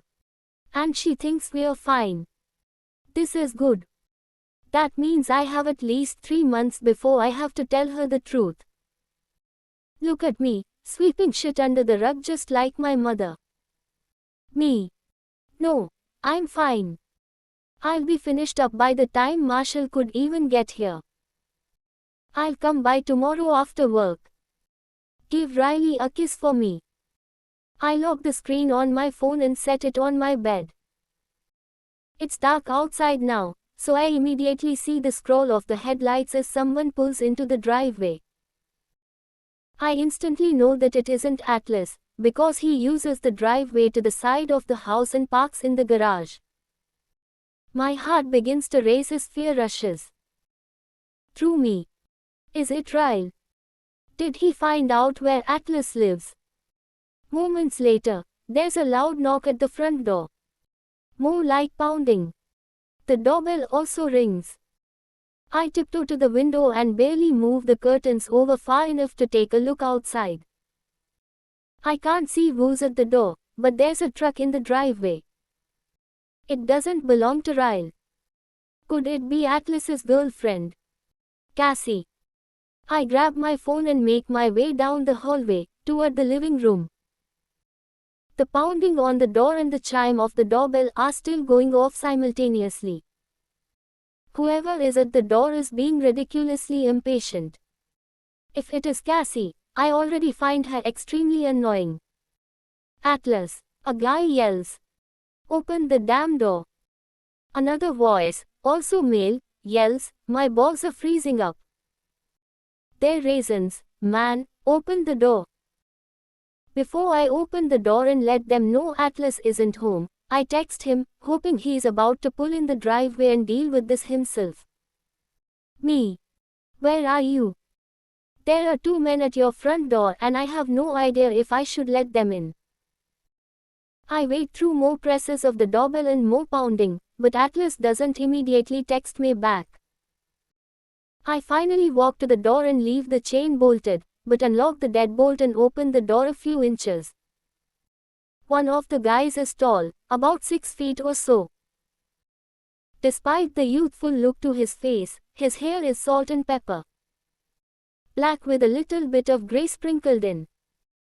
The other one is shorter by a few inches, with sandy brown hair and a baby face. They both look to be in their late 20s, maybe early 30s. The tall one's face twists into confusion. Who are you? He asks, peeking through the door. Lily. Who are you? The shorter one pushes in front of the taller one. Is Atlas here? I don't want to tell them no, because then they'll know I'm here alone. I don't necessarily hold much trust in the male population this week. The phone in my hand rings and all three of us jump from the unexpectedness of it. It's Atlas. I swipe the answer button and bring it to my ear. Hello. It's fine, Lily, they're just friends of mine. I forgot it was Friday, we always play poker on Fridays. I'll call them now and tell them to leave. I look back at the two of them and they're just standing there, watching me. I feel bad that Atlas feels like he has to cancel his plans just because I'm crashing at his house. I shut the door and unlock the deadbolt, then open the door again, motioning them inside. It's fine, Atlas. You don't have to cancel your plans. I was about to go to bed anyway. No, I'm on my way. I'll have them leave.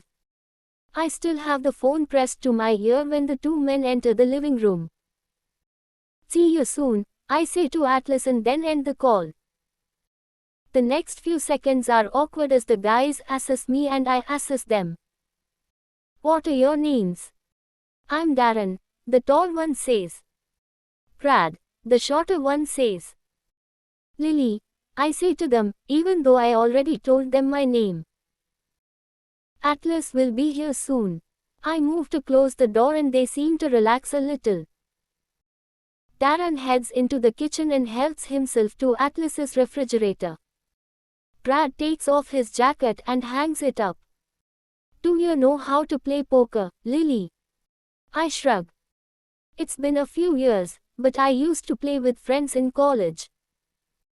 Both of them walk toward the dining room table. What happened to your head? Darren asks as he takes a seat. He asks it so casually, like it doesn't even cross his mind that it might be a sensitive subject. I don't know why I have an urge to give him the naked truth. Maybe I just want to see how someone will react when they find out my own husband did this to me. My husband happened. We got into a fight 2 nights ago and he headbutted me. Atlas took me to the emergency room. They gave me 6 stitches and told me I was pregnant. Now I'm hiding out here until I figure out what to do. Poor Darren is frozen, halfway between standing and sitting. He has no idea how to respond to that. Based on the look on his face, I think he's convinced I'm crazy. Brad pulls out his chair and takes a seat, pointing at me. You should get some Rodin and Fields. The amp roller works wonders for scarring. I immediately laugh at his random response. Somehow. Jesus, Brad, Darren says, finally sinking into his seat. You're worse than your wife with this direct sales shit. You're like a walking infomercial. Brad raises his hands in defense. What? He says innocently. I'm not trying to sell her anything, I'm being honest. The stuff works. You'd know that if you'd use it on your damn acne. Screw you, Darren says. It's like you are trying to be a perpetual teenager, Brad mutters. Acne isn't cool when you're 30. Brad pulls out the chair next to him while Darren begins shuffling a deck of cards.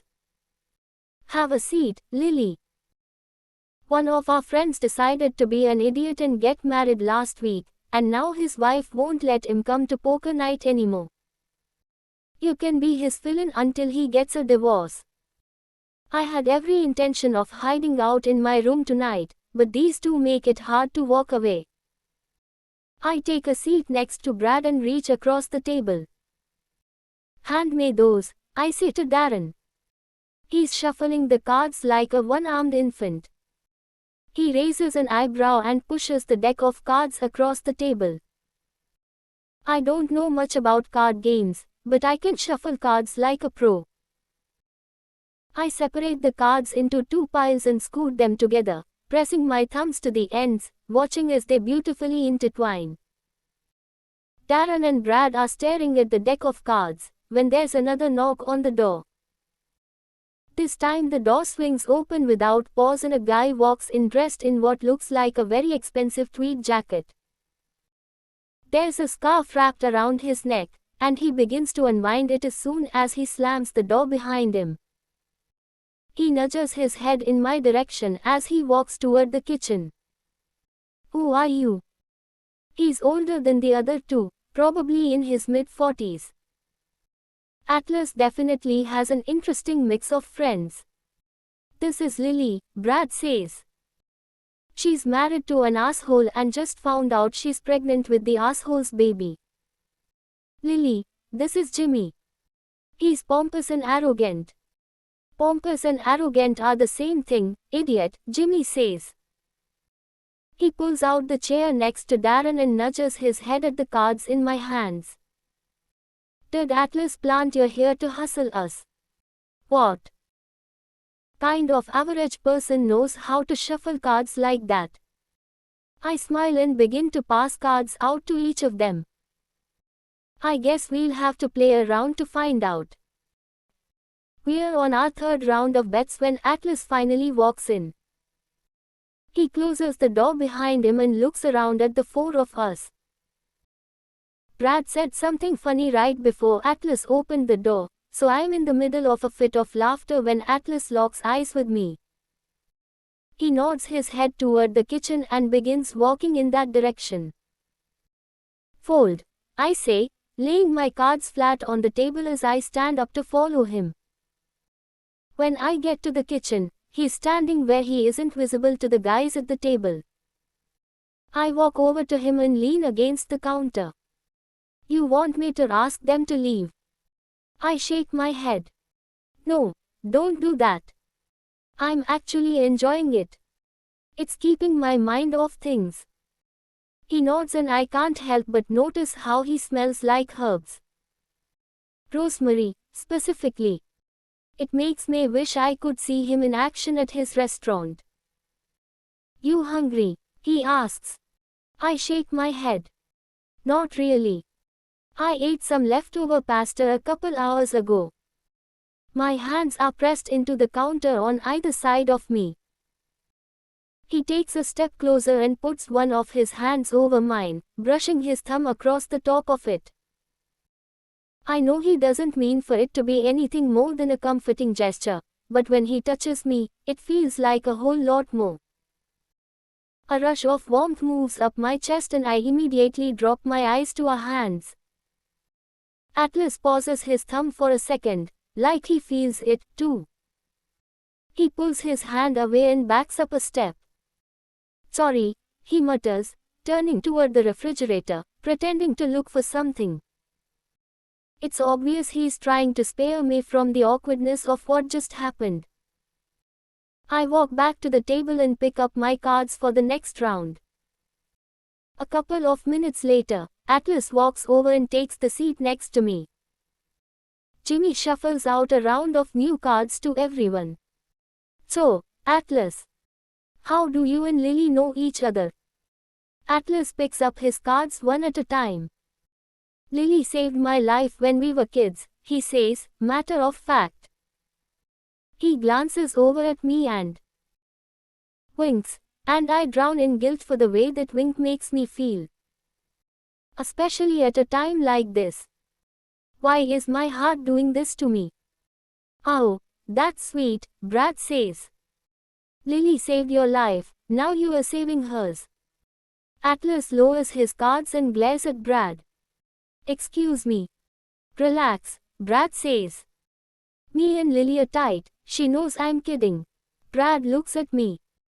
"Your life might be complete crap right now, Lily, but it'll get better. Trust me, I've been there." Darren laughs. "You've been beat up and pregnant and hiding out at another man's house," he says to Brad. Atlas slaps his cards on the table and pushes back in his chair. "What the hell is wrong with you?" he yells at Darren. I reach over and squeeze his arm reassuringly. "Relax," I say. "We bonded before you got here. I actually don't mind that they're making light of my situation. It really does make it a little less heavy. He runs a frustrated hand through his hair, shaking his head. I'm so confused, he says. You were alone with them for 10 minutes. I laugh. You can learn a lot about someone in 10 minutes. I try to redirect the conversation. So how do you all know each other? Darren leans forward and points at himself. I'm the sous chef at Bibs. He points at Brad. He's the dishwasher. For now, Brad interjects.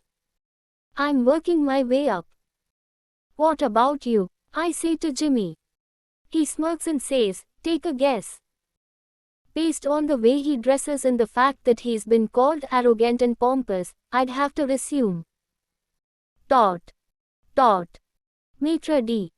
Atlas laughs. Jimmy actually works in valet. I glance back at Jimmy and raise an eyebrow. He tosses 3 poker chips down and says, it's true. I park cars for tips. Don't let him fool you, Atlas says. He works in valet, but only because he's so rich he gets bored. I smile. It reminds me of Alisa. I have an employee like that. Only works because she's bored. She's actually the best employee I have. Damn straight, Jimmy mutters. I take a look at my cards when it's my turn and toss in the 3 poker chips. Atlas's phone rings and he pulls it out of his pocket. I'm raising the pot with another chip when he excuses himself from the table to take the call. Fold, Brad says, slapping his cards on the table. I'm watching the hallway. Atlas just disappeared down in a hurry. It makes me wonder if he's talking to Cassie, or if there's someone else in his life. I know what he does for a living. I know he has at least 3 friends. I just know nothing about his love life. Darren lays his cards on the table. 4 of a kind. I lay down my straight flush and reach forward for all the poker chips as Darren groans. So does Cassie not usually come to poker night? I ask, fishing for more information on Atlas. Information I'm too scared to ask him myself. Cassie, Brad says. I stack my winnings up in front of me and nod. Isn't that his girlfriend's name? Darren laughs. Atlas doesn't have a girlfriend. I've known him for 2 years and he's never mentioned anyone named Cassie.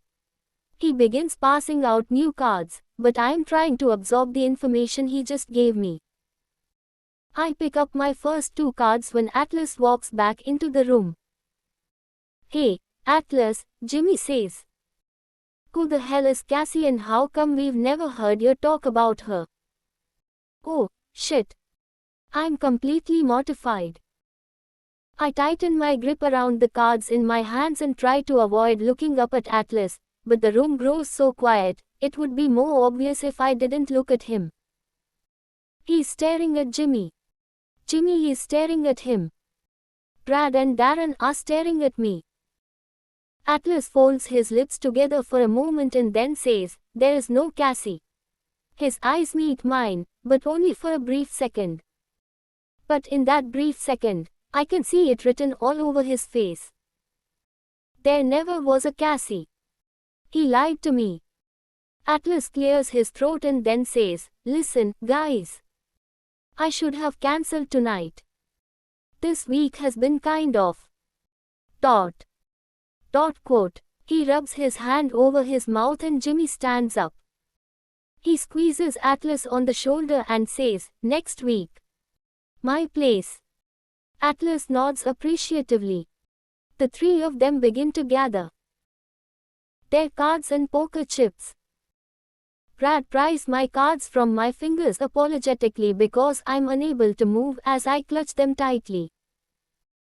It was lovely meeting you, Lily, Brad says. I somehow find the strength to smile and stand up. I give them all hugs goodbye and after the front door closes behind them, it's just me and Atlas in the room. And no Cassie. Cassie's never even been in this room, because Cassie doesn't exist.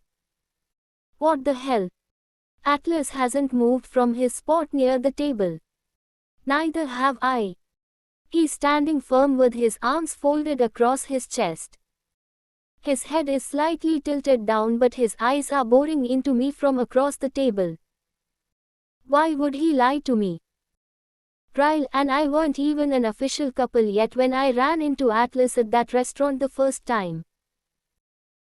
Hell, if Atlas had given me any reason to believe there was a chance between us that night, I know without a doubt that I would have chosen him over Ryle. I barely even knew Ryle at that point. But Atlas didn't say anything. He lied to me and told me he'd been in a relationship for an entire year. Why?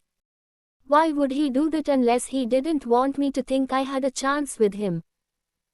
Maybe I've been wrong all this time. Maybe he never even loved me to begin with and he knew that inventing this Cassie person would keep me away from him for good. Yet, here I am. Crashing at his house. Interacting with his friends. Eating his food. Using his shower. I can feel the tears begin to sting my eyes and the last thing I want is to stand in front of him and cry right now. I walk around the table and rush past him. I don't make it far when he grabs my hand. Wait. I stop, still facing the other direction. Talk to me, Lily. He's right behind me now, his hand still wrapped around mine. I pull it away from him and walk to the other side of the living room. I spin and face him just as the first tear rolls down my cheek. Why did you never come back for me? He looked prepared for anything to come out of my mouth. Other than the words I just spoke to him. He runs a hand through his hair and walks to the couch, taking a seat. After blowing out a calming breath, he carefully looks over at me. I did, Lily. I don't allow air to move in or out of my lungs. I stand completely still, processing his answer. He came back for me. He folds his hands together in front of him. When I got out of the Marines the first time, I went back to Mene, hoping to find you. I asked around and found out which college you went to. I wasn't sure what to expect when I showed up, because we were two different people by then. It had been 4 years since we saw each other.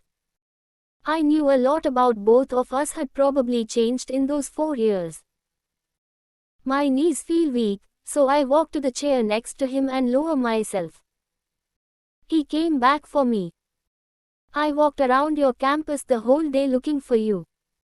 Finally, late that afternoon, I saw you. You were sitting in the courtyard with a group of your friends. I watched you for a long time, trying to work up the courage to walk over to you. You were laughing. You looked happy. You were vibrant like I'd never seen you before. I had never felt that kind of happiness for another person like I felt when I saw you that day. Just knowing you were okay. Dot. Quote. He pauses for a moment. My hands are clenched around my stomach, because it hurts. It hurts knowing I was so close to him and I didn't even know. I began walking toward you when someone came up behind you. A guy. He dropped to his knees next to you and when you saw him, you smiled and threw your arms around him. Then you kissed him. I closed my eyes. He was just a boy I dated for 6 months. He never even made me feel a fraction of what I had felt for Atlas. He blows out a sharp breath. I left after that. When I saw that you were happy, it was the worst and best feeling a person could ever have at once. But I believed at that point that my life was still not good enough for you. I had nothing to offer you but love, and to me, you deserved more than that. The next day I signed up for another tour in the Marines. And now. Quote. He tosses his hand up lazily in the air, like nothing about his life is impressive. I bury my head in my hands to take a moment. I quietly grieve. What could have been? What is? What wasn't? My fingers move to the tattoo on my shoulder. I begin to wonder if I'll ever be able to fill in that hole now. It makes me wonder if Atlas ever feels like I felt when I got this tattoo. Like all the air is being let out of his heart. I still don't understand why he lied to me after running into me at his restaurant. If he really felt the things I felt for him, why would he make something like that up? Why did you lie about having a girlfriend? He rubs a hand over his face and I can already see the regret before I even hear it in his voice. I said that because. Dot. You looked happy that night. When I saw you telling him goodbye, it hurt like hell, but at the same time I was relieved that you seemed to be in a really good place. I didn't want you to worry about me. And I don't know. Dot. Maybe I was a little jealous. I don't know, Lily. I regretted lying to you as soon as I did it. My hand goes to my mouth. My mind starts to race just as fast as my heart is racing. I instantly start thinking about the what ifs. What if he would have been honest with me? Told me how he'd felt. Where would we be now? I want to ask him why he did it. Why he didn't fight for me. But I don't have to ask him, because I already know the answer. He thought he was giving me what I wanted, because all he's ever wanted for me was happiness. And for some stupid reason, he's never felt I could get that with him. Considerate Atlas. The more I think about it, the more difficult it becomes to breathe. I think about Atlas. Ryle. Tonight. 2 nights ago. It's too much. I stand up and make my way back to the guest bedroom. I pick up my phone and grab my purse and go back to the living room. Atlas hasn't moved. Ryle left for England today, I say. I think I should probably go home now. Can you drive me? A sadness enters his eyes, and when it does, I know that leaving is the right thing to do. Neither of us has closure. I'm not sure we'll ever get it. I'm beginning to think closure is a myth, and being here right now while I'm still processing everything that's happening to my life is just going to make things worse for me. I have to eliminate as much confusion as possible, and right now, my feelings for Atlas top the list of most confusing. He presses his lips tightly together for a moment, and then he nods and grabs his keys. Neither of us speaks the entire drive to my apartment. He doesn't drop me off. He pulls into the parking lot and gets out of his car. I'd feel better if you let me walk you up, he says. I nod and we wade through even more silence as we ride the elevator up to the 7th floor. He follows me all the way to my apartment.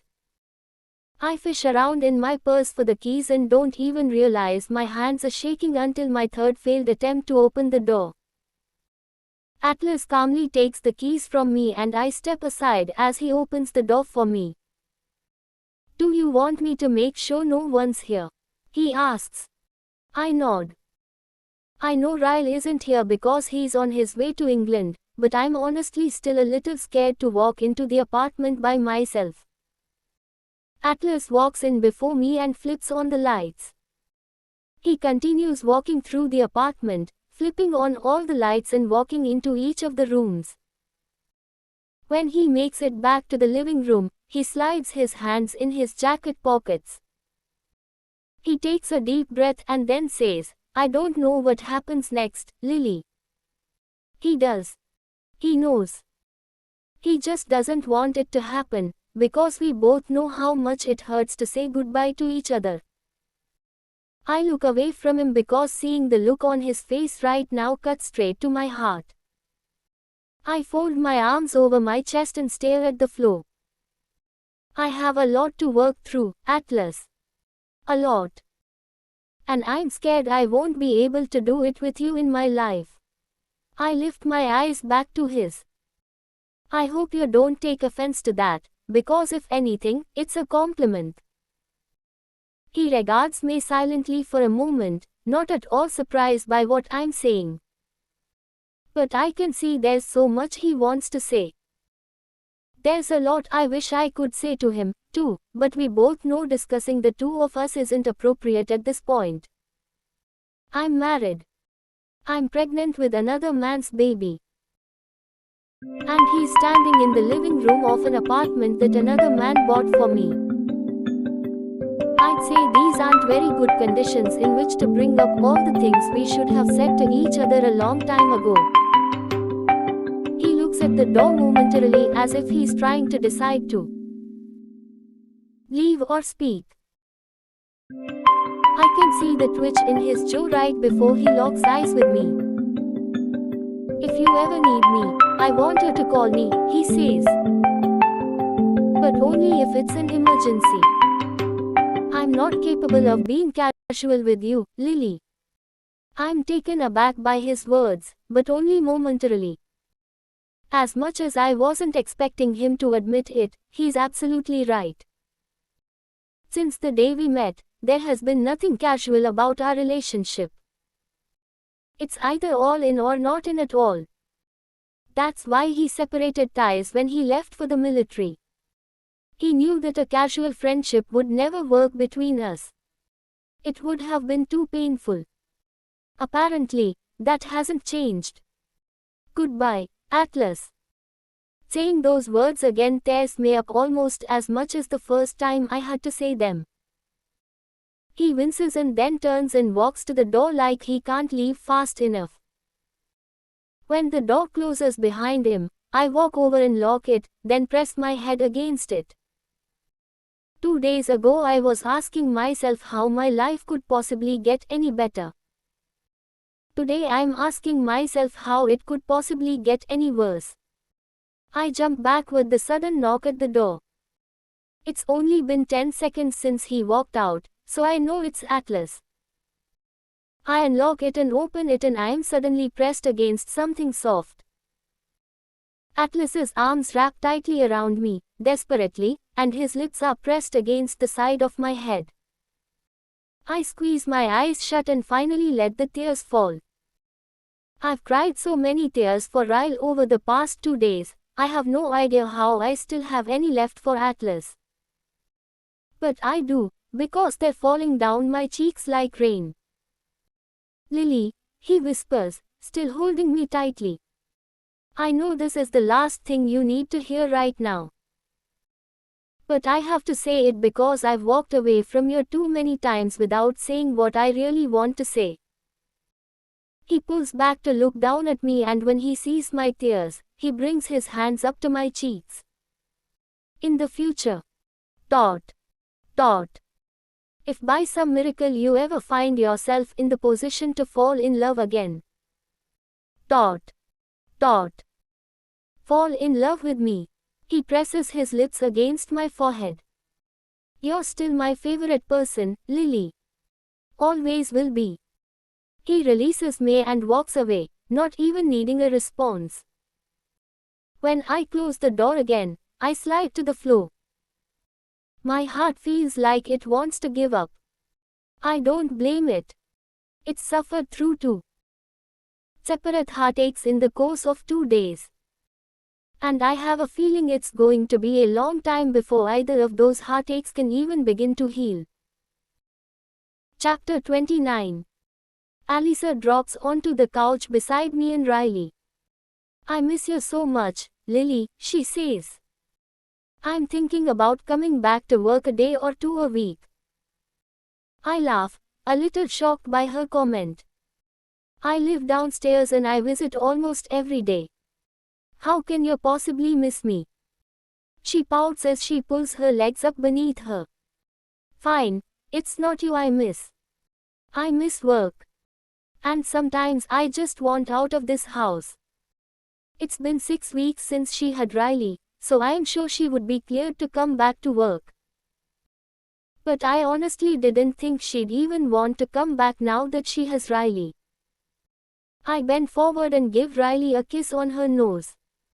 Would you bring Riley with you? Alyssa shakes her head. No, you keep me too busy for that. Marshall can watch her while I work.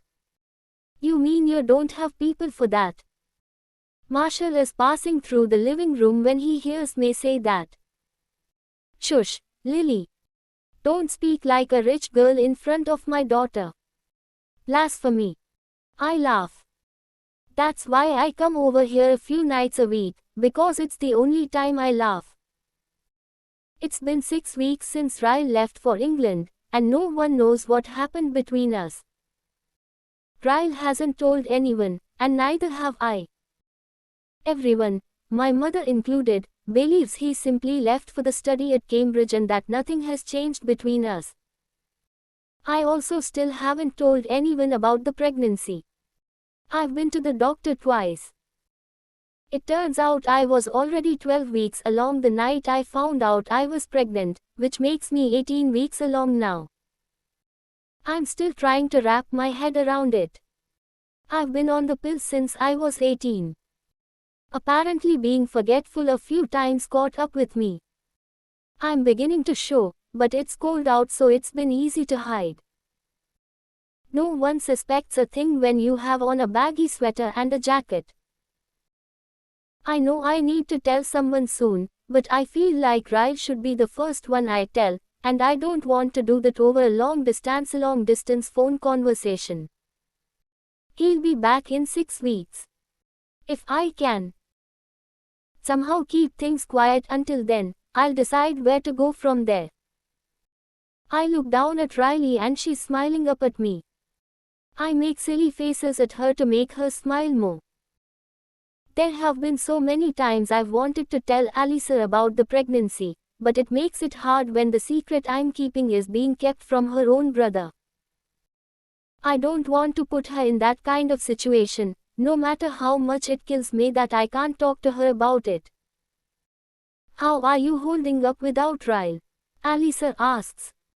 You ready for him to come home? I nod, but I don't say anything. I always try to brush off the subject when she brings him up. Alyssa leans back into the couch and says, Is he still liking Cambridge? Yes, I say, sticking my tongue out at Riley. She grins. I wonder if my baby will look like her. I hope so. She's really cute, but I might be a little partial. Did he ever figure out the subway system there? Alyssa laughs. I swear, every time I talk to him, he's lost. He can't figure out whether to take the A line or the B line. Yeah, I tell her. He figured it out. Alyssa sits up on the couch. Marshall. Marshall walks into the living room and Alyssa pulls Riley out of my hands. She hands her to Marshall and says, Will you change her diaper? I don't know why she asks him that. I just changed her diaper. Marshall scrunches up his nose and lifts Riley out of Alyssa's arms. Are you a stinky girl? They're wearing matching onesies. Alyssa grabs my hands and yanks me off the couch so fast, I squeal. Where are we going? She doesn't answer me. She marches toward her bedroom and then slams the door once we're both inside.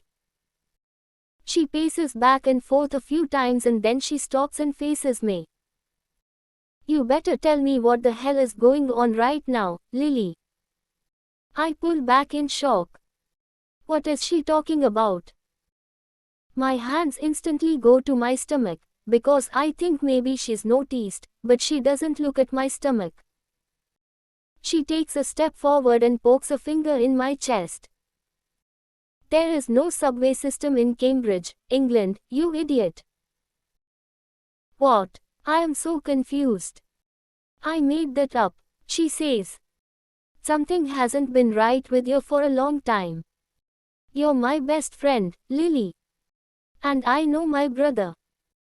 I talk to him every week, and he isn't the same. Something happened between you two, and I want to know what it is right now. Chet. I guess this is happening sooner rather than later. I slowly bring my hands up to my mouth, not sure what to tell her. How much to tell her? I had no idea until this moment how much it's been killing me that I haven't been able to talk to her about this. I almost feel a little relieved that she reads me so well.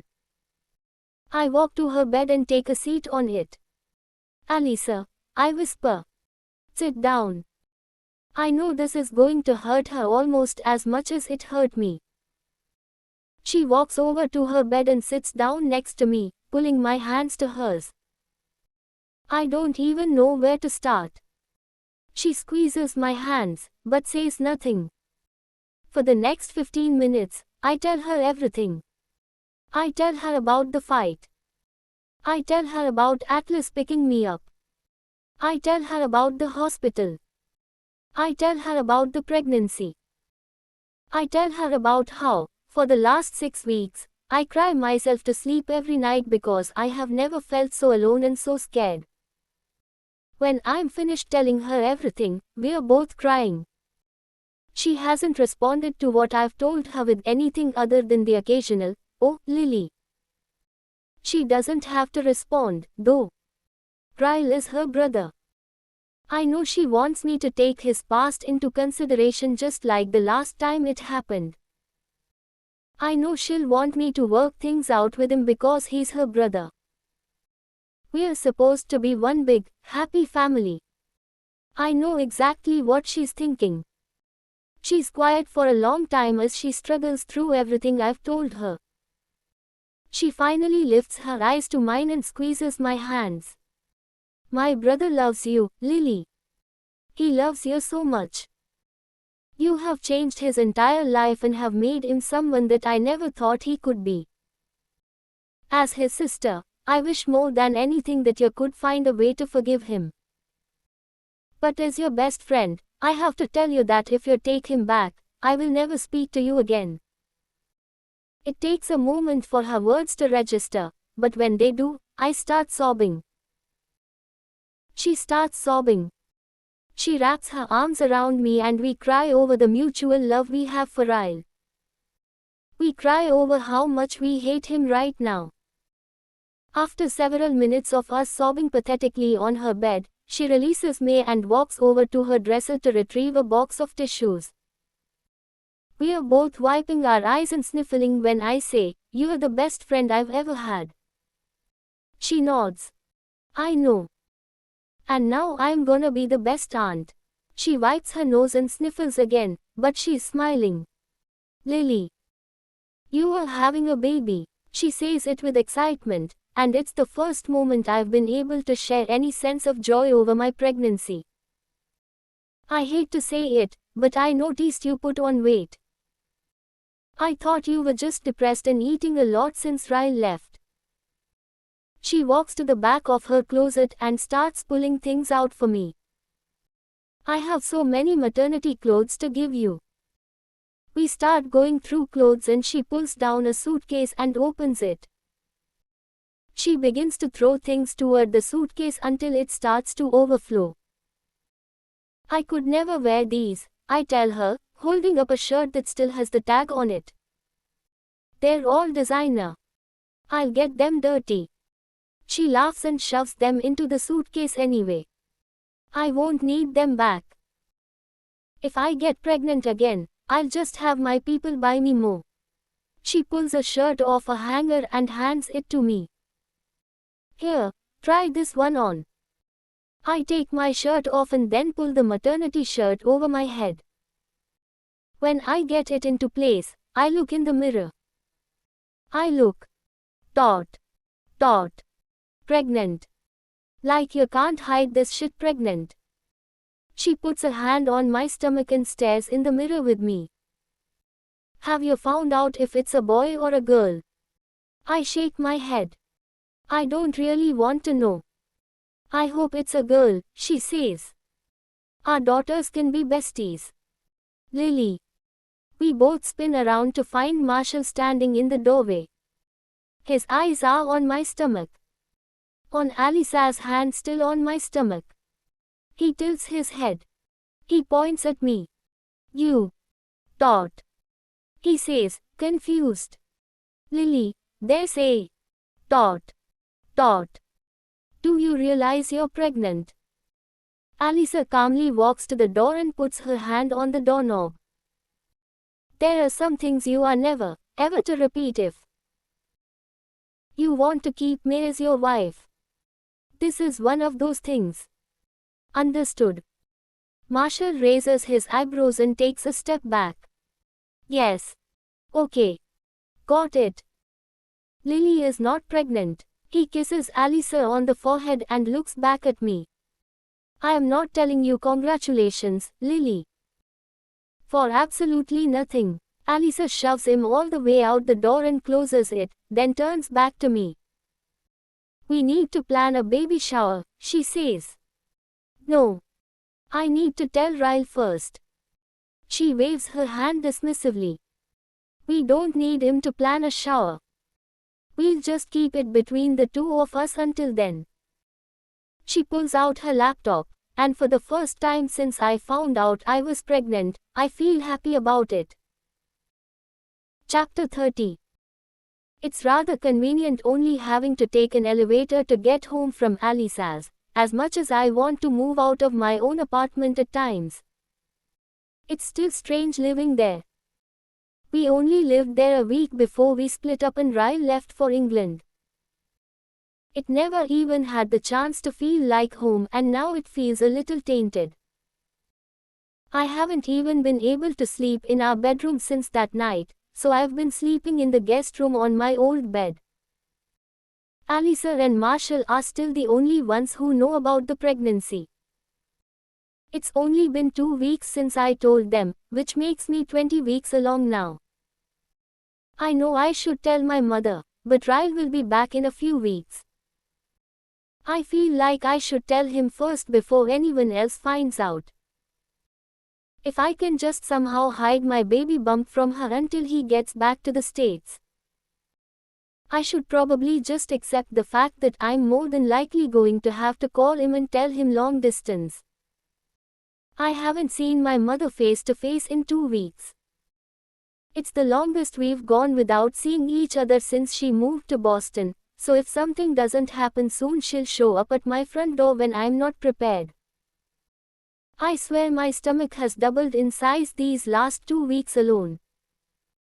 If someone sees me who knows me well, it'll be impossible to hide. So far, no one at the floral shop has asked about it. I think I'm still on the cusp of, is she pregnant? Or just chubby? I start to unlock the door to my apartment, but it begins to open from the other side. Before I can pull the jacket over to hide my stomach from whoever is on the other side of the door, Riley's eyes land on me. I'm wearing one of the shirts Alisa gave me, and it's kind of impossible to hide the fact that I'm wearing a maternity shirt when he's staring right at it. Ryle is here. My heart begins to smash against the walls of my chest. My neck begins to itch, so I bring my hand up and rest it there, feeling the pounding of my heart against my palm. It's pounding because I'm terrified of him. It's pounding because I hate him. It's pounding because I've missed him. His eyes slowly crawl from my stomach to my face. A hurtful expression takes over him, like I've just stabbed him straight through the heart. He takes a step back into my apartment and his hands come up to his mouth. He begins to shake his head in confusion. I can see the betrayal all over his face when he barely forces out my name. Lily. I stand frozen, one hand on my stomach in protection, the other hand still flat against my chest. I'm too scared to move or say anything. I don't want to react until I know exactly how he's going to react. When he sees the fear in my eyes and the small gasps of breath I'm barely inhaling, he holds up a reassuring palm. I'm not going to hurt you, Lily.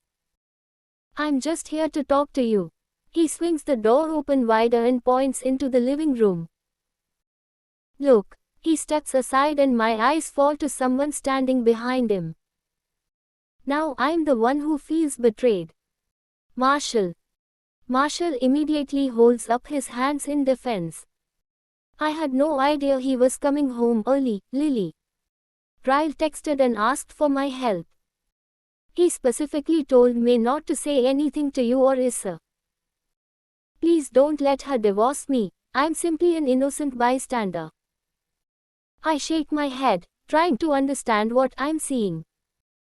I asked him to meet me here so you'd feel more comfortable talking to me, Ryle says.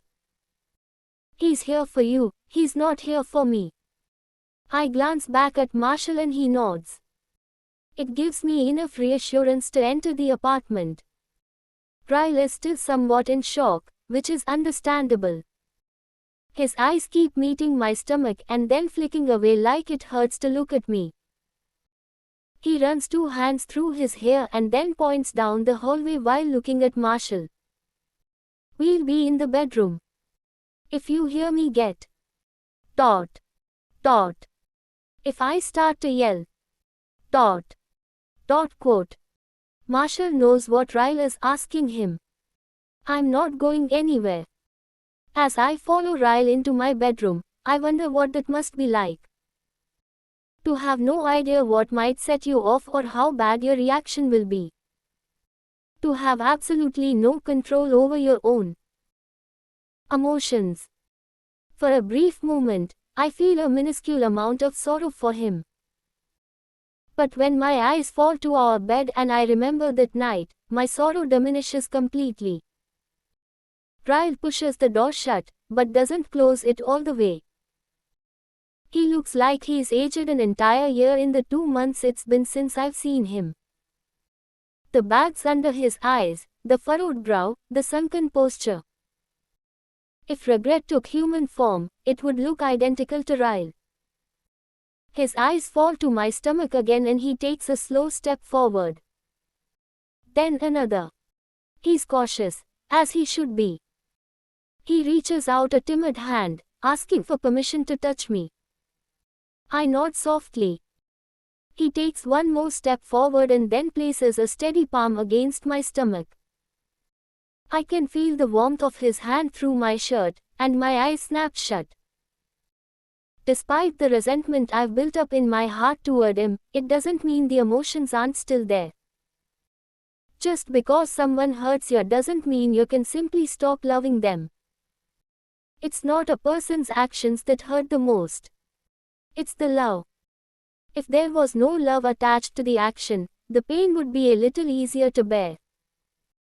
He moves his hand over my stomach and I open my eyes again. He's shaking his head, like he can't process what's happening right now. I watch as he slowly sinks to his knees in front of me. His arms snake around my waist and he presses his lips against my stomach. He clasps his hands around my lower back and presses his forehead against me. It's hard to describe what I feel for him in this moment. Like any mother would want for her child, it's a beautiful thing to see the love he already has. It's been hard not sharing this with anyone. It's hard not being able to share this with him, no matter how much resentment I hold toward him. My hands go to his hair while he holds me against him. Part of me wants to scream at him and call the police like I should have done that night. Part of me feels for that little boy who held his brother in his arms and watched him die. Part of me wishes I would have never met him.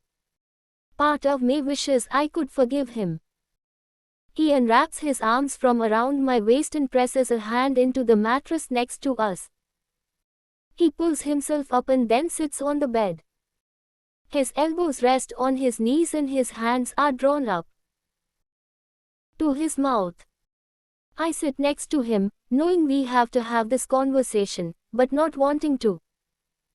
Naked truths. He nods. I don't know which one of us is supposed to go first. I don't really have much to say to him at this point, so I wait for him to speak first.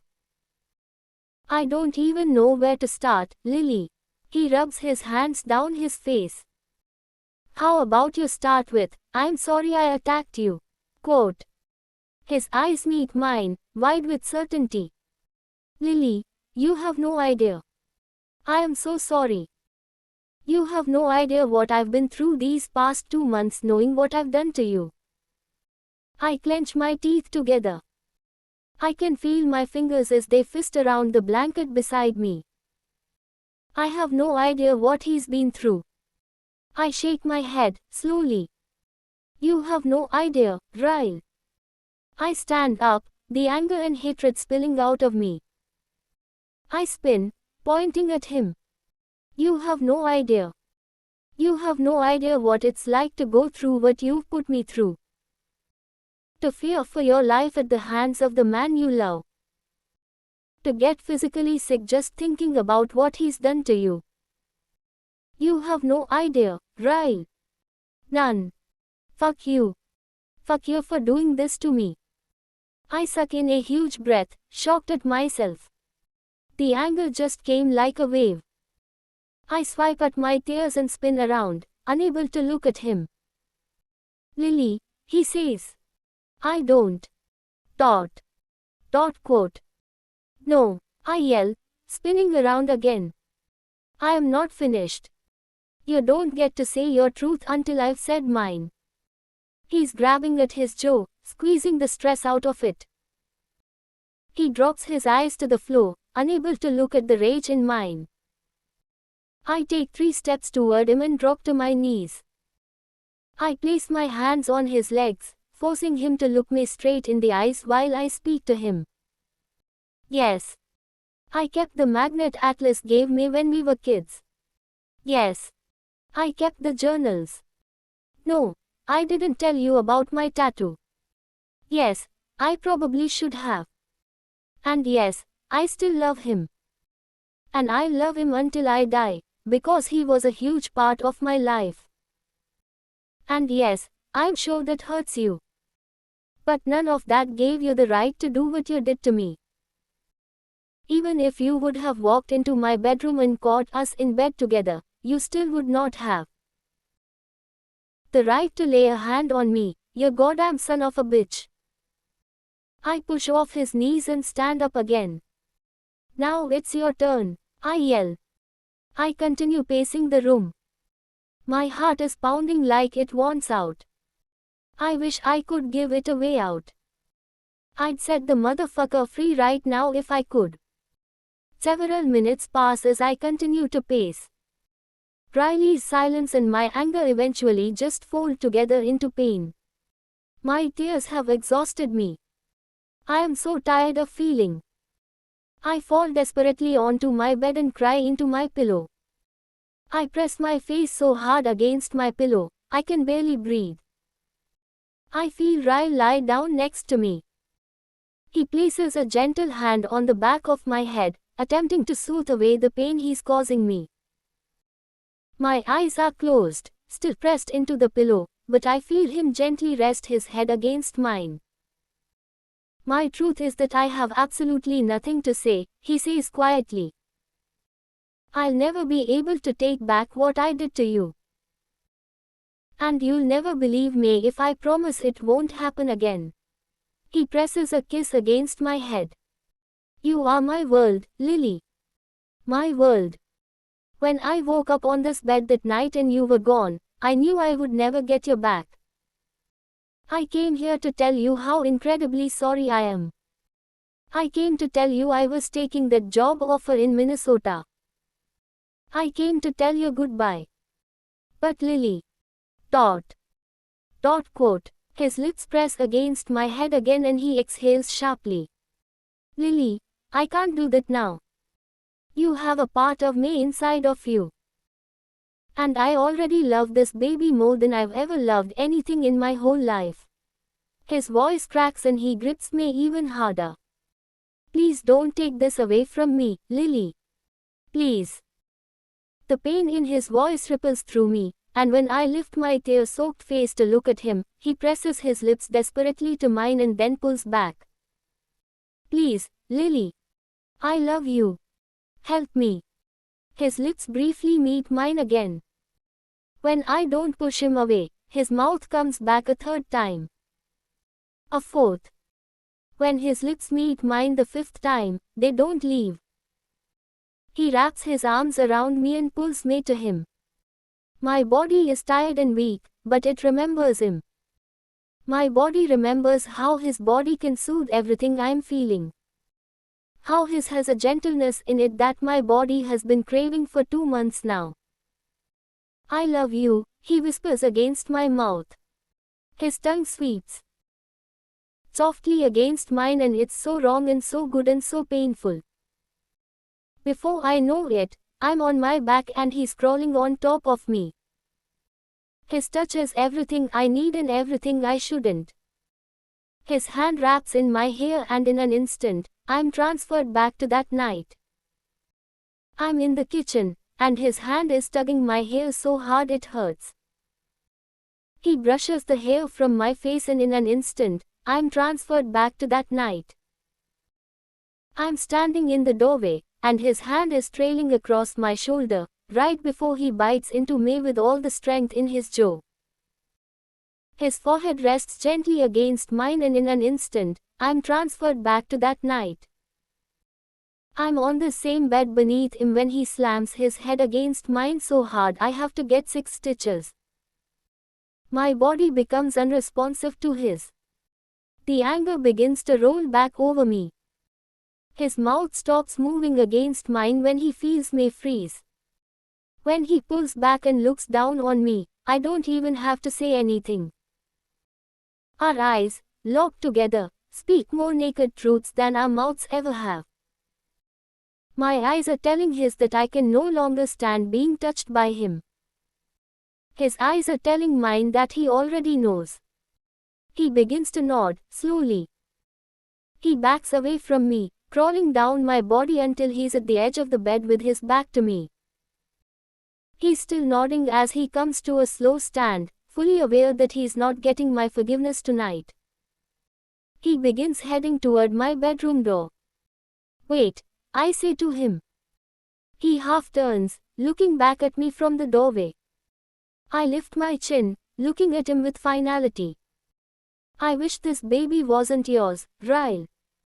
With everything that I am, I wish this baby was not a part of you. If I thought his world couldn't crumble more, I was wrong. He walks out of my bedroom and I press my face into my pillow. I thought if I could just hurt him like he had hurt me, I would feel avenged. I don't. Instead, I feel vindictive and mean. I feel like I'm my father. Chapter 31. Mom. I miss you. When am I going to see you? I stare at the text. It's been 2 days since Ryle found out I'm pregnant. I know it's time to tell my mother. I'm not nervous about telling her I'm pregnant. The only thing that scares me is discussing my situation with Ryle with her. Me. Miss you, too. I'll come over tomorrow afternoon. Can you make lasagna? As soon as I close out the text to her, I get another incoming text. Alisa. Come upstairs and eat dinner with us tonight. It's homemade pizza night. I haven't been to Alisa's in a few days. Since before Ryle came home. I'm not sure where he's staying, but I assume it's with them. The last thing I want right now is to have to be in the same apartment as him. Me. Who all will be there? Alisa. Lily. Todd. I wouldn't do that to you. He's working until 8 tomorrow morning. It'll just be the 3 of us. She knows me way too well. I text her back and tell her I'll come over as soon as I finish up with work. What do babies eat at this age? We're all seated around the table. Riley was asleep when I got here, but I woke her up so I could hold her.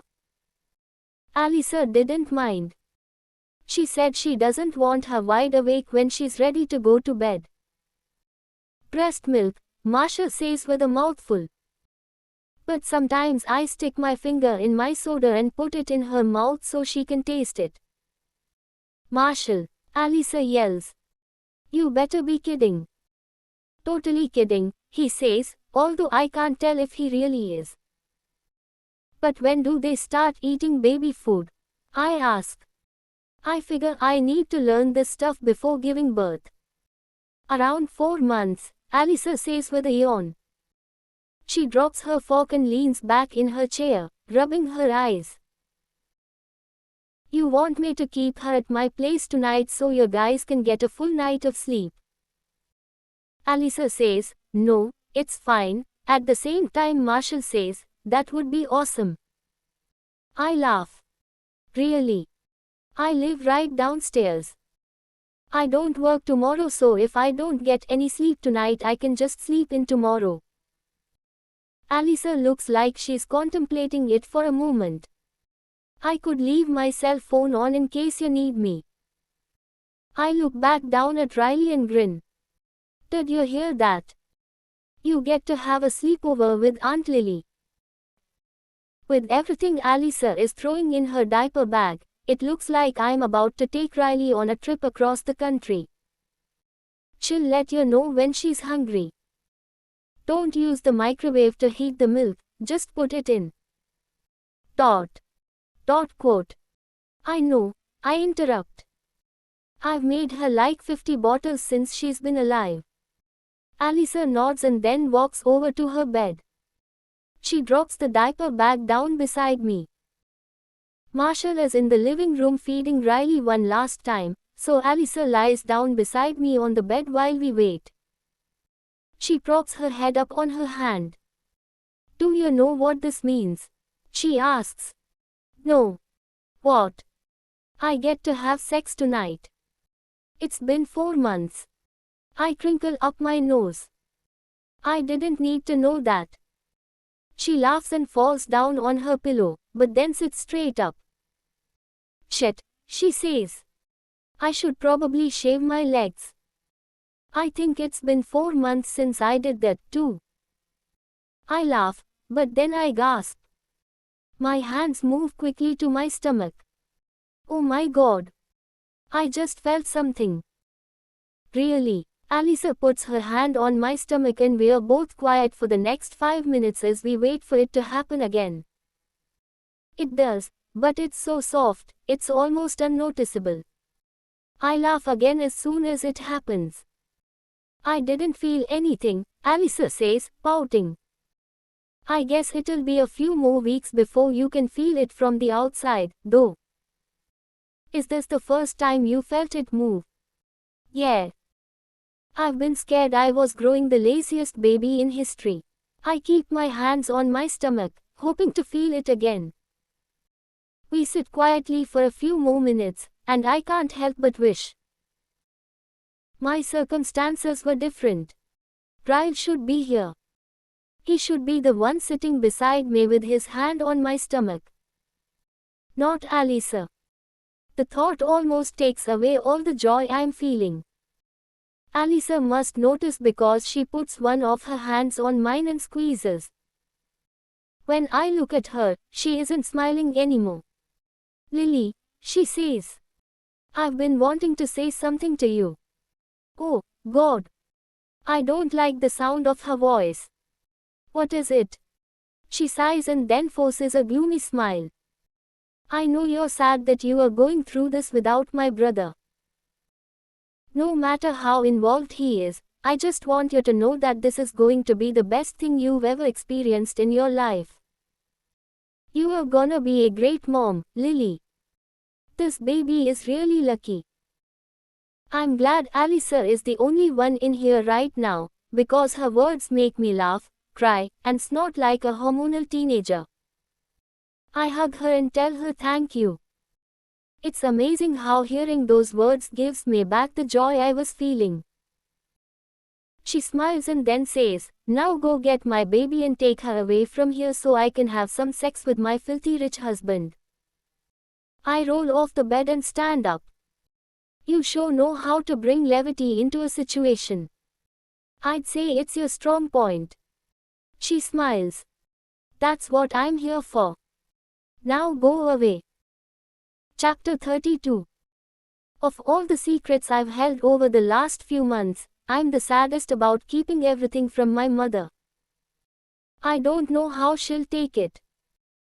I know she'll be excited about the pregnancy, but I don't know how she'll feel about me and Ryle splitting up. She loves Ryle. And based on her history with these types of situations, she'll probably find it very easy to excuse his behavior and try and convince me to take him back. And in all honesty, that's part of the reason I've been stalling this, because I'm scared there's a chance she might be successful. Most days I'm strong. Most days I'm so mad at him that the thought of ever forgiving him is ludicrous. But some days I miss him so much I can't breathe. I miss the fun I had with him. I miss making love to him. I miss missing him. He used to work so many hours that when he would walk in the front door at night I would rush across the room and jump in his arms because I missed him so much. I even miss how much he loved it when I would do that. It's the not so strong days when I wished my mother knew about everything that was going on. I sometimes just want to drive over to her house and curl up on the couch with her while she tucks my hair behind my ear and tells me it'll all be okay. Sometimes even grown women need their mother's comfort so we can just take a break from having to be strong all the time. I sit in my car, parked in her driveway, for a good 5 minutes before I work up the strength to go inside. It sucks that I have to do this because I know that in a way, I'll be breaking her heart too. I hate it when she's sad and telling her I married a man who might be like my father is going to make her really sad. When I walk through the front door, she's in the kitchen layering noodles in a pan. I don't remove my coat right away for obvious reasons. I'm not wearing a maternity shirt but my bumper's almost impossible to hide without a jacket. Especially from a mother. Hey, sweetie, she says. I walk into the kitchen and give her a side hug while she layers cheese over the top of the lasagna.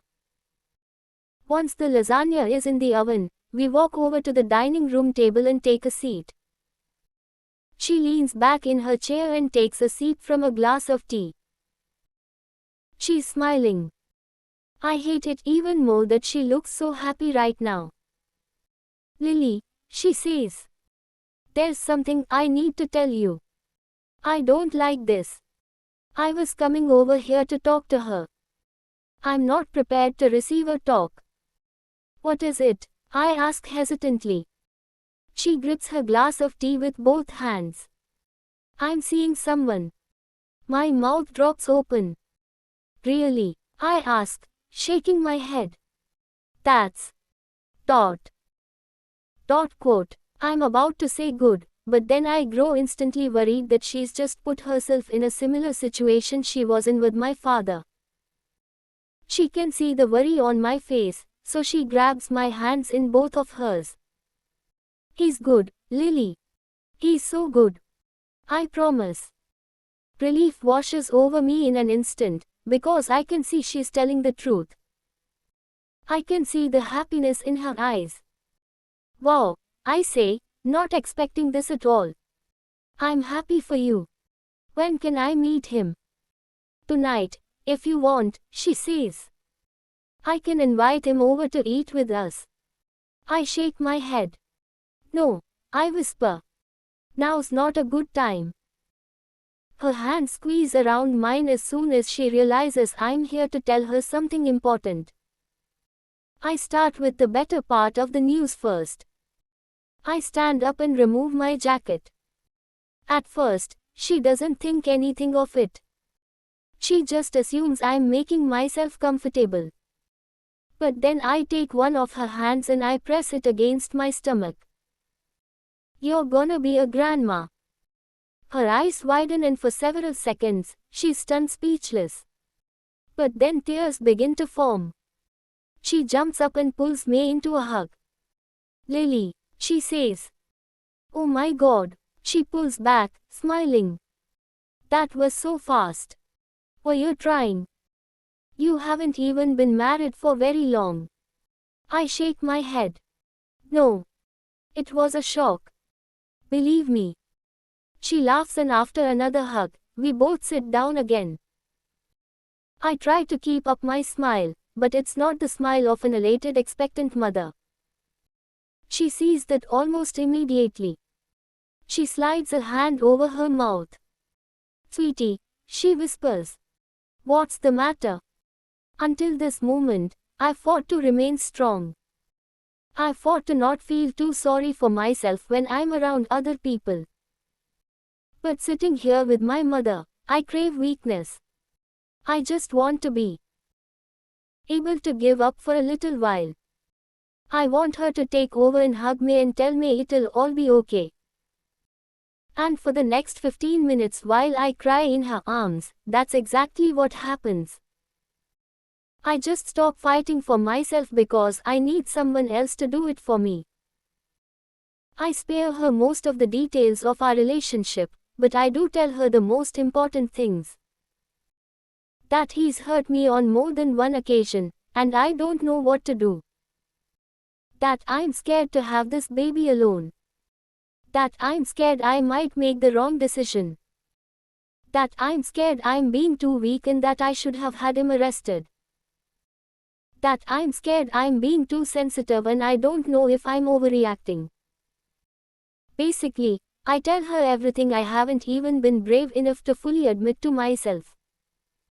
She retrieves some napkins out of the kitchen and comes back to the table. After our eyes are finally dry, she begins to crumple the napkin up between her hands, rolling it over in circles as she stares down at it. Do you want to take him back? She asks. I don't say yes. But I also don't say no. This is the first moment since this has happened that I'm being completely honest. I'm honest to her and to myself. Maybe because she's the only one I know who has been through this. She's the only one I know who would understand the massive amounts of confusion I've been experiencing. I shake my head, but I also shrug. Most of me feels like I'll never be able to trust him again. But a huge part of me grieves what I had with him. We were so good together, Mom. The times I spent with him were some of the best moments of my life. And occasionally I feel like maybe I don't want to give that up. I wipe the napkin beneath my eye, soaking up more tears. Sometimes. Dot. Dot. When I'm really missing him. Dot. Dot. I tell myself that maybe it wasn't that bad. Maybe I could put up with him when he's at his worst just so I can have him when he's at his best. She puts her hand on top of mine and rubs her thumb back and forth. I know exactly what you mean, Lily. But the last thing you want to do is lose sight of your limit. Please don't allow that to happen. I have no idea what she means by that. She sees the confusion in my expression, so she squeezes my arm and explains in more detail. We all have a limit. What we are willing to put up with before we break. When I married your father, I knew exactly what my limit was. But slowly. Dot. Dot. With every incident. Dot. Dot. My limit was pushed a little more. And a little more. The first time your father hit me, he was immediately sorry. He swore it would never happen again. The second time he hit me, he was even more sorry. The third time it happened, it was more than a hit. It was a beating. And every single time, I took him back. But the fourth time, it was only a slap. And when that happened, I felt relieved. I remember thinking, at least he didn't beat me this time. This wasn't so bad. Quote. She brings the napkin up to her eyes and says, every incident chips away at your limit. Every time you choose to stay, it makes the next time that much harder to leave. Eventually, you lose sight of your limit altogether, because you start to think, I've lasted 5 years now. What's 5 more? Quote. She grabs my hands and holds them while I cry. Don't be like me, Lily. I know that you believe he loves you, and I'm sure he does. But he's not loving you the right way. He doesn't love you the way you deserve to be loved. If Ryle truly loves you, he wouldn't allow you to take him back. He would make the decision to leave you himself so that he knows for a fact he can never hurt you again. That's the kind of love a woman deserves, Lily. I wish with all my heart that she didn't learn these things from experience. I pull her to me and hug her. For whatever reason, I thought I would have to defend myself to her when I came over here. Not once did I think I would come over here and learn from her. I should know better. I thought my mother was weak in the past, but she's actually one of the strongest women I know. Mom, I say, pulling back. I want to be you when I grow up. She laughs and brushes the hair from my face. I can see in the way she looks at me that she'd trade spots with me in a heartbeat. She's feeling more pain for me in this moment than she ever felt for herself. I want to tell you something, she says. She reaches for my hands again. The day you gave your father's eulogy. I know you didn't freeze up, Lily. You stood at that podium and refused to say a single good thing about that man. It was the proudest I have ever been of you. You were the only one in my life who ever stood up for me. You were strong when I was scared. A tear falls from her eye when she says, be that girl, Lily. Brave and bold. Chapter 33. What am I going to do with 3 car seats? I'm sitting on Alisa's couch, staring at all the stuff. She threw me a baby shower today. My mother came. Riley's mother even flew in for it, but she's in the guest room sleeping off her jet lag now. The girls from the floral shop came and a few friends from my old job. Even Devin came. It was actually a lot of fun, despite the fact that I've been dreading it for the past several weeks. That's why I told you to start a registry, so none of the gifts would be duplicated, Alisa says. I sigh. I guess I can have Mom return hers. She's bought me enough stuff as it is.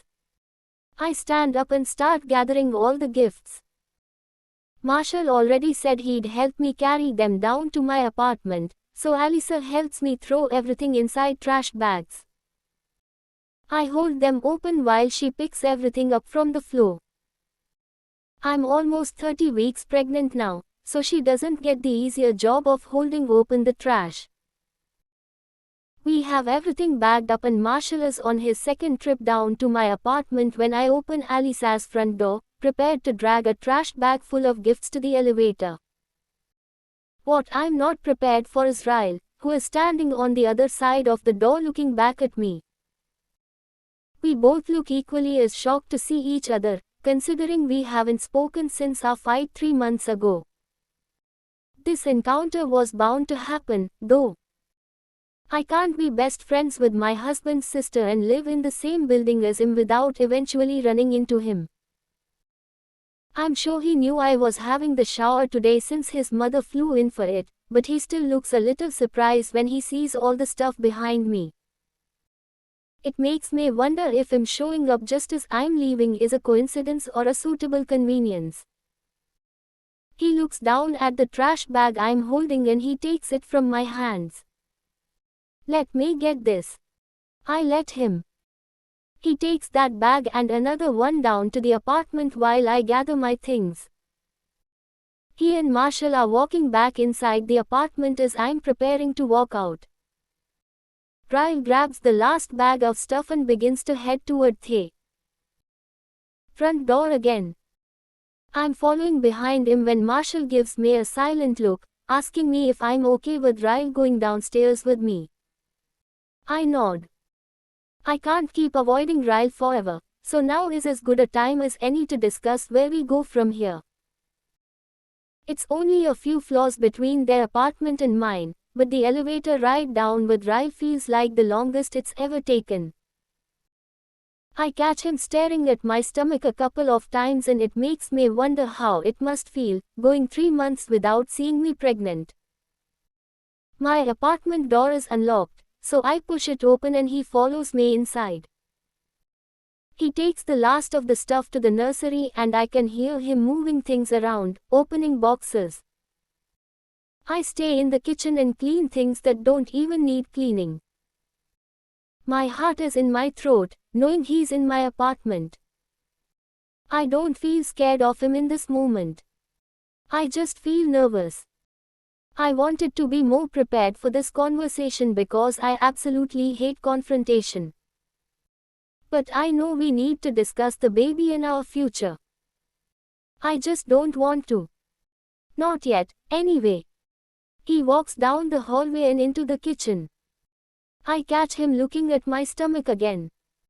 He glances away just as quickly. Do you want me to assemble the crib while I'm here? I should probably say no, but he's half responsible for the child growing inside of me. If he's going to offer physical labor, I'm going to take it, no matter how angry I still am at him. Yeah. That would be a big help. He points toward the laundry room. Is my toolbox still in there? I nod and he heads toward the laundry room.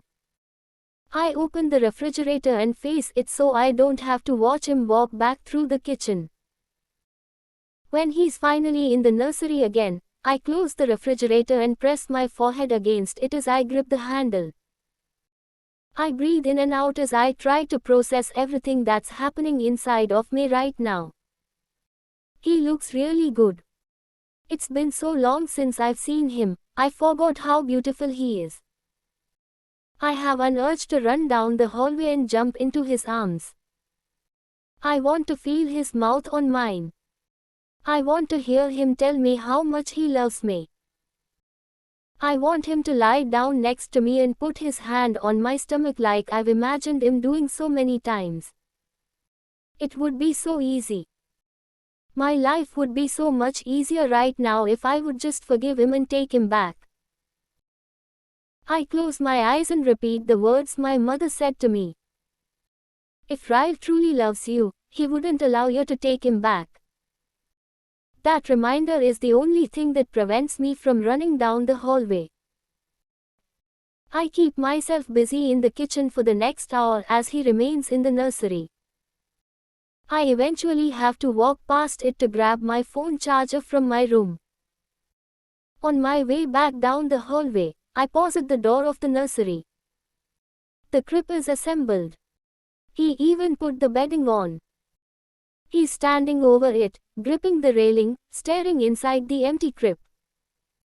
He's so quiet and still, he looks like a statue. He's lost in thought and doesn't even notice me standing outside the doorway. It makes me wonder where his mind has wandered. Is he thinking about the baby? The child he won't even be living with when it sleeps in that very crib. Until this moment, I wasn't sure if he even wanted to be a part of the baby's life. But the look on his face proves to me that he does. I've never seen so much sadness in one expression, and I'm not even facing him straight on. I feel like the sadness he's feeling in this moment has absolutely nothing to do with me and everything to do with thoughts of his child. He glances up and sees me standing in the doorway. He pushes off the crib and shakes himself out of his trance. Finished, he says, waving a hand toward the crib. He begins putting his tools back inside the tool case. Is there anything else you need while I'm here? I shake my head as I walk over to the crib and admire it. Since I don't know if it's a boy or a girl, I decided to go with a nature theme. The bedding set is tan and green with pictures of plants and trees all over it. It matches the curtains and will eventually match a mural I plan to paint on the wall at some point. I also plan to fill the nursery with a few live plants from the shop. I can't help but smile, finally seeing it all start to come together. He even put up the mobile. I reach up and turn it on and Brahms's lullaby begins to play.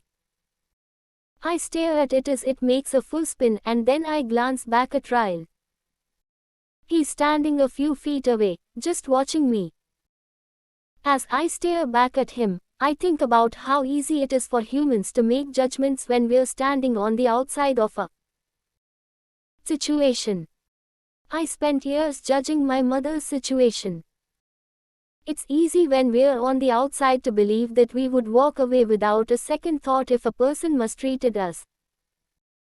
It's easy to say we couldn't continue to love someone who mistreats us when we aren't the ones feeling the love of that person. When you experience it firsthand, it isn't so easy to hate the person who mistreats you when most of the time they're your godsend. Riley's eyes gain a little bit of hope, and I hate that he can see that my walls are temporarily lowered. He begins to take a slow step toward me. I know he's about to pull me to him and hug me, so I take a quick step away from him. And just like that, the wall is back up between us. Allowing him back inside this apartment was a huge step for me in itself. He needs to realize that. He hides whatever rejection he's feeling with a stoic expression.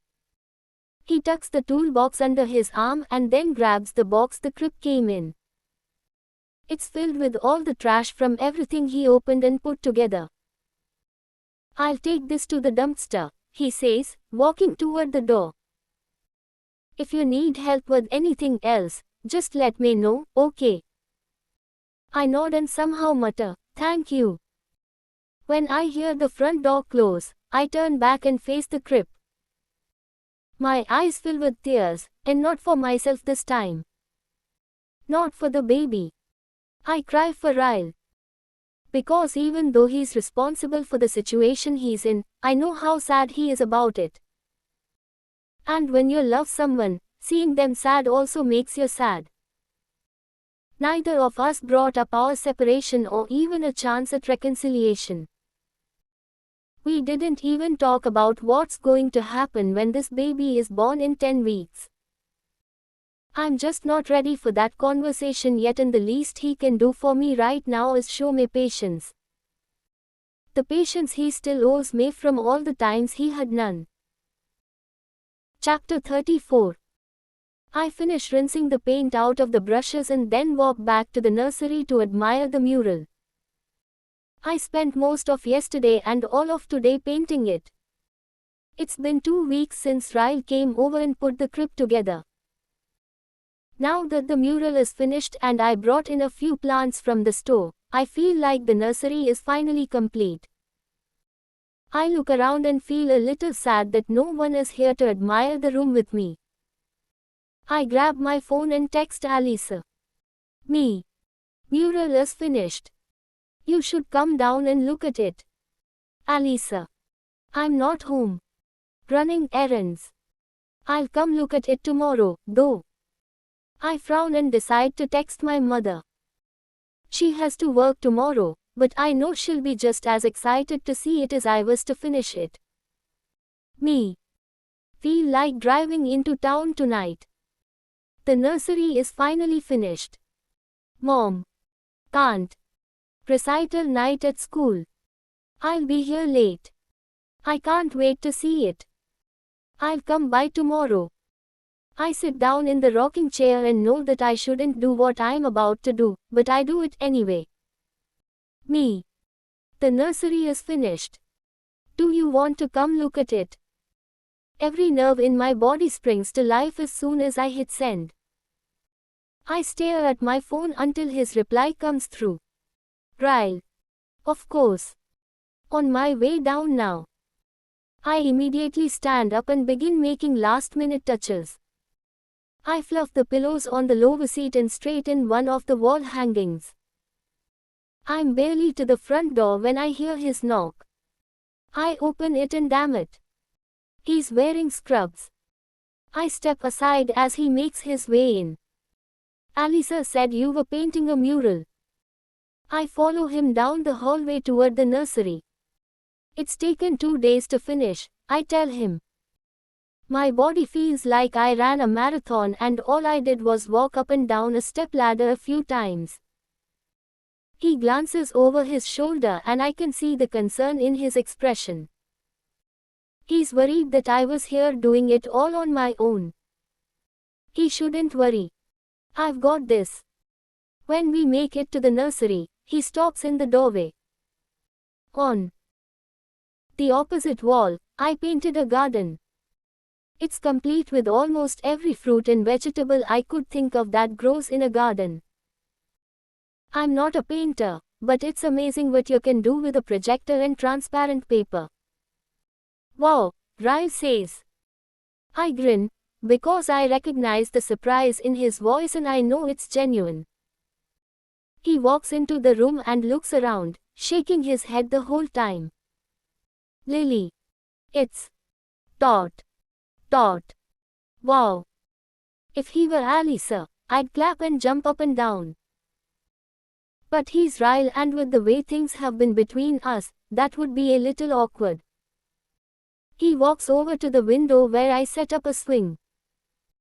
He gives it a little push and it begins moving from side to side. It also moves front to back, I tell him.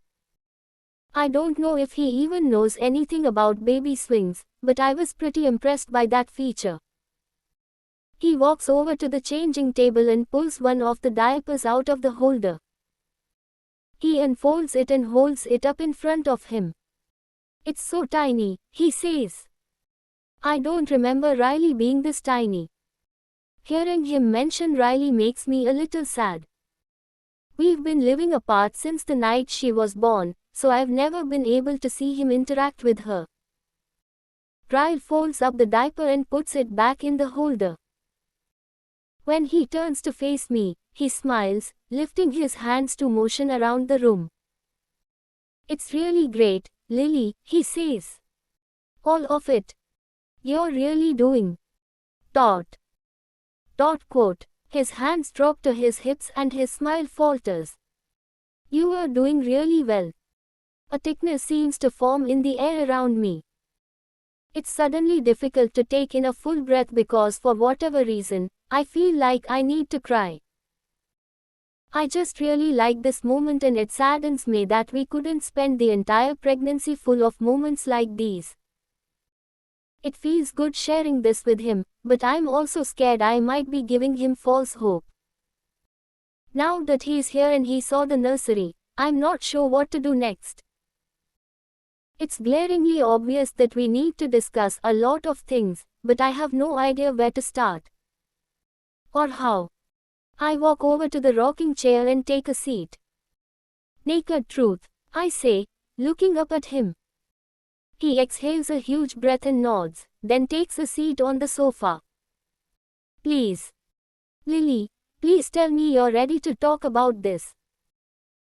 His reaction eases my nerves a little, knowing he's ready to discuss everything. I wrap my arms around my stomach and lean forward in the rocking chair. You go first. He clasps his hands together between his knees. He looks at me with so much sincerity, I have to glance away. I don't know what you want from me, Lily. I don't know what role you want me to have. I'm trying to give you all the space you need, but at the same time I want to help more than you possibly know. I want to be in our baby's life.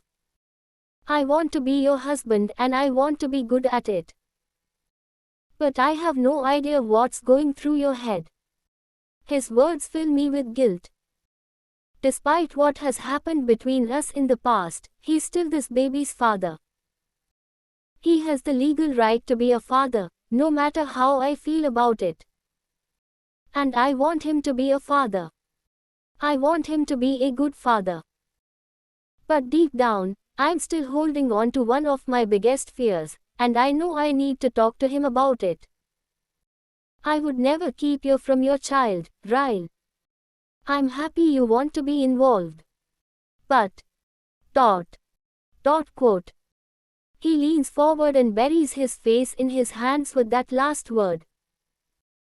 What kind of mother would I be if a small part of me doesn't have concern in regard to your temper? The way you lose control. How do I know something won't set you off while you are alone with this baby? So much agony floods his eyes, I think they might burst like dams.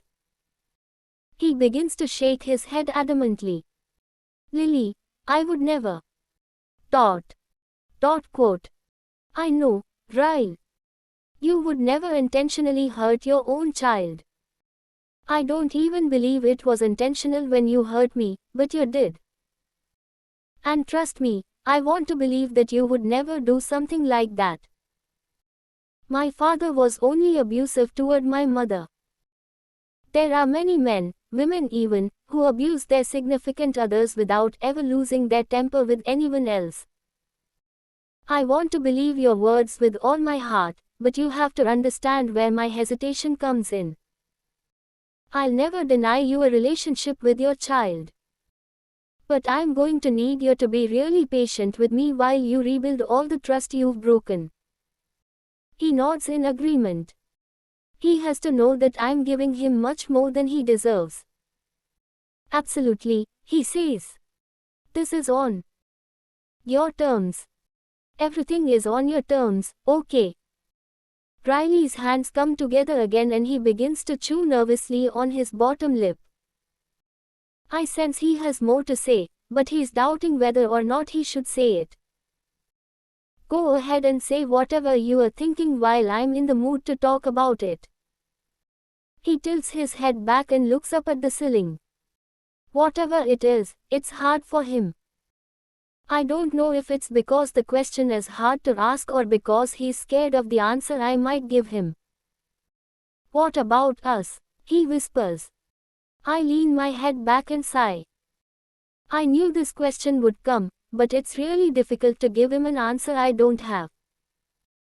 Divorce or reconciliation are really the only two options we have, but neither is a choice I want to make. I don't want to give you false hope, Ryle, I say quietly. If I had to make a choice today, I'd probably choose divorce. But in all honesty, I don't know if I would be making that choice because I'm overloaded with pregnancy hormones or because it's what I really want. I don't think it would be fair to either of us if I made that decision before the birth of this baby. He blows out a shaky breath and then brings a hand up to the back of his neck, squeezing tightly. Then he stands up and faces me. Thank you, he says, for inviting me over. For the conversation. I've been wanting to stop by since I was here a couple of weeks ago, but I didn't know how you'd feel about it.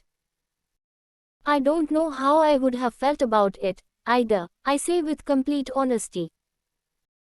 I try to push myself out of the rocking chair, but for some reason it's become a lot harder in the past week. Ryle walks over and reaches for my hand to help me up. I don't know how I am supposed to last until my due date when I can't even get out of a chair without grunting. Once I'm standing, he doesn't immediately release my hand. We're just a few inches apart, and I know if I look up at him I'll feel things. I don't want to feel things for him. He finds my other hand until he's holding both of them down at my sides. He threads his fingers through mine and I feel it all the way to my heart. I press my forehead against his chest and close my eyes. His cheek meets the top of my head and we stand completely still, both of us too scared to move. I'm scared to move because I might be too weak to stop him from kissing me.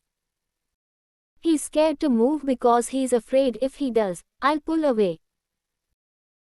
For what feels like 5 full minutes, neither of us moves a muscle. Ryle, I finally say. Can you promise me something? I feel him nod. Until this baby comes, please don't try to talk me into forgiving you. And please don't try to kiss me. Quote. I pull away from his chest and look up at him. I want to tackle one huge thing at a time, and right now my only priority is having this baby. I don't want to add any more stress or confusion on top of everything that's already happening. He squeezes both of my hands reassuringly. One monumental life-changing thing at a time. Got it. I smile, relieved that we finally had this conversation. I know I didn't make a final decision about the two of us, but I still feel like I can breathe easier now that we're on the same page. He releases my hands. I'm late for my shift, he says, tossing a thumb over his shoulder. I should get to work. I nod and see him out. It isn't until after I've shut the door and am alone in my apartment that I realize I have a smile on my face. I'm still incredibly angry with him that we're even in this predicament to begin with, so my smile is simply due to making a little headway. Sometimes parents have to work through their differences and bring a level of maturity into a situation in order to do what's best for their child. That's exactly what we are doing. Learning how to navigate our situation before our child is brought into the fold. Chapter 35. I smell toast. I stretch out on my bed and smile, because Ryle knows toast is my favorite. I lie here for a while before I even attempt to get up. It feels like it takes the effort of 3 men to roll me out of bed. I eventually take a deep breath, and then throw my feet over the side, pushing myself up from the mattress. The first thing I do is pee. It's really all I do now. I'm due in 2 days and my doctor says it could be another week. I started maternity leave last week, so this is my life right now. I pee and watch TV. When I make it to the kitchen, Ryle is stirring a pan of scrambled eggs. He spins around when he hears me walk in. Good morning, he says. No baby yet. I shake my head and put my hand on my stomach. No, but I peed 9 times last night. Ryle laughs. That's a new record. He spoons some eggs onto a plate and then tosses bacon and toast on it. He turns around and hands me the plate, pressing a quick kiss to the side of my head. I gotta go. I'm already late. I'm leaving my phone on all day. I smile when I look down at my breakfast. Okay, so I eat, too. Pee, eat, and watch TV. Thank you, I say cheerfully. I take my plate to the couch and turn on the TV. Ryle rushes around the living room, gathering his stuff. I'll come check on you at lunch. I might be working late tonight, but Alyssa said she can bring your dinner. I roll my eyes. I'm fine, Ryle. The doctor said light bed rest, not complete debilitation. He starts to open the door, but pauses like he forgets something. He runs back toward me and leans down, planting his lips on my stomach. I'll double your allowance if you decide to come out today, he says to the baby. He talks to the baby a lot. I finally felt comfortable enough to let him feel the baby kick a couple of weeks ago, and since then, he stops by sometimes just to talk to my belly and doesn't even say much to me. I like it, though. I like how excited he is to be a father. I grab the blanket Ryle slept on the couch with last night and wrap it over me. He's been staying here for a week now, waiting for me to go into labor. I wasn't sure about the arrangement at first, but it's actually been really helpful. I still sleep in the guest bedroom. The third bedroom is now a nursery, which means the master bedroom is available for him to sleep in. But for whatever reason, he chooses to sleep on the couch. I think the memories in that bedroom plague him just as much as they plague me, so neither of us even bothers going in there. The last several weeks have been really good. Aside from the fact that there's absolutely no physical relationship between us at this point, things feel like they've kind of gone back to how they used to be. He still works a lot, but on the evenings he's off, I've started having dinner upstairs with all of them. We never eat alone as a couple, though. Anything that might feel like a date or a couple's thing, I avoid. I'm still trying to focus on one monumental thing at a time, and until this baby is born and my hormones are back to normal, I refuse to make a decision about my marriage. I'm sure I'm just using the pregnancy as an excuse to stall the inevitable, but being pregnant allows a person to be a little selfish. My phone begins to ring, and I drop my head into the couch and groan. My phone is all the way in the kitchen. That's like 15 feet from here. Ugh. I push myself off the couch, but nothing happens. I try it again. Still sitting. I grab hold of the arm of my chair and pull myself up. Third time's the charm. When I stand, my glass of water spills all over me. I groan. Tot. Tot. But then I gasp.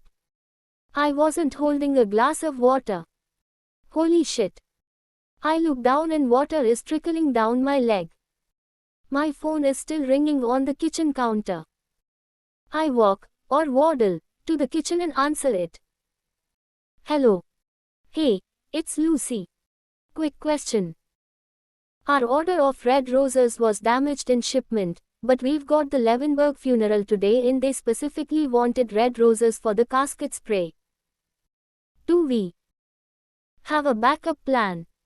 Yeah, call the florist on Broadway. They owe me a favor. Okay, thanks. I start to hang up so I can call Ryle and tell him my water broke, but I hear Lucy say, wait. I pull the phone back to my ear. About these invoices. Did you want me to pay them today or wait? Dot. Dot quote. You can wait, it's fine.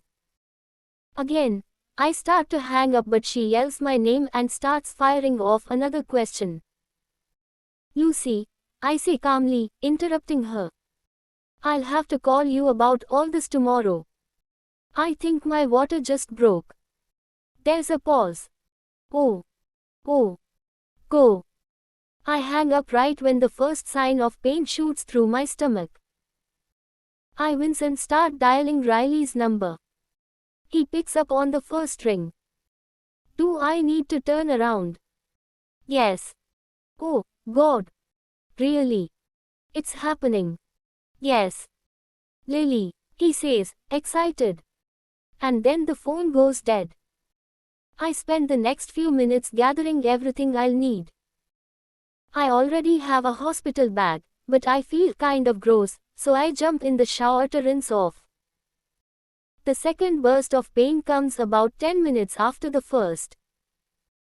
I bend forward and clench my stomach, letting the water beat down on my back. Right when I near the end of the contraction, I hear the bathroom door swing open. You are in the shower, Ryle says. Lily, get out of the shower, let's go. Hand me a towel. Riley's hand appears around the shower curtain a few seconds later. I try to fit the towel around me before pulling the shower curtain aside. It's odd, hiding your body from your own husband. The towel doesn't fit. It covers up my boobs but then opens like an upside-down V over my stomach. Another contraction hits as I'm stepping out of the shower. Ryle grabs my hand and helps me breathe through it, then walks me into the bedroom. I'm calmly picking out clean clothes to wear to the hospital when I glance over at him. He's staring at my stomach. There's a look on his face I can't decipher. His eyes meet mine and I pause what I'm doing. There's a moment that passes between us where I can't tell if he's about to frown or smile. His face twists into both somehow, and he blows out a quick breath, dropping his eyes back to my stomach. You're beautiful, he whispers. A pang shoots through my chest that has nothing to do with the contractions. I realize this is the first time he's seen my bare stomach. It's the first time he's witnessed what I look like with his baby growing inside of me. I walk over to him and take his hand. I place it on my stomach and hold it there. He smiles at me, brushing his thumb back and forth. It's a beautiful moment. One of our better moments. Thank you, Lily. It's written all over him, the way he's touching my stomach, the way his eyes are looking back at mine. He's not thanking me for this moment, or any moment that came before this one. He's thanking me for all the moments I'm allowing him to have with his child. I groan, leaning forward. Fucking hell. The moment is over. Ryle grabs my clothes and helps me into them. He picks up all the things I tell him to carry and then we make our way to the elevator. Slowly. I have a contraction when we're halfway there. You should call Alisa, I tell him when we pull out of the parking garage. I'm driving. I'll call her when we get to the hospital. And your mom? I nod. I'm sure I could call them right now, but I kind of just want to make sure we make it to the hospital first, because it feels like this baby is being really impatient and wants to make its debut right here in the car. We make it to the hospital, but my contractions are less than a minute apart when we arrive. By the time the doctor scrubs in and they get me to a bed, I'm dilated to a 9.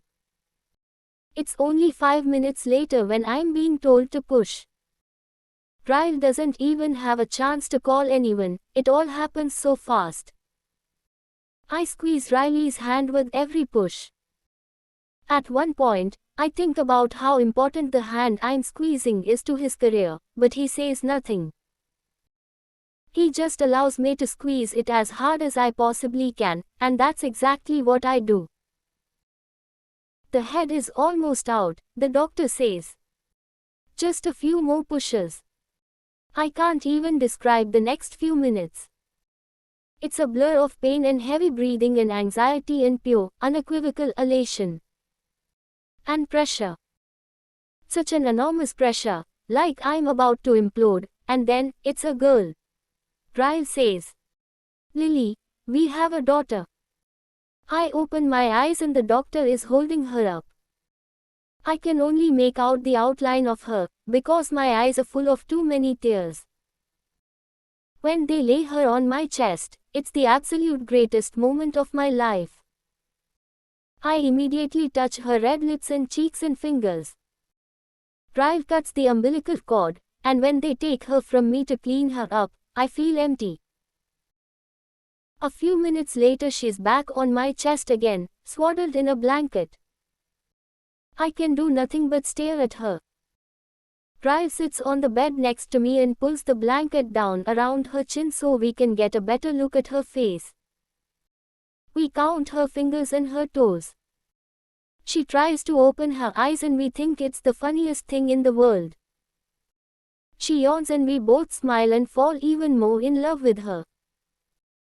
After the last nurse leaves the room and we're finally alone, Ryle asks if he can hold her. He raises the head of my bed to make it easier for both of us to sit on the bed. After I hand her to him, I lay my head on his shoulder and we just can't stop staring at her. Lily, he whispers. Naked truth. I nod. She's so much prettier than Marshall and Alisa's baby. I laugh and elbow him. I'm kidding, he whispers. I know exactly what he means, though. Riley is a gorgeous baby, but no one will ever hold a candle to our own daughter. What should we name her? He asks. We didn't have the typical relationship during this pregnancy, so the baby's name hasn't been something we've discussed yet. I'd like to name her after your sister, I say, glancing at him. Or maybe your brother. I'm not sure what he thinks of that. I personally think naming our daughter after his brother could be somewhat healing for him, but he may not see it that way. He glances over at me, not expecting that answer. Emerson, he says. That's kind of cute for a girl name. We could call her Emma. Or Emmy. He smiles proudly and looks down at her.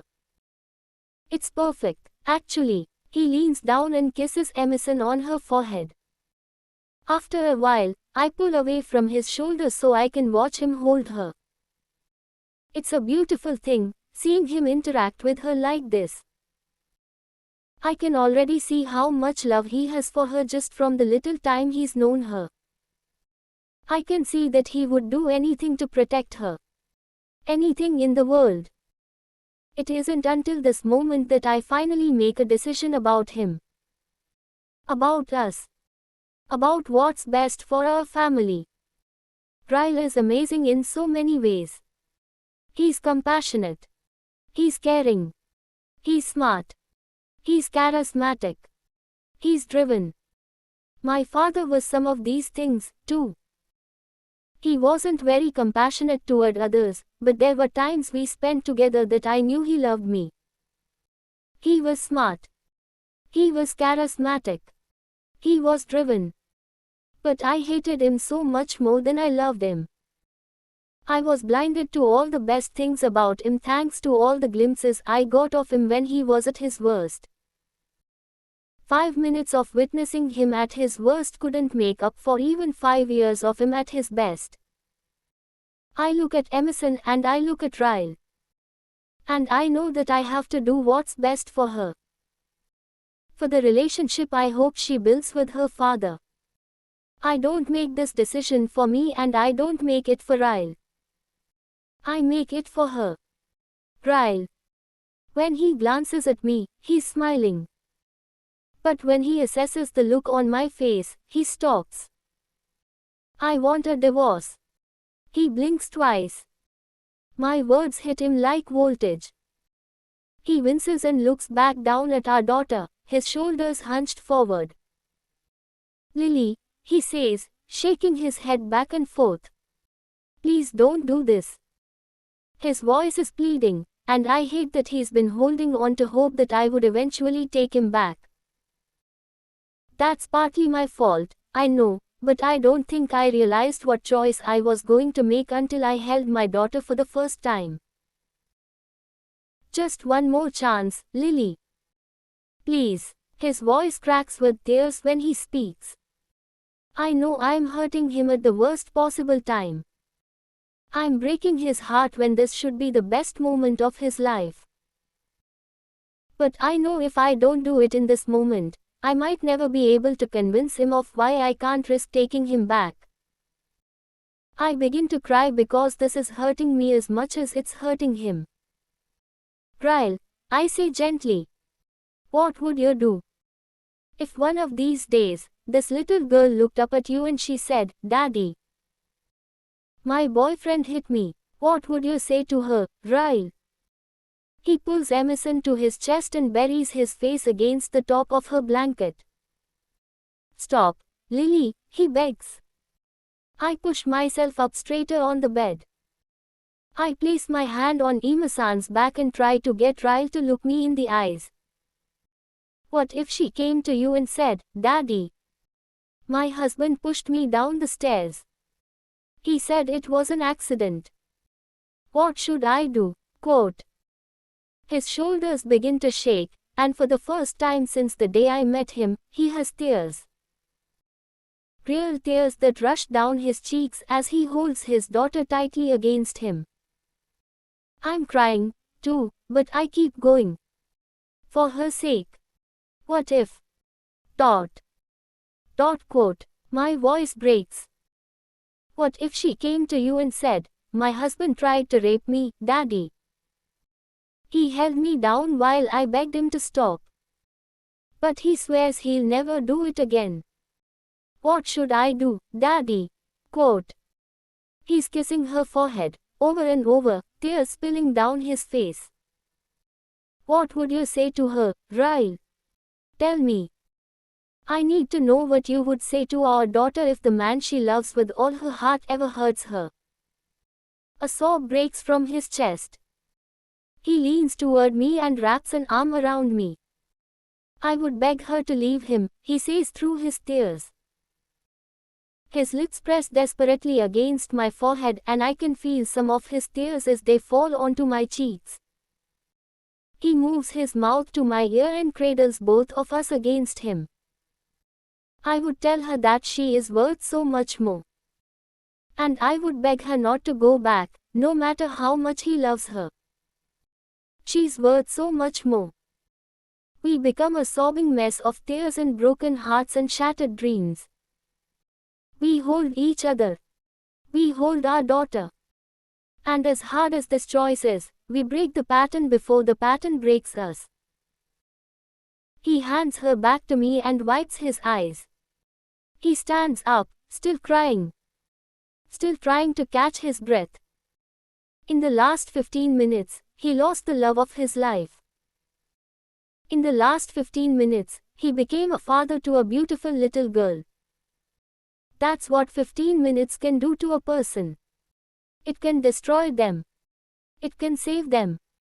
He points toward the hallway, letting me know he needs to go gather himself.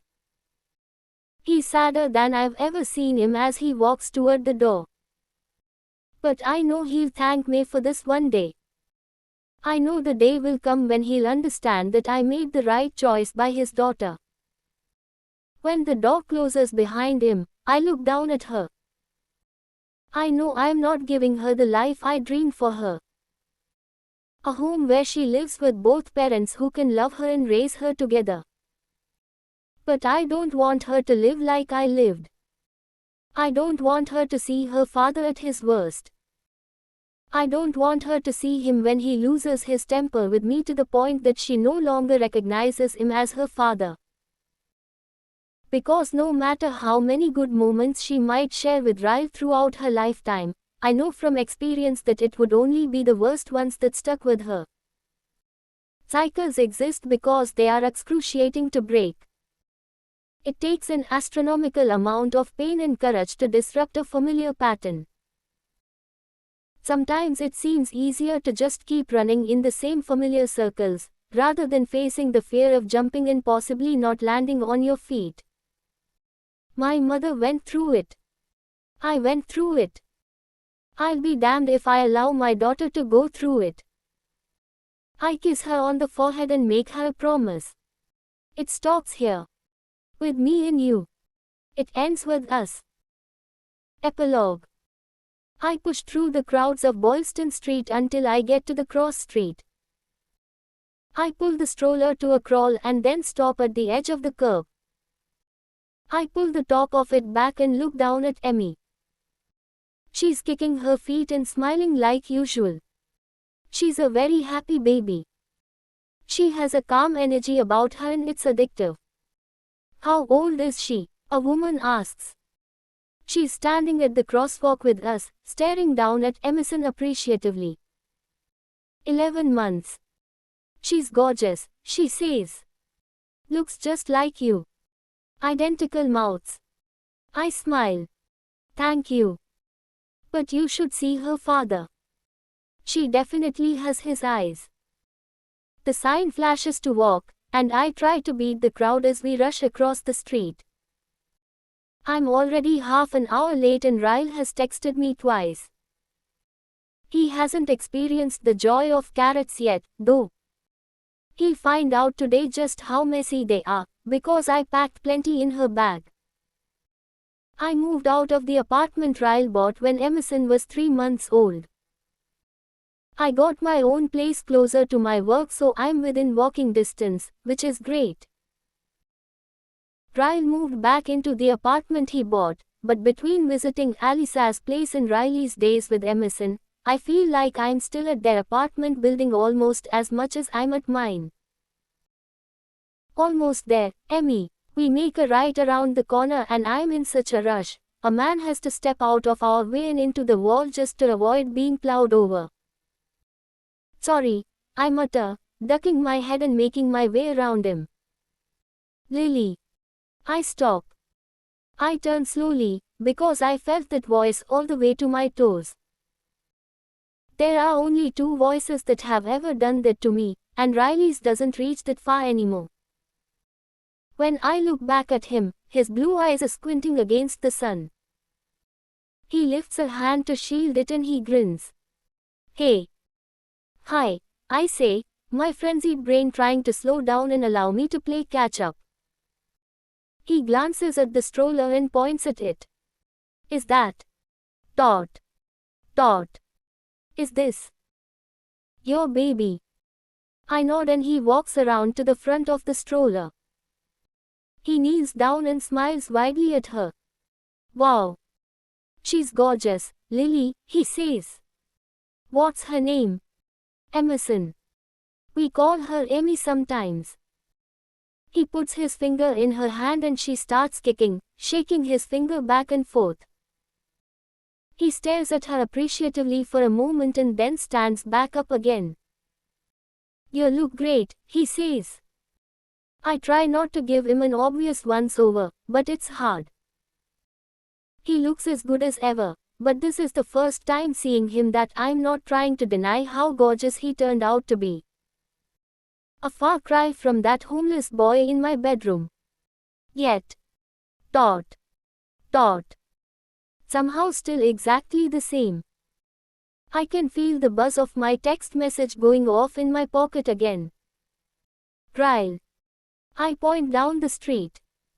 We're really late, I say. Ryle has been waiting for half an hour.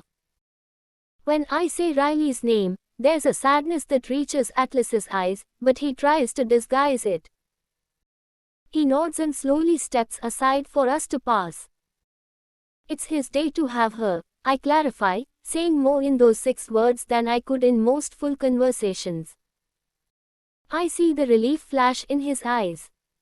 He nods and points behind him. Yeah, I'm running late, too. Opened a new restaurant on Boylston last month. Wow. Congratulations. I'll have to take Mom there to check it out soon. He smiles. You should. Let me know and I'll make sure and cook for you myself. There's an awkward pause, and then I point down the street. We have to. Dot. Dot quote. Go, he says with a smile. I nod again and then duck my head and continue walking. I have no idea why I'm reacting this way.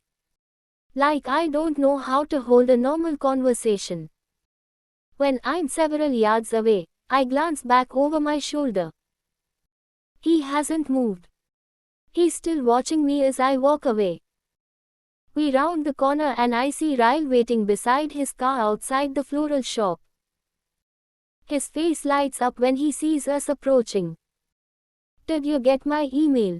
He kneels down and begins to unstrap Emerson. Yeah, about the playpen recall. He nods as he pulls her out of the stroller. Didn't we buy one of those for her? I press the buttons to fold the stroller and then walk it to the back of his car. Yeah, but it broke like a month ago. I threw it in the dumpster. He pops the trunk, and then touches Emerson's chin with his fingers. Did you hear that, Emmy? Your mommy saved your life. She smiles up at him and slaps playfully at his hand. He kisses her on the forehead and then picks up her stroller and tosses it in the trunk. I slam the trunk shut and lean over to give her a quick kiss. Love you, Emmy. See you tonight. Ryle opens the back door to put her in the car seat. I tell him goodbye and then I start to head back down the street in a rush. Lily, he yells. Where are you going? I'm sure he expected me to walk to the front door of my store, since I'm already late opening it. I probably should, but the nagging in my gut won't go away. I need to do something about it. I spin around and walk backward. There's something I forgot to do. I'll see you when I pick her up tonight. Ryle lifts Emerson's hand and they wave goodbye to me. As soon as I round the corner, I break out into a sprint. I dodge people, bump into a few and cause one lady to curse at me, but it's all worth it the moment I see the back of his head. Atlas, I yell. He's heading in the other direction, so I keep pushing through the crowd. Atlas. He stops walking but he doesn't turn around. He cocks his head like he doesn't want to fully trust his ears. Atlas, I yell again.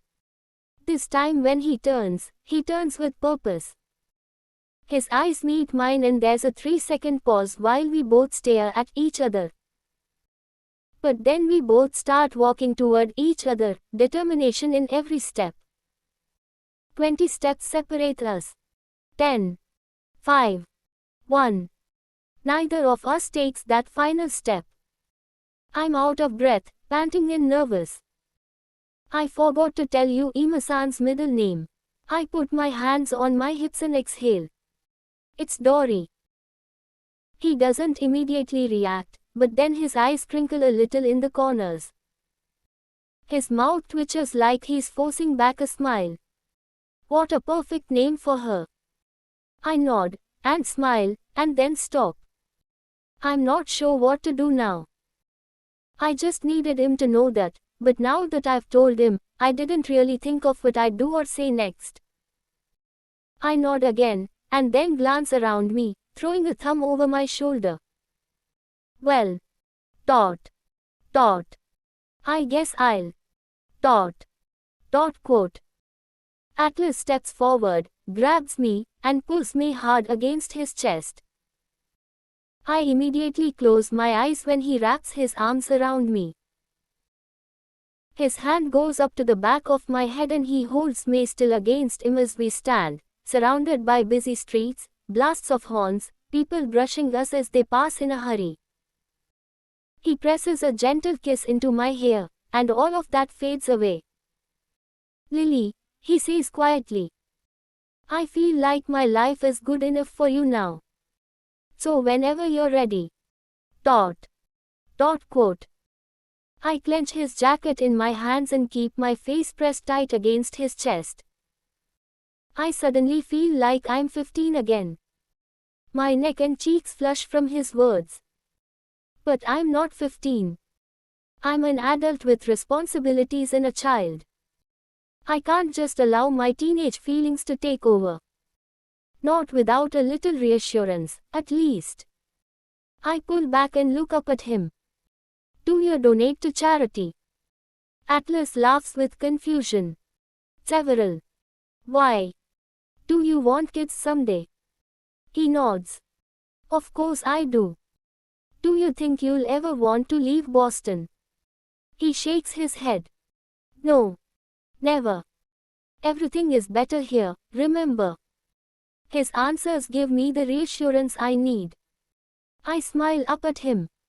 Okay. I'm ready. He pulls me tight against him and I laugh. With everything that has happened since the day he came into my life, I never expected this outcome. I've hoped for it a lot, but until now I wasn't sure if it would ever happen. I close my eyes when I feel his lips meet the spot on my collarbone. He presses a gentle kiss there and it feels just like the first time he kissed me there all those years ago. He brings his mouth to my ear, and in a whisper, he says, "You can stop swimming now, Lily." We finally reached the shore. Note from the author. It is recommended this section be read after reading the book, as it contains spoilers. My earliest memory in life was from the age of 2.5 years old. My bedroom didn't have a door and was covered by a sheet nailed to the top of the door frame. I remember hearing my father yelling, so I peeked out from the other side of the sheet just as my father picked up our television and threw it at my mother, knocking her down. She divorced him before I turned 3. Every memory beyond that of my father was a good one. He never once lost his temper with me or my sisters, despite having done so on numerous occasions with my mother. I knew their marriage was an abusive one, but my mother never talked about it. To discuss it would have meant she was talking ill of my father, and that's something she never once did. She wanted the relationship I had with him to be free of any strain that stood between the two of them. Because of this, I have the utmost respect for parents who don't involve their children in the dissolution of their relationships. I asked my father about the abused ones. He was very candid about their relationship. He was an alcoholic during the years he was married to my mother, and he was the first to admit he didn't treat her well. In fact, he told me he had 2 knuckles replaced in his hand because he had hit her so hard, they broke against her skull. My father regretted the way he treated my mother his entire life. Mistreating her was the worst mistake he had ever made, and he said he would grow old and die still madly in love with her. I feel that was a very light punishment for what she endured. When I decided I wanted to write this story, I first asked my mother for permission. I told her I wanted to write it for women like her. I also wanted to write it for all the people who didn't quite understand women like her. I was one of those people. The mother I know is not weak.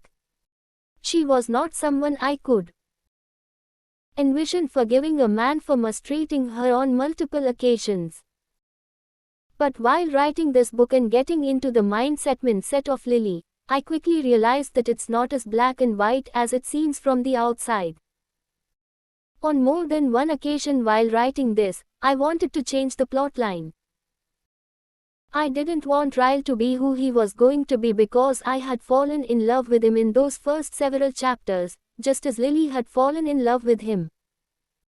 Just as my mother fell in love with my father.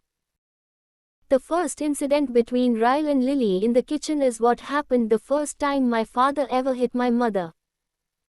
She was cooking a casserole and he had been drinking. He pulled the casserole out of the oven without using a pot holder. She thought it was funny and she laughed.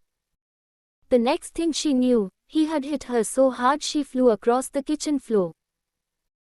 She chose to forgive him for that one incident, because his apology and regret were believable. Or at least believable enough that giving him a second chance hurt less than leaving with a broken heart would have. Over time, the incidents that followed were similar to the first. My father would repeatedly show remorse and promise to never do it again. It finally got to a point where she knew his promises were empty, but she was a mother of 2 daughters by then and had no money to leave. And unlike Lily, my mother didn't have a lot of support. There were no local women's shelters. There was very little government support back then. To leave meant risking not having a roof over our heads, but to her it was better than the alternative. My father passed away several years ago, when I was 25 years old. He wasn't the best father. He certainly wasn't the best husband. But thanks to my mother, I was able to have a very close relationship with him because she took the necessary steps to break the pattern before it broke us. And it wasn't easy. She left him right before I turned 3 and my older sister turned 5. We lived off beans and macaroni and cheese for 2 solid years. She was a single mother without a college education, raising 2 daughters on her own with virtually no help. But her love for us gave her the strength she needed to take the terrifying step. By no means do I intend for Ryle and Lily's situation to define domestic abuse. Nor do I intend for Riley's character to define the characteristics of most abusers. Every situation is different. Every outcome is different. I chose to fashion Lily and Riley's story after my mother and father's. I fashioned Ryle after my father in many ways. They are handsome, compassionate, funny, and smart, but with moments of unforgivable behavior. I fashioned Lily after my mother in many ways. They are both caring, intelligent, strong women who simply fell in love with men who didn't deserve to fall in love at all. 2 years after divorcing my father, my mother met my stepfather. He was the epitome of a good husband. The memories I have of them growing up set the bar for the type of marriage I wanted for myself. When I finally did reach the point of marriage, the hardest thing I ever had to do was tell my biological father that he wouldn't be walking me down the aisle, that I was going to ask my stepfather. I felt I had to do this for many reasons. My stepfather stepped up as a husband in ways my father never did. My stepfather stepped up financially in ways my father never did. And my stepfather raised us as if we were his own, while never once denying us a relationship with my biological father. I remember sitting down in my father's living room a month before my wedding. I told him I loved him, but that I was going to be asking my stepfather to walk me down the aisle. I was prepared for his response with every rebuttal I could think of. But the response he gave me was nothing I expected. He nodded his head and said, "Colleen, he raised you.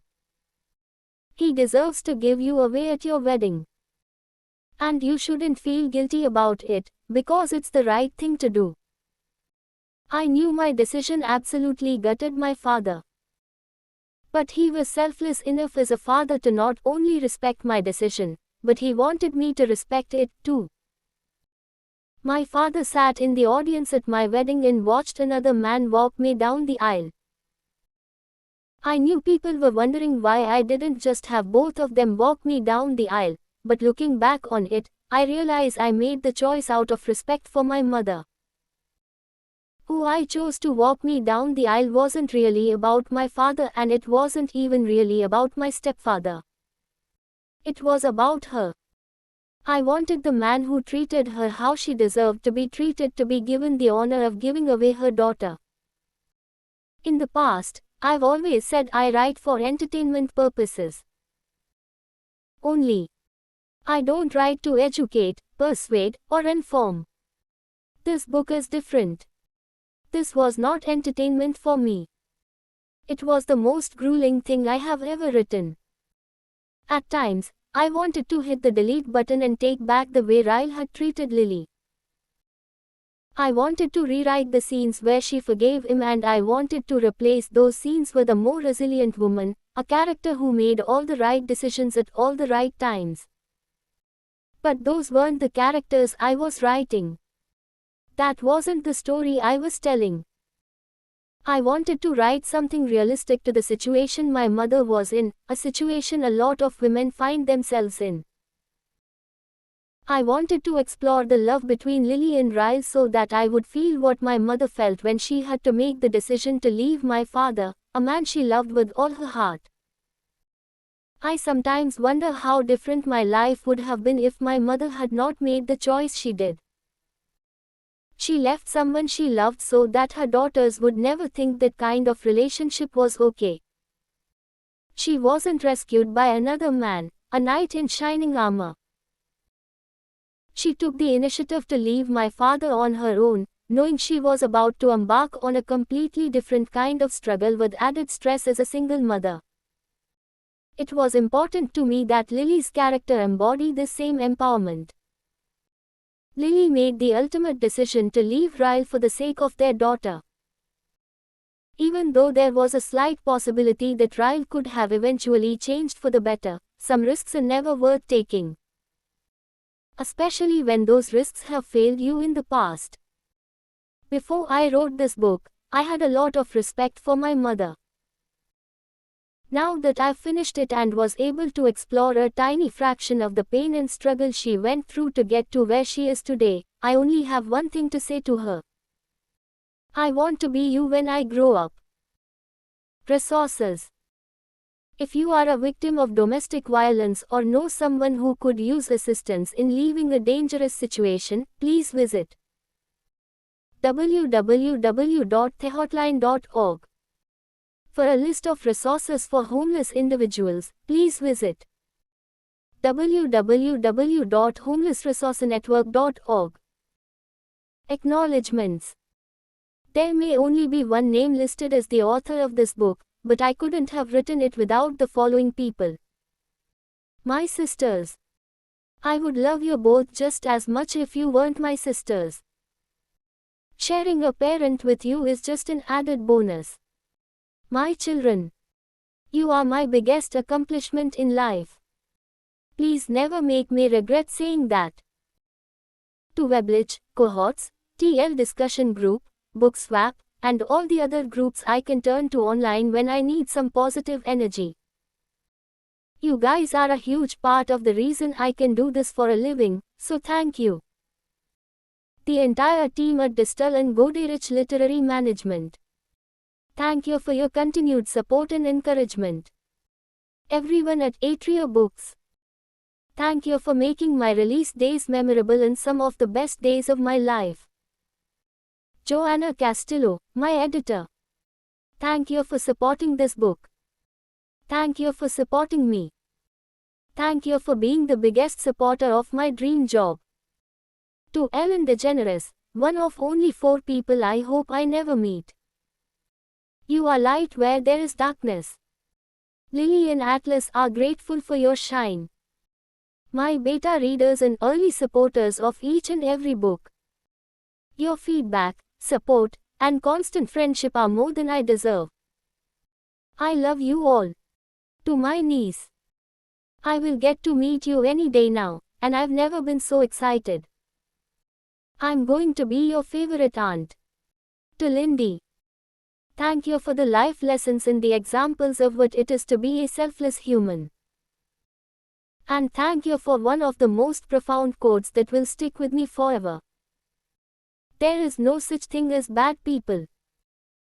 We are all just people who do bad things. I'm grateful my baby sister has you for a mother. To Vance. Thank you for being the husband my mother deserved and the father you didn't have to be. My husband, Heat. You are good, all the way to your soul. I couldn't have chosen a better person to father my children and spend the rest of my life with. We are all so lucky to have you. To my mother. You are everything to everyone. That can sometimes be a burden, but you somehow see burdens as blessings. Our entire family thanks you. And last but not least, to my damned old daddy, Eddie. You aren't here to see this book come to life, but I know you would have been its biggest supporter. You taught me many things in life, the greatest being that we don't have to end up the same person we once were. I promise not to remember you based on your worst days. I will remember you based on the best, and there were many. I will remember you as a person who was able to overcome what many cannot. Thank you for becoming one of my closest friends. And thank you for supporting me on my wedding day in a way that many fathers would not have. I love you. I miss you.